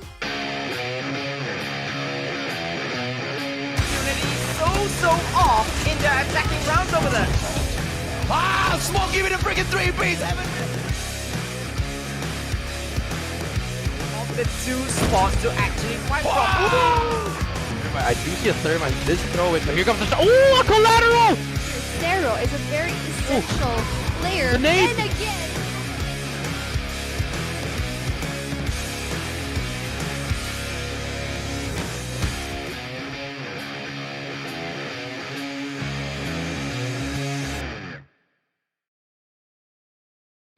Welcome back, ladies and gentlemen, boys and girls. This is the Singapore Championship, brought to you by Garena, Call of Duty Mobile, and of course our very, very amazing sponsors, Sony, as well as the Xperia 1 Mark III, bringing you all of the hottest action as the official mobile phone of the Singapore Championship. My name is AJ, I'm the Mustachio, down here with the one and only Beef Mommy, bringing you all of the hottest action, breaking it down as things happen. And of course, we are at our one and only final series between the very cute but scary 6 ducks taken on Impunity, who have fallen and then gone onto a path of right. Now, this is so scary to see, just because both of these teams are so opposite in that regard. Impunity is going to be that search and destroy team that's absolutely going to be insufferable. They're going to give everyone else a hard time. 6 Ducks, on the other hand, is going to have a little bit of a better time in those respawns. So best believe they're not going to give any chances or any points to the side of Impunity. Yeah. But let's take a look at our head-to-head, just because we already want to see our versus graphics of what to see, what to expect. We already know here 6 Ducks going up against Impunity. Yes, we have already said that a while ago, and both of these teams are going to be at the very opposite ends of the spectrum. So that's what makes it even more interesting, because how are they going to be able to pull through in the parts where they actually have a really hard time with? Yeah, and of course, the main man for 6 Ducks, ladies and gentlemen, boys and girls, the one and only Claudra, backed up by Nova, J, Bot, Nuke, as well as Amity, will be looking forward to take on one of the biggest competition that they have gone up against so far in here at the Singapore Championship. Impunity most definitely are looking forward to put a stop to their rise. But, you know, how possible that is, just like you said, Beef, it's all going to depend on the strats, and it's so contrasted between the two. It really is a stark contrast, just because we keep saying a while ago, Impunity is always going to be such an amazing team. Speaking of Burger Bee, Sky Oasis, and also Shadow Tofu, Siafikafi, it's going to be an honestly solid team for Search and Destroy, with Burger Bee absolutely just popping off. You already know, I'm actually excited to see what the maps are going to be, but we are going to be talking about that later on. Let's talk about how really good these teams are. Sky as well as Burger Bee, you know, they're going to be that double sniper just because they can do so, and they've learned basically from Almighty that it's going to be such an amazing thing. We haven't seen a bunch of teams actually really apply the double sniper meta that we'd like to see, so hopefully we actually get to see that for the side of the 6 Ducks. Yeah, it all depends on how comfortable they are. Let's take a quick peek at the head-to-head, ladies and gentlemen, boys and girls. Once again, a little piece of paper with a couple of numbers, potentially to influence what you think about these two squads. But like we have seen, as it has been proven time and time again, these are just numbers that have led them here, not necessarily how the match is about to end, Beef. Yeah, it's definitely going to be just numbers on a piece of paper, and Claudia would always be that top fragger. We already know Search and Destroy isn't going to be much for him just because he's always a roamer. Yes, he gets a lot of kills, but everyone else in his team need to pull through. Always, he's going to be a really essential player as well for Search and Destroy, but he usually makes a lot of plays as well for all of those respawns. But you can see here, it's Claudia still. He's doing such an amazing job. 3,600 points for his average scores. Not only doing the slaying, but also doing a little bit of OBJs as well. And Claudia's that one guy who's just an all-rounder, right? You can depend on him to do anything, which is why when I introduced the Six Ducks, I introduced the point man Claudia and those within his squad that's backing him up, because this guy seems to be picking up a lot of the slack for his squad. Hopefully we see the other Ducks step it up as well. Map vetoes, ladies and gentlemen, boys and girls. First point is who has won that coin toss. Let's take a quick look, and the Ducks score it big with luck today. The operator bands, first Annihilator as well as the Sparrow, going to be removed from the equation, so a lot of the death machines are most definitely going to pop off. The Equalizer will be brought forth as well, but a little bit lower in terms of how long or how far they can continuously go in for the slice. We've seen the death machine in action, and it most definitely is very useful in that non-stop respawn modes. Let's take a quick peek at the bans here. Hackney Yard not going to be in play, and Standoff is going to be shut down, Beef. I like what I see with the map choices from both of these teams. You can already see here, Hardpoint, Crossfire, Six Ducks. You already know Impunity is going to be probably having a hard time here. Yes, they have really good snipers. They might have one support sniper if they are confident enough. Because we've seen that Almighty usually has Heaven there with a sniper even during a Hardpoint Crossfire, just because you already know Crossfire is going to be that long-range map that you will have a really great time with if you are able to really master that sniper, shutting down every single push that you can actually see for the opposing teams. Over here in Search and Destroy though, firing range for Impunity, double sniper, Six Ducks, not gonna be really good right now, just because you already know that double sniper will get every single angle down. But then, this is where the story will change, just because domination for the side of Six Ducks is gonna be so great for them, because we have Claudia. You have that guy to actually go around the corners, be able to really pull through in those close range situations, and really go for those high frags. Yeah, I'm looking at this whole map pick in a totally different way. I feel like Six Ducks know that Crossfire is going to be absolutely a losing battle if we drop it into Search and Destroy, so they pull it into Hardpoint. Even if Impunity comes in rolling the double sniper play here, it's not going to do them any much favors in such a high-paced match, and that's exactly what Six Ducks are maybe hoping for, because, you know, like broken down just moments ago, there are just 7 maps in rotation here. 2 maps get banned out. You have to play the rest of the 5. So it's all about a game of pick and choose. Where do you want, what sort of mode do you want to have certain maps on? And once again, you can either pull it to your strengths or to the disadvantage of your opponents. And clearly, they did not want to give that advantage to the double snipe for the side of Impunity. Yeah, and it's going to be so scary to see, just because Impunity has a 100% win rate on Search and Destroy. Only one team has also had a 100% win rate, which is going to be Almighty. So you already know that Impunity is going to be scary here. You shouldn't give any chances. You need to actually go in there, get that information for your team, eventually not be too greedy when it comes to those kills. Six Ducks, on the other hand, they've had 50%. So that's not too bad. That's not too good. It's just right. It's really in those respawns they can actually really go and pull through. But you know what? Speaking of respawns, let's take a look right now. Match number 5, lower bracket 2, Six Ducks versus Impunity. Let's get it started.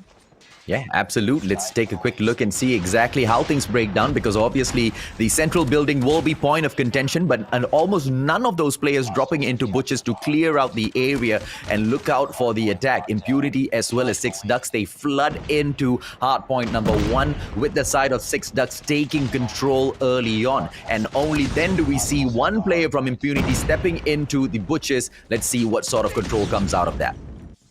Shadow was just the only one in there, and it was so surprising because central building, you need to have a lot of players that's going to be there. But yes, they are going to be having that butchers, but it's not enough.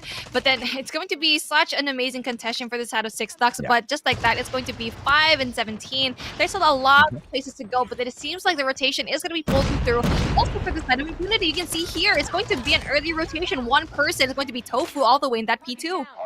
Yeah, one main reason as to why they were able to do that is because one player in the name of Shafiq from the team Impunity went into Butchers, absolutely slaying, making sure anybody who passes through middle lane from that guerrilla base will not be able to put that fight up in central building from the front, because we've seen so many times teams, especially Crush, right, a few plays from the side of the Almighty, they constantly jump into that window of corner into the central building and get to that hard point. So difficult to push away. And as we move on to the second hard point, Impunity once again stomping their dominance speed. The dominance is just a little bit too much, as one by one we can see here filtering through. It's going to be so hard for Six Ducks to really go in there just one by one. They need to go in for the rotation as well. The contest and the rotation, they need to split the team in two. Now that's going to be a very hard feat, just because you don't want to be the last one into that P3, but at the same time you don't want to give all of the points into the side of Impunity. Right now though, the rotation is going to be coming on. Not only that, but the scrap points as well. That's going to be so hard. 10 seconds left on the clock, yet no one is going to be stopping over there. They need to go in for the rotation, but there's going to be Shadow over there early on. Yeah, Impunity is already at the laundry, waiting to wash the sins of these Six Ducks away. A bit of the dirt as well, because you know the pond that the Six Ducks have been swimming thus far, ladies and gentlemen, boys and girls, is a little bit murky. So what kind Impunity souls we have in here? Laundry, they take control of it, and Butchers comes the point of contention. You need to hold on to the Butchers and look at what Impunity is trying to do. They are resetting the spawn, and if they get this spawn reset, they most definitely will be able to conquer Laundry. But this is a high risk, high reward. They allow one player to hold on to the Laundry. The spawn reset comes through. This is perfection from Impunity. Always just making Six Ducks look like a bunch of squeaky ducks that you see in your bathroom and in your bathtub. They are nothing up against Impunity right now, and even though, yes, they're going to be able to actually give P3, but they're doing that on purpose just because the other rotation is going to be calling through over here, going into that P4. They are doing so well, and they are always playing this catch-up, the catch-up gameplay going in for the side of the Six Ducks. Yeah, Impunity. Six Ducks started this off really well. Impunity just turning things around. Why? Because they know how to play standoff really well. Initially, they take hold of Butchers. Later on, when it was the office build, one main point man to take care of the access from Lounge, and they didn't carefully step in and pick up a lot of points. Office building was quite honestly one of the driest hard points in the matchup so far, and Tailor Shop might just be one of the biggest money hills for the side of Impunity. I expect them to take all of the points in here. Such a stellar defense setup, but this is good ideation coming in from Six Ducks. They take over the office building, and they will be able to put on pressure from this side wave. But then the pressure is not going to be enough, and I feel like the rotation is going to be pulling through. They're going to be getting the scrap points yet again, and you can already see here two players already from Impunity is going to be going in for that rotation, heading on over to P5. Now, this is going to be one of the harder ones, because majority of the points of Impunity, they were able to get in P4, and the scrap is going to be going into the side right now of Six Ducks. Not only that, they're probably going to get the majority of the points as well from P5. I feel like they should have heavily utilized going into that rotation instead of fighting for P4. Six Ducks most definitely pulled off the right strat there. They knew that office building was so essential, and this is the impossible play. To move in from the fourth hardpoint into the fifth. Wareroom is not going to be difficult, not going to be easy at all, but as I say that, they do exactly that. And exactly what Impunity was doing earlier on, ladies and gentlemen, boys and girls, with the strats, we see it now coming out of the Six Ducks. Can the Six Ducks continue to keep this up? Now they need to focus in not only on holding onto this hardpoint, but resetting all of the spawns from the players of Impunity as well. But the reset is not going to go far. Laundry needs to be cleared out as well. The players are now spawning through that broken building, and the challenge comes through. RNG Gods most definitely on the side of Impunity. It's not going to be easy for the Ducks right now, babe. This is a very strange game, just because both points that are usually heavily defended and really hard to infiltrate are being infiltrated by the Six Ducks. They're doing such a good job at actually going in there for the defense and going for the push. And not only that, they are going to be going for that early setup as well into P1, which we need to see Impunity do. It's going to be trickling down here one by one, and they should have just given up that P5 already and put their sights up into P1, because they can. They're up more, and they should have gone in for that rotation already. But then this is just going to give a lot of chance for the side of Six Ducks to get more points. Oh, the ducks keep missing the butchers. Now, I understand that ducks do not like butchers for a very good reason, ladies and gentlemen, boys and girls. But the butchers this time around is most definitely a point that the ducks need to focus on. They've done so many things right in the other hard points, and they have gone back to failing at the central building. And that one mistake of not taking hold of butchers earlier on makes the 6 ducks pay such a heavy price. 150. Too easy. This was for the ducks to lose, and they went ahead and lost it, Beef. They just became rubber duckies. But you know what? They had such amazing plays. They were able to infiltrate that P4. Not only that, was able to somehow also rotate into P5, get even a lot of points over there. Not only that, but also go into P1. But like what you said, butchers, they weren't able to get that power position. You always need to get that dumpster, just because you're going to be seeing a lot of sites, especially if you have the Holger 26. You can easily just wall back everyone else going into that top 2 in that top central building. Not only that, you can also get everyone else that's trying to go in for the parkour from those broken walls. So a lot of missed opportunities for the size 6 ducks, and they could have just won that match. But sadly, Impunity was just too good with the strats. Yeah, let's break that down step by step, because we will have a little bit of time before we jump on over to Search and Destroy in a bit, ladies and gentlemen, boys and girls. Like Beef broke down, the very first hard point, that was all about the Butcher gameplay. And then when we moved on into the office building, I feel like Impunity played that so well.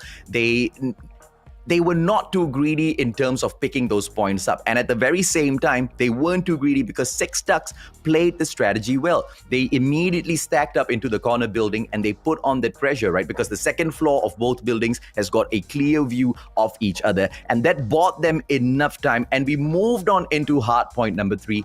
This is where those spawn resets came into play. And it was played to perfection by Impunity. 6 ducks, on the other hand, did something which I did not expect them to do, because initially with the first 3 hard points, they were doing such a terrible job. And I didn't expect strategy all of a sudden to pop up into their head. But that's exactly what happened. The death machine got brought in. They took over the second floor of the office building. And so much of pressure got brought down onto Taylor Shop. And they got the spawn as well. They reset the spawn for the other team. They took over Taylor Shop. Wareham was just pure luck. Wareham was just pure luck, because as they were rushing in for hard point number 5, here's what Impunity could have done. They could have stayed put. Instead, they branched out. They started running over to Laundry. They started running over to Butchers, and one by one, they got shut down. But that luck just wasn't capitalized towards the very end. Final central building, they didn't learn their lesson, Beef. They didn't send a duck into the Butchers. I mean, I'm pretty sure a duck wouldn't want to be by the butchers, indeed. I would be very scared if I was a duck. But it's a waste. All jokes aside, it really is a waste. They did not learn from that first hard point. They went in there for that early rotation. They got so many points in P5. Even with the early rotation, we were able to say it. But then sadly, they weren't able to utilize, especially going into that power position, going into butchers, eventually getting pulled off one by one. But you know what? Here's another time to really just shine. Hopefully, they don't get to do the same mistakes here, just because you already know this is going to be even harder to pull through in Search and Destroy firing range. Yep, this is going to be a much slower paced game. The attacking side taking it slow. 6 ducks. Let's see the strategy that they pull off. The bomber will be waiting at the corner of the shower fronts, looking down, shooting range. Most probably Alpha, the point of contention here. Bravo will have 2 players on defense, but we do see J-Bot there as well, keeping an eye on them from passageway. We are still waiting for our first frag, Beef. Holger 26 being spammed through, trying to get a wall bang, but doesn't quite get anyone. He has a really good part, though, just because you already know that he has that silencer on his gun, so he won't be heard. No information will be given. But then the sound might be heard just by a little bit. It's going to be a very passive gameplay here by the side of the 6 ducks, which is going to be good for them. Not only that, they also need to get a really good hold on Trailer as well. 2 players are going to be there. Siafik always getting that pre-fire on. Yeah, but obviously not meeting anyone. Unfortunate for him, but Nova Bot is not that unlucky. Goes in for the quick scope, manages to get the takedown and pushes in further. Once again, shooting range, the point of contention. But look at this strategy being pulled off here by the Six Ducks. Absolute perfection. They get the frag onto Alpha. They go in for the push onto Bravo, but it falls flat on their face because Kai just claws through them. Claudra goes down as well. Bomb trying to rotate all the way round through the wall, but it's just way too far. Burger P gets that shut down, but Shafiq closes this off for Impunity. Now that's how you use a Holger 26. That is why you need to have that large mag size for times like that to stop a push, getting rid of 3 players just like that.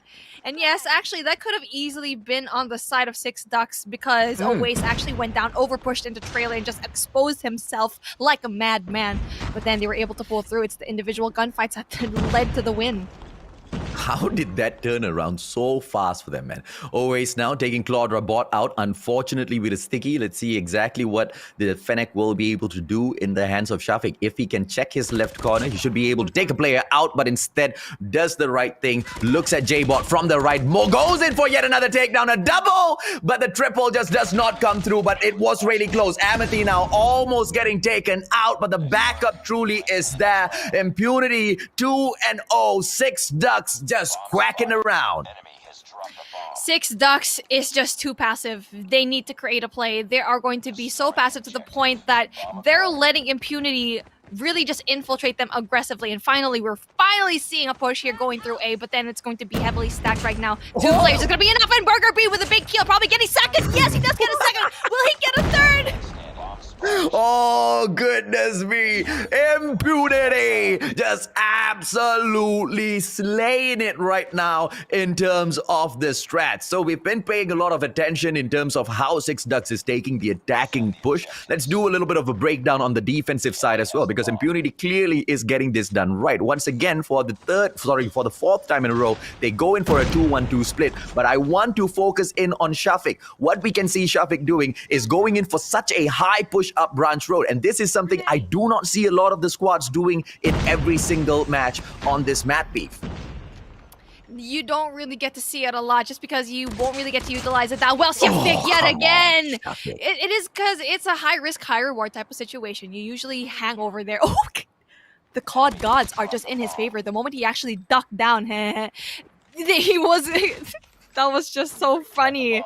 That was a really great read. He was able to get rid of that, and Claudra Bot yet again is going to be the only one left for his team. Oh, Claudra Bot taken down as well. Impunity picking up point number 4. Absolute perfection for a squad that didn't really start the Singapore Championship off on the right note. And as they start off their final round in the defensive position, it is yet again a 2-1-2 split with Shafiq once again going in for such a deep push down Branch Road. But the attack will come strong from the side of Six Ducks. They're going in for the push all the way into Alpha, but the bomber gets dropped. A quick trade coming right through, but the numbers game will be in the favor of the Six Ducks, but not for long. Shafiq strikes once again with that Fennec. It's a 3-on-3. Shafiq once again with a snipe as well. This guy is gonna be the reason why Impunity wins this Search and Destroy. Sniper. But then, just like that, it's going to be evening things up. It's going to be very difficult for them, knowing very well there's going to be an absolute amazing sniper there.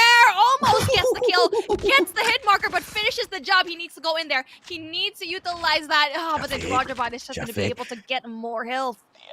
Come on, Shafiq. One final opportunity, and Shafiq does not get the clutch just yet. Pulls out the sniper, goes in for a quick flick, and not that lucky as well. The bomb, the fake will be coming through from Claudra Bot. One of the best from the side of the Six Ducks now taking it up against this one player who has been so essential. And the Fennec does not work against Claudra Bot. He moves like most definitely a bot in Call of Duty Mobile, slides out of the way, and Fennec's Shafiq out of this competition. Maybe not out of the match just yet. 4-1 Six Ducks. This is going to be a tough one to make a comeback on. You need to really just chill out if you are going up against Claudra Bot, knowing very well he's so great in those close range gunfights. But then just like that, Claudra Bot yet again with a 2-piece.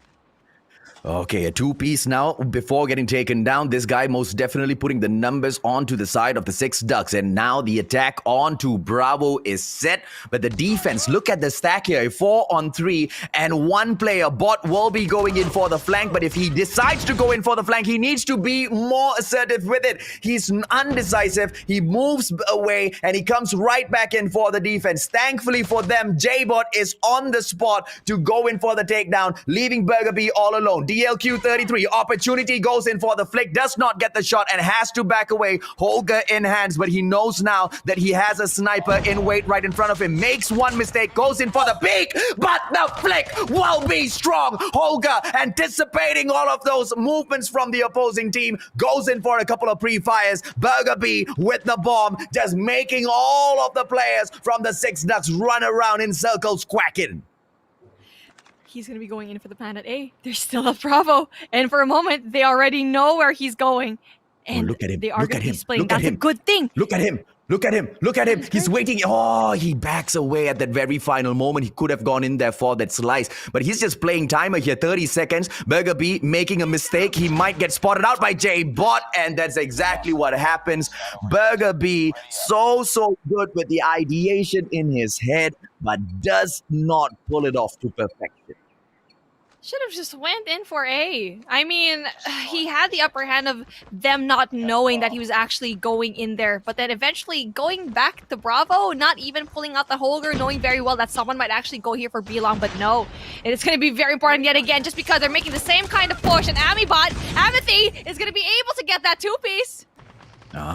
With Sky equaling, well, not equaling, just taking out Amity, it might just be enough for them to take control of Bravo, but the numbers will now slide in for that backup. And look at the two players from the side of Six Ducks backing away. Where are they going, on a holiday?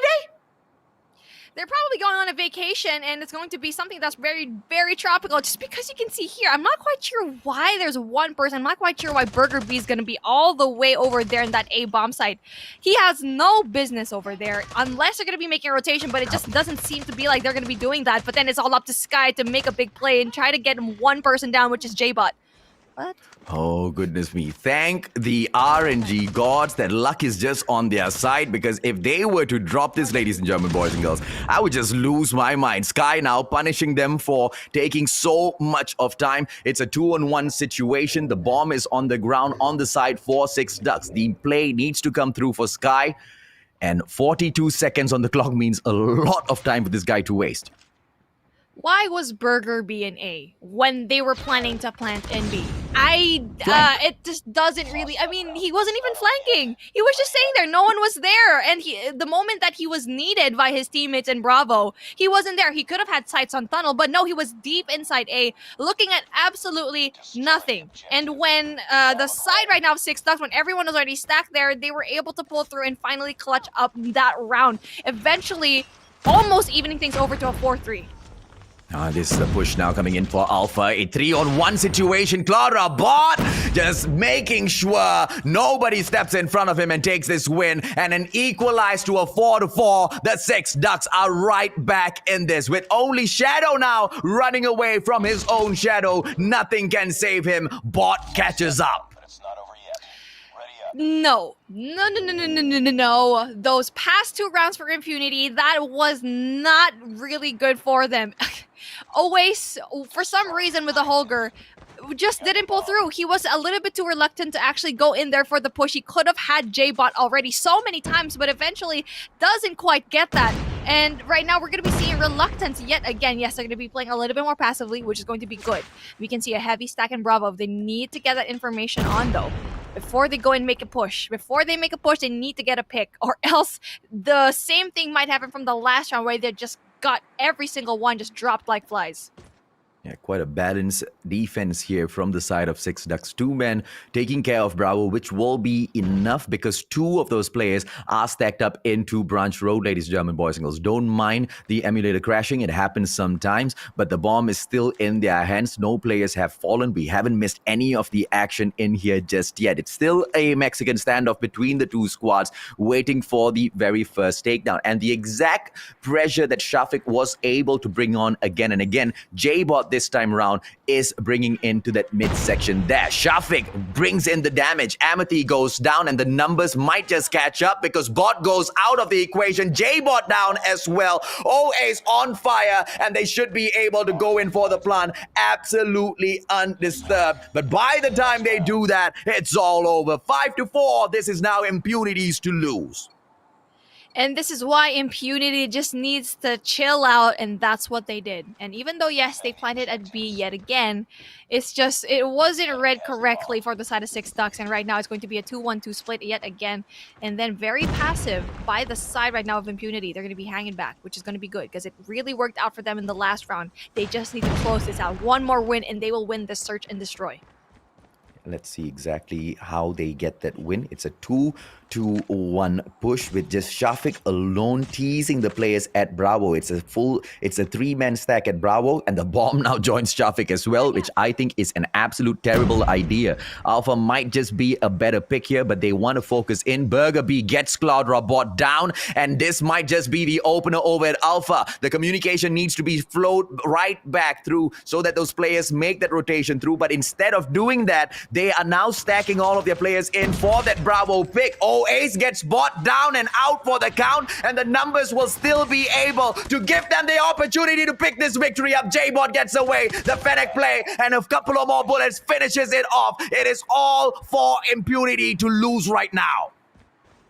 That could have been really wrong. The fact that NovaBot gets a kill, but no, Shafiq is just a little bit too fast. I was so scared. I was so scared to see that push for Bravo just because there was only 2 of them. But then it's a good thing they went into that little cubby into firing range. If they actually went into that side because 2 people were actually having that side, could have been easily down and maybe even bring it to around 11 just because everyone else in the side of Impunity was actually in A. But then a really great read and always it just popped off. Yeah, I feel like both of the teams defensively played it really, really well. Barely making many mistakes, a couple of unforced errors, but the one that was making the biggest of differences as both of the teams took on the defensive stance, it was Shafiq. Shafiq was the only one, even as they were on defense, he kept pushing mid. He kept pushing out a branch road. He kept finding some frags into Barracks Hut. We saw him get a 2-piece. We saw him consistently go in and find kills round after round. But when it swapped on over, when they had the bomb, they were put into a predicament because where do they go in and focus on? And I feel like the attacking side, they were not anywhere near as strong as the defense, but thankfully they still got the victory.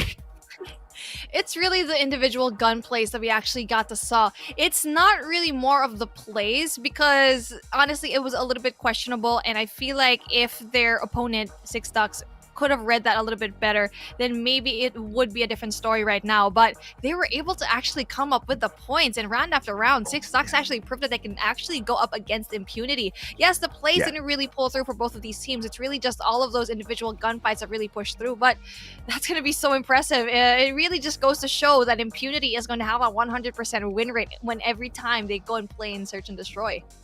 Yeah, absolutely. If they could, I mean, the attacking side will be able to call the pace of the game. They called the pace of the game quite well when they were on the attacking side. Defensive, on the other hand, they were able to solidify all of their hold, right? What we can see the biggest difference here is Six Ducks, they don't step out of their comfort zone. Impunity, on the other hand, they are consistently looking for the kill, consistently looking for each and every single opener. Six Ducks, on the other hand, they wait. They play the game of wait and see. How is that paying out for them? I really don't understand why they keep doing it, right? Six Ducks, ladies and gentlemen, boys and girls, are down 0-2. Impunity, they have this series in hand if they can bag it with a 3-0. If this is a matchup where they can pull through, this is definitely a map that they can win, just because we already know they are really, really aggressive as a team, especially with Quadra in the mids. They can definitely get that, but here we go. It's going to be a lot of kills already. We already know that the fight for Bravo is going to ensue, and we already know that Impunity is going to be able to go in there so quickly. The spawns are going to be flipping, though.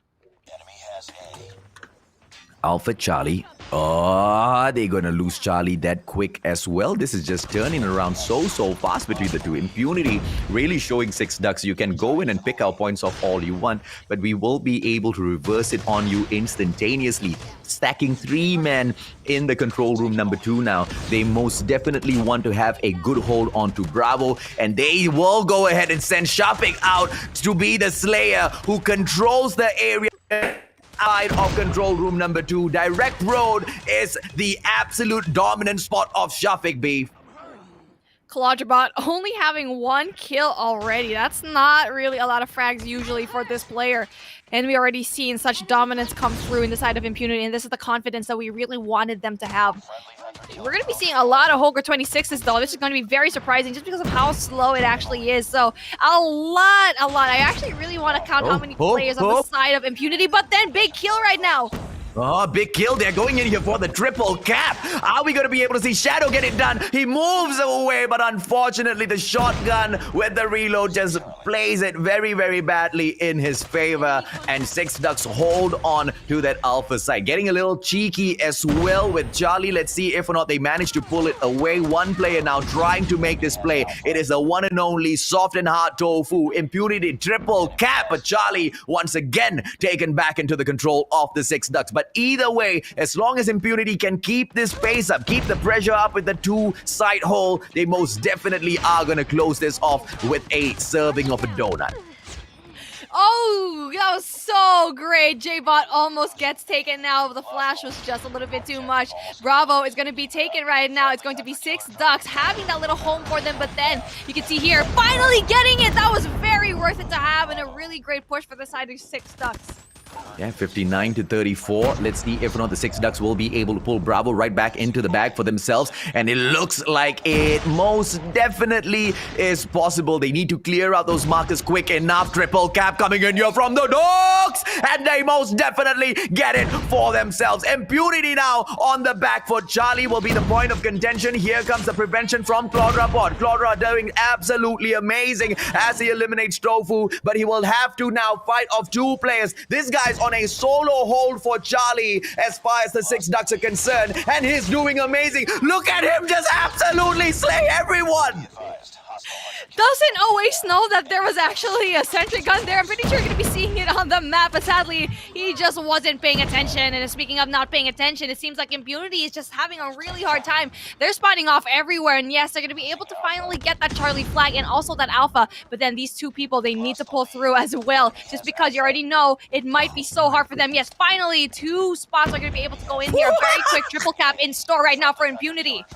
Oh, but right round it turns, but Sky, what a beautiful prevention. This is the equalizer, ladies and gentlemen, boys and girls. This is the absolute power that it brings into the game. And that's exactly what Garena Call of Duty Mobile wants to show you guys. And that's why we have our operator bands. Check out the rest of these operators, man. Cool. And I love to see operators. Honestly, that's why I really love Call of Duty Mobile, just because you get to see operators and score streaks really making and putting flavor into the game. But then speaking of flavor, if we're going to be seeing a really fast ANC cap nonetheless, but it's really that battle for Bravo that's going to be ensuing. There's going to be 2 players from each team that's going to be in the control number 2. And it's going to be very hard just because we already see Impunity is having a hold of that. Oh, Impunity, and they bring in the Predator missile as well, just to make sure that the push into Bravo is going to be so much more harder. And with that, the sentry gun now gets pulled out right outside of control room number 2, deep into the direct road, and it will be able to rip through the 6 ducks a lot. XS1 Goliath being brought out as well for the one and only Tofu. Tofu should be able to defend either Bravo or Charlie. Let's see exactly where he brings in this Goliath. He wants to go Bravo, and this is the best play from the XS1 Goliath, because as long as you hold on to the 2nd floor of the control room number 2, Charlie and Bravo is available for XS1 to absolutely decimate. Absolutely great call right now for Tofu to actually bring in that XS1 Goliath, just stopping every kind of push that the 6 ducks can actually make.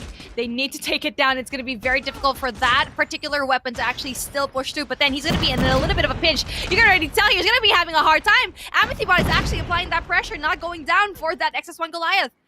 Yeah, but XS1 Goliath by Tofu just a little bit too good. He had some backup from a couple of team members as well. Shafiq on point, stepping up onto the second floor, making sure he has the back of the XS1 Goliath and using that to their advantage. Bravo and Charlie now under full lockdown. The Six Ducks cannot continuously swap back and forth, but one final player in the name of Claude Rabot manages to get the backdoor access. Are we going to be able to see him put it to good use? Yes, he does. Claude Ra takes down Tofu's XS1. Opening the game back up for the Six Ducks.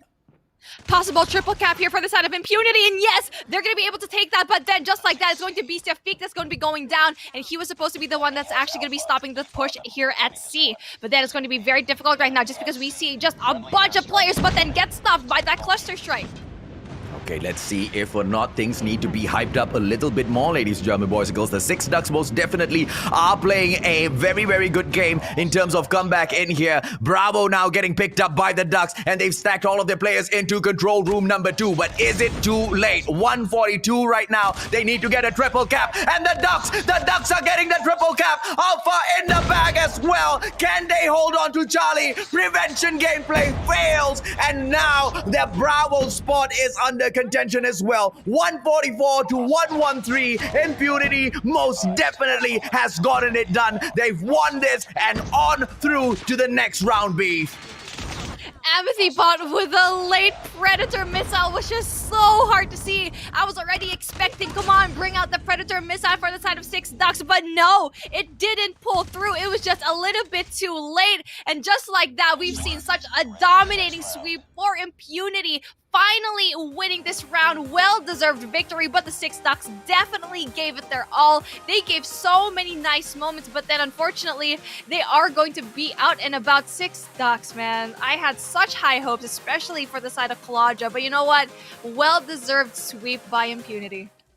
From getting thrashed on the opening day to being able to now serve a donut and move on to the next step, I am very, very sure Impunity is very impressed with their own teamwork that they managed to pull off against the Six Ducks, who quite honestly were really, really solid with all of their plays. Did you see that final matchup in there? Hardpoint, it just kept, the domination points just kept switching hands again and again until that final play came through with the XS1 Goliath beef. That XS1 Goliath just did so much of damage, and Claudia just a little bit too late to actually take it out. They weren't able to even touch C or even Bravo. But you know what? Before we actually get to really go into this domination round, let's take a look at the post-analysis and just see what we are meaning to say. Just because we've been seeing here, Hardpoint, it's just going to be so impressive for the side of Impunity. Now, this was the play where we were checking out earlier in the day, which I was so disappointed with, right? Because I really thought that the Six Ducks will be able to get the clutch at the very end, because it was tremendous plays, but just one weakness. And the problem here is the weakness was with the very first hard point. Even though they managed to catch up later on with the points, their rotation back on for the reset of the hard point just did them in B.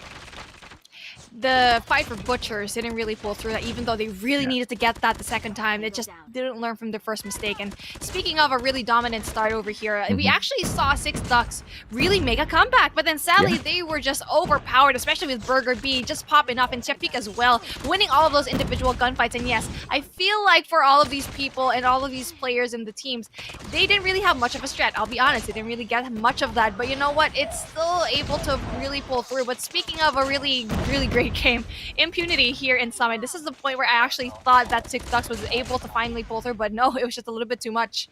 Yeah, so it's quite easy to feel like that Search and Destroy didn't really have much depth into it at all. But, you know, the main reason as to why that Mexican standoff was so apparent in all of those rounds is because they both were so good at defensive stances, right? They pulled that 2-1-2, immediately pushing that pressure into Branch Road. But at the end of the day, ladies and gentlemen, boys and girls, this how the chips have fallen.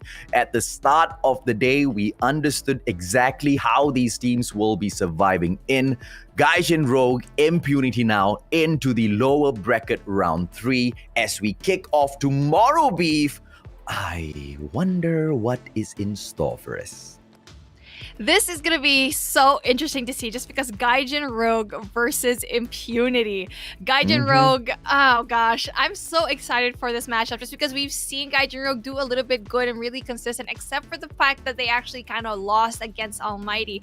But Impunity, they've been on an upwards trajectory with all of their wins, eventually giving 6 Ducks the donut. So with that into consideration, I really want to see both of these teams really pull it off just because the giant that's going to be on top, especially waiting in that finals bracket, is not going to be a joke. We already know that Impunity is going to be having a really hard time going up a very good team in the side of Gaijin Rouge. But let's take a look at the schedules as to what is going to be going down tomorrow with our final match, day number 3 here in the Singaporean qualifiers here, AJ.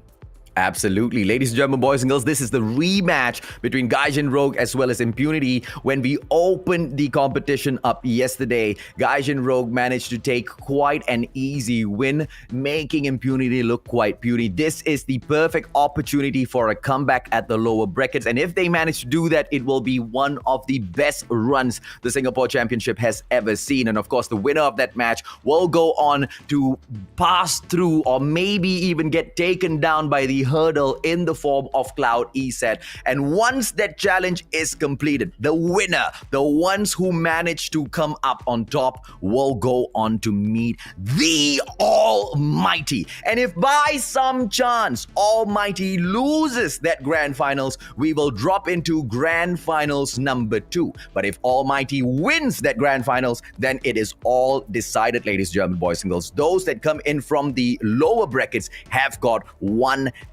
those that move into the upper brackets have got 1 extra life. So not only Almighty is already Almighty in terms of sitting down in that grand finals, they have got 2 chances to bag it tomorrow. And we know the gods of Call of Duty Mobile Singapore don't need 2 rounds.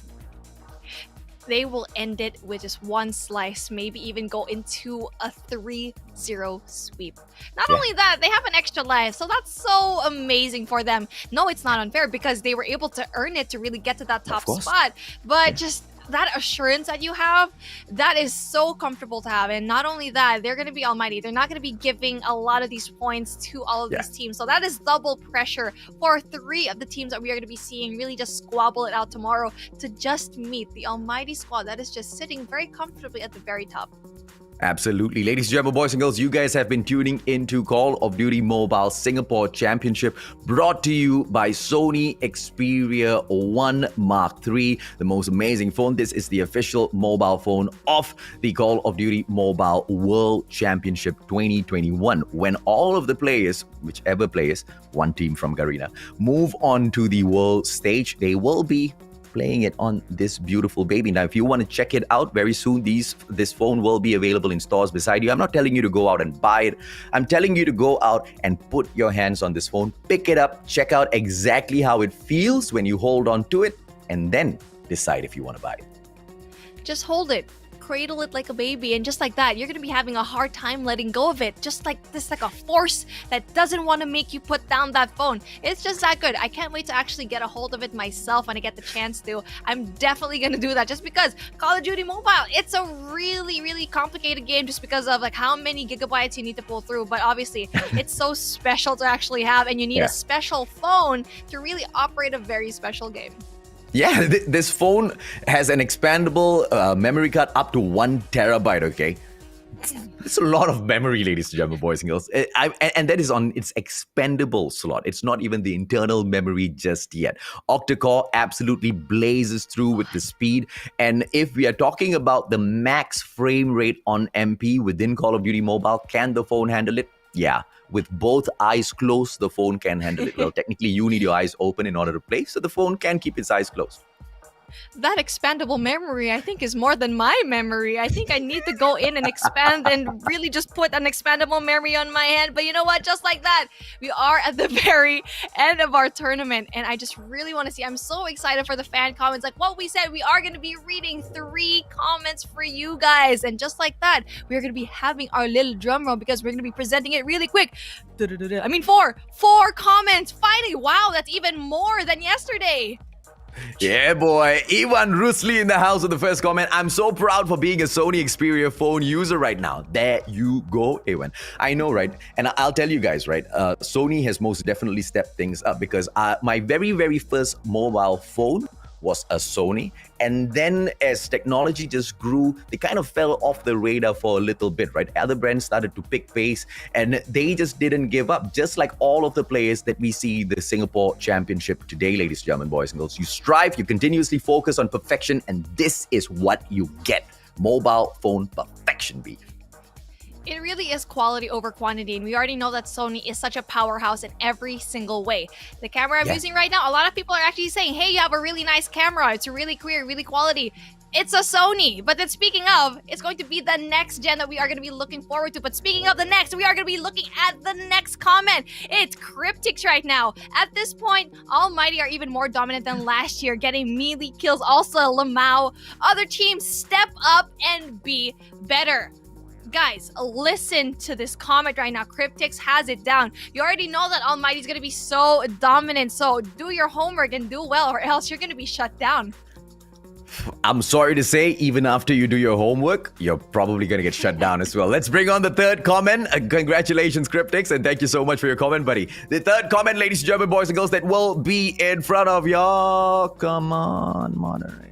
You doing? Man Yellow, lower bracket finals actually more intense than the grand finals because we know AMD is going to 3-0 everything anyway. Man Yellow, I'm with you on this one, bro, but I hope it's not going to be like that. And thankfully for us, it's not a best of 5 in the grand finals, so a lot more opportunities for them to make a mistake. Yeah, a lot of opportunities for these other teams to really pull through and get at least one map on ALMGHTY. But then speaking of the next one, I really want to see our last comment of the day. And here we go. Joshua Mirado, Mustachio, we love you and all, but we know you're the camper type of Call of Duty mobile player. Joshua Mirado, I have one word for you. One word. Actually, I don't know what is the one word. It's just that one finger popped up. I have to say one word lah. I hate campers, man. I don't play camping, man. You have to check out my stream every single time. Even though I suck, I never ever camp and I never ever play Trap Master, my friend. Never, ever. And he does so well just because he has the Sony up in his hands, and everyone else who actually gets a hold of that will not have any lag whatsoever. Will always have an amazing gameplay. Absolutely, man. Let's bring on the fourth comment. Joshua Murado, much love to you, bro. Let's see, ladies and gentlemen, boys and girls, who do we have for the final comment in the day? Nice one, production. Stepping it up. Yesterday we had 3, today we have 4. And the final one in the house. Oh yes, that was the fourth one. Oh yeah, that was the last one. Oh, damn. I thought hey, there was another one coming through. This is bad communication from production, ladies and gentlemen, boys and girls. I'll have a word with them later on. Production? I said there was the last comment already, but you know what? You're just so excited. Hopefully tomorrow there'll be 5. Hopefully. I'm really hoping there'll be a 5 comment. Oh, hopefully we get to see that, especially it is our grand finals. Yeah.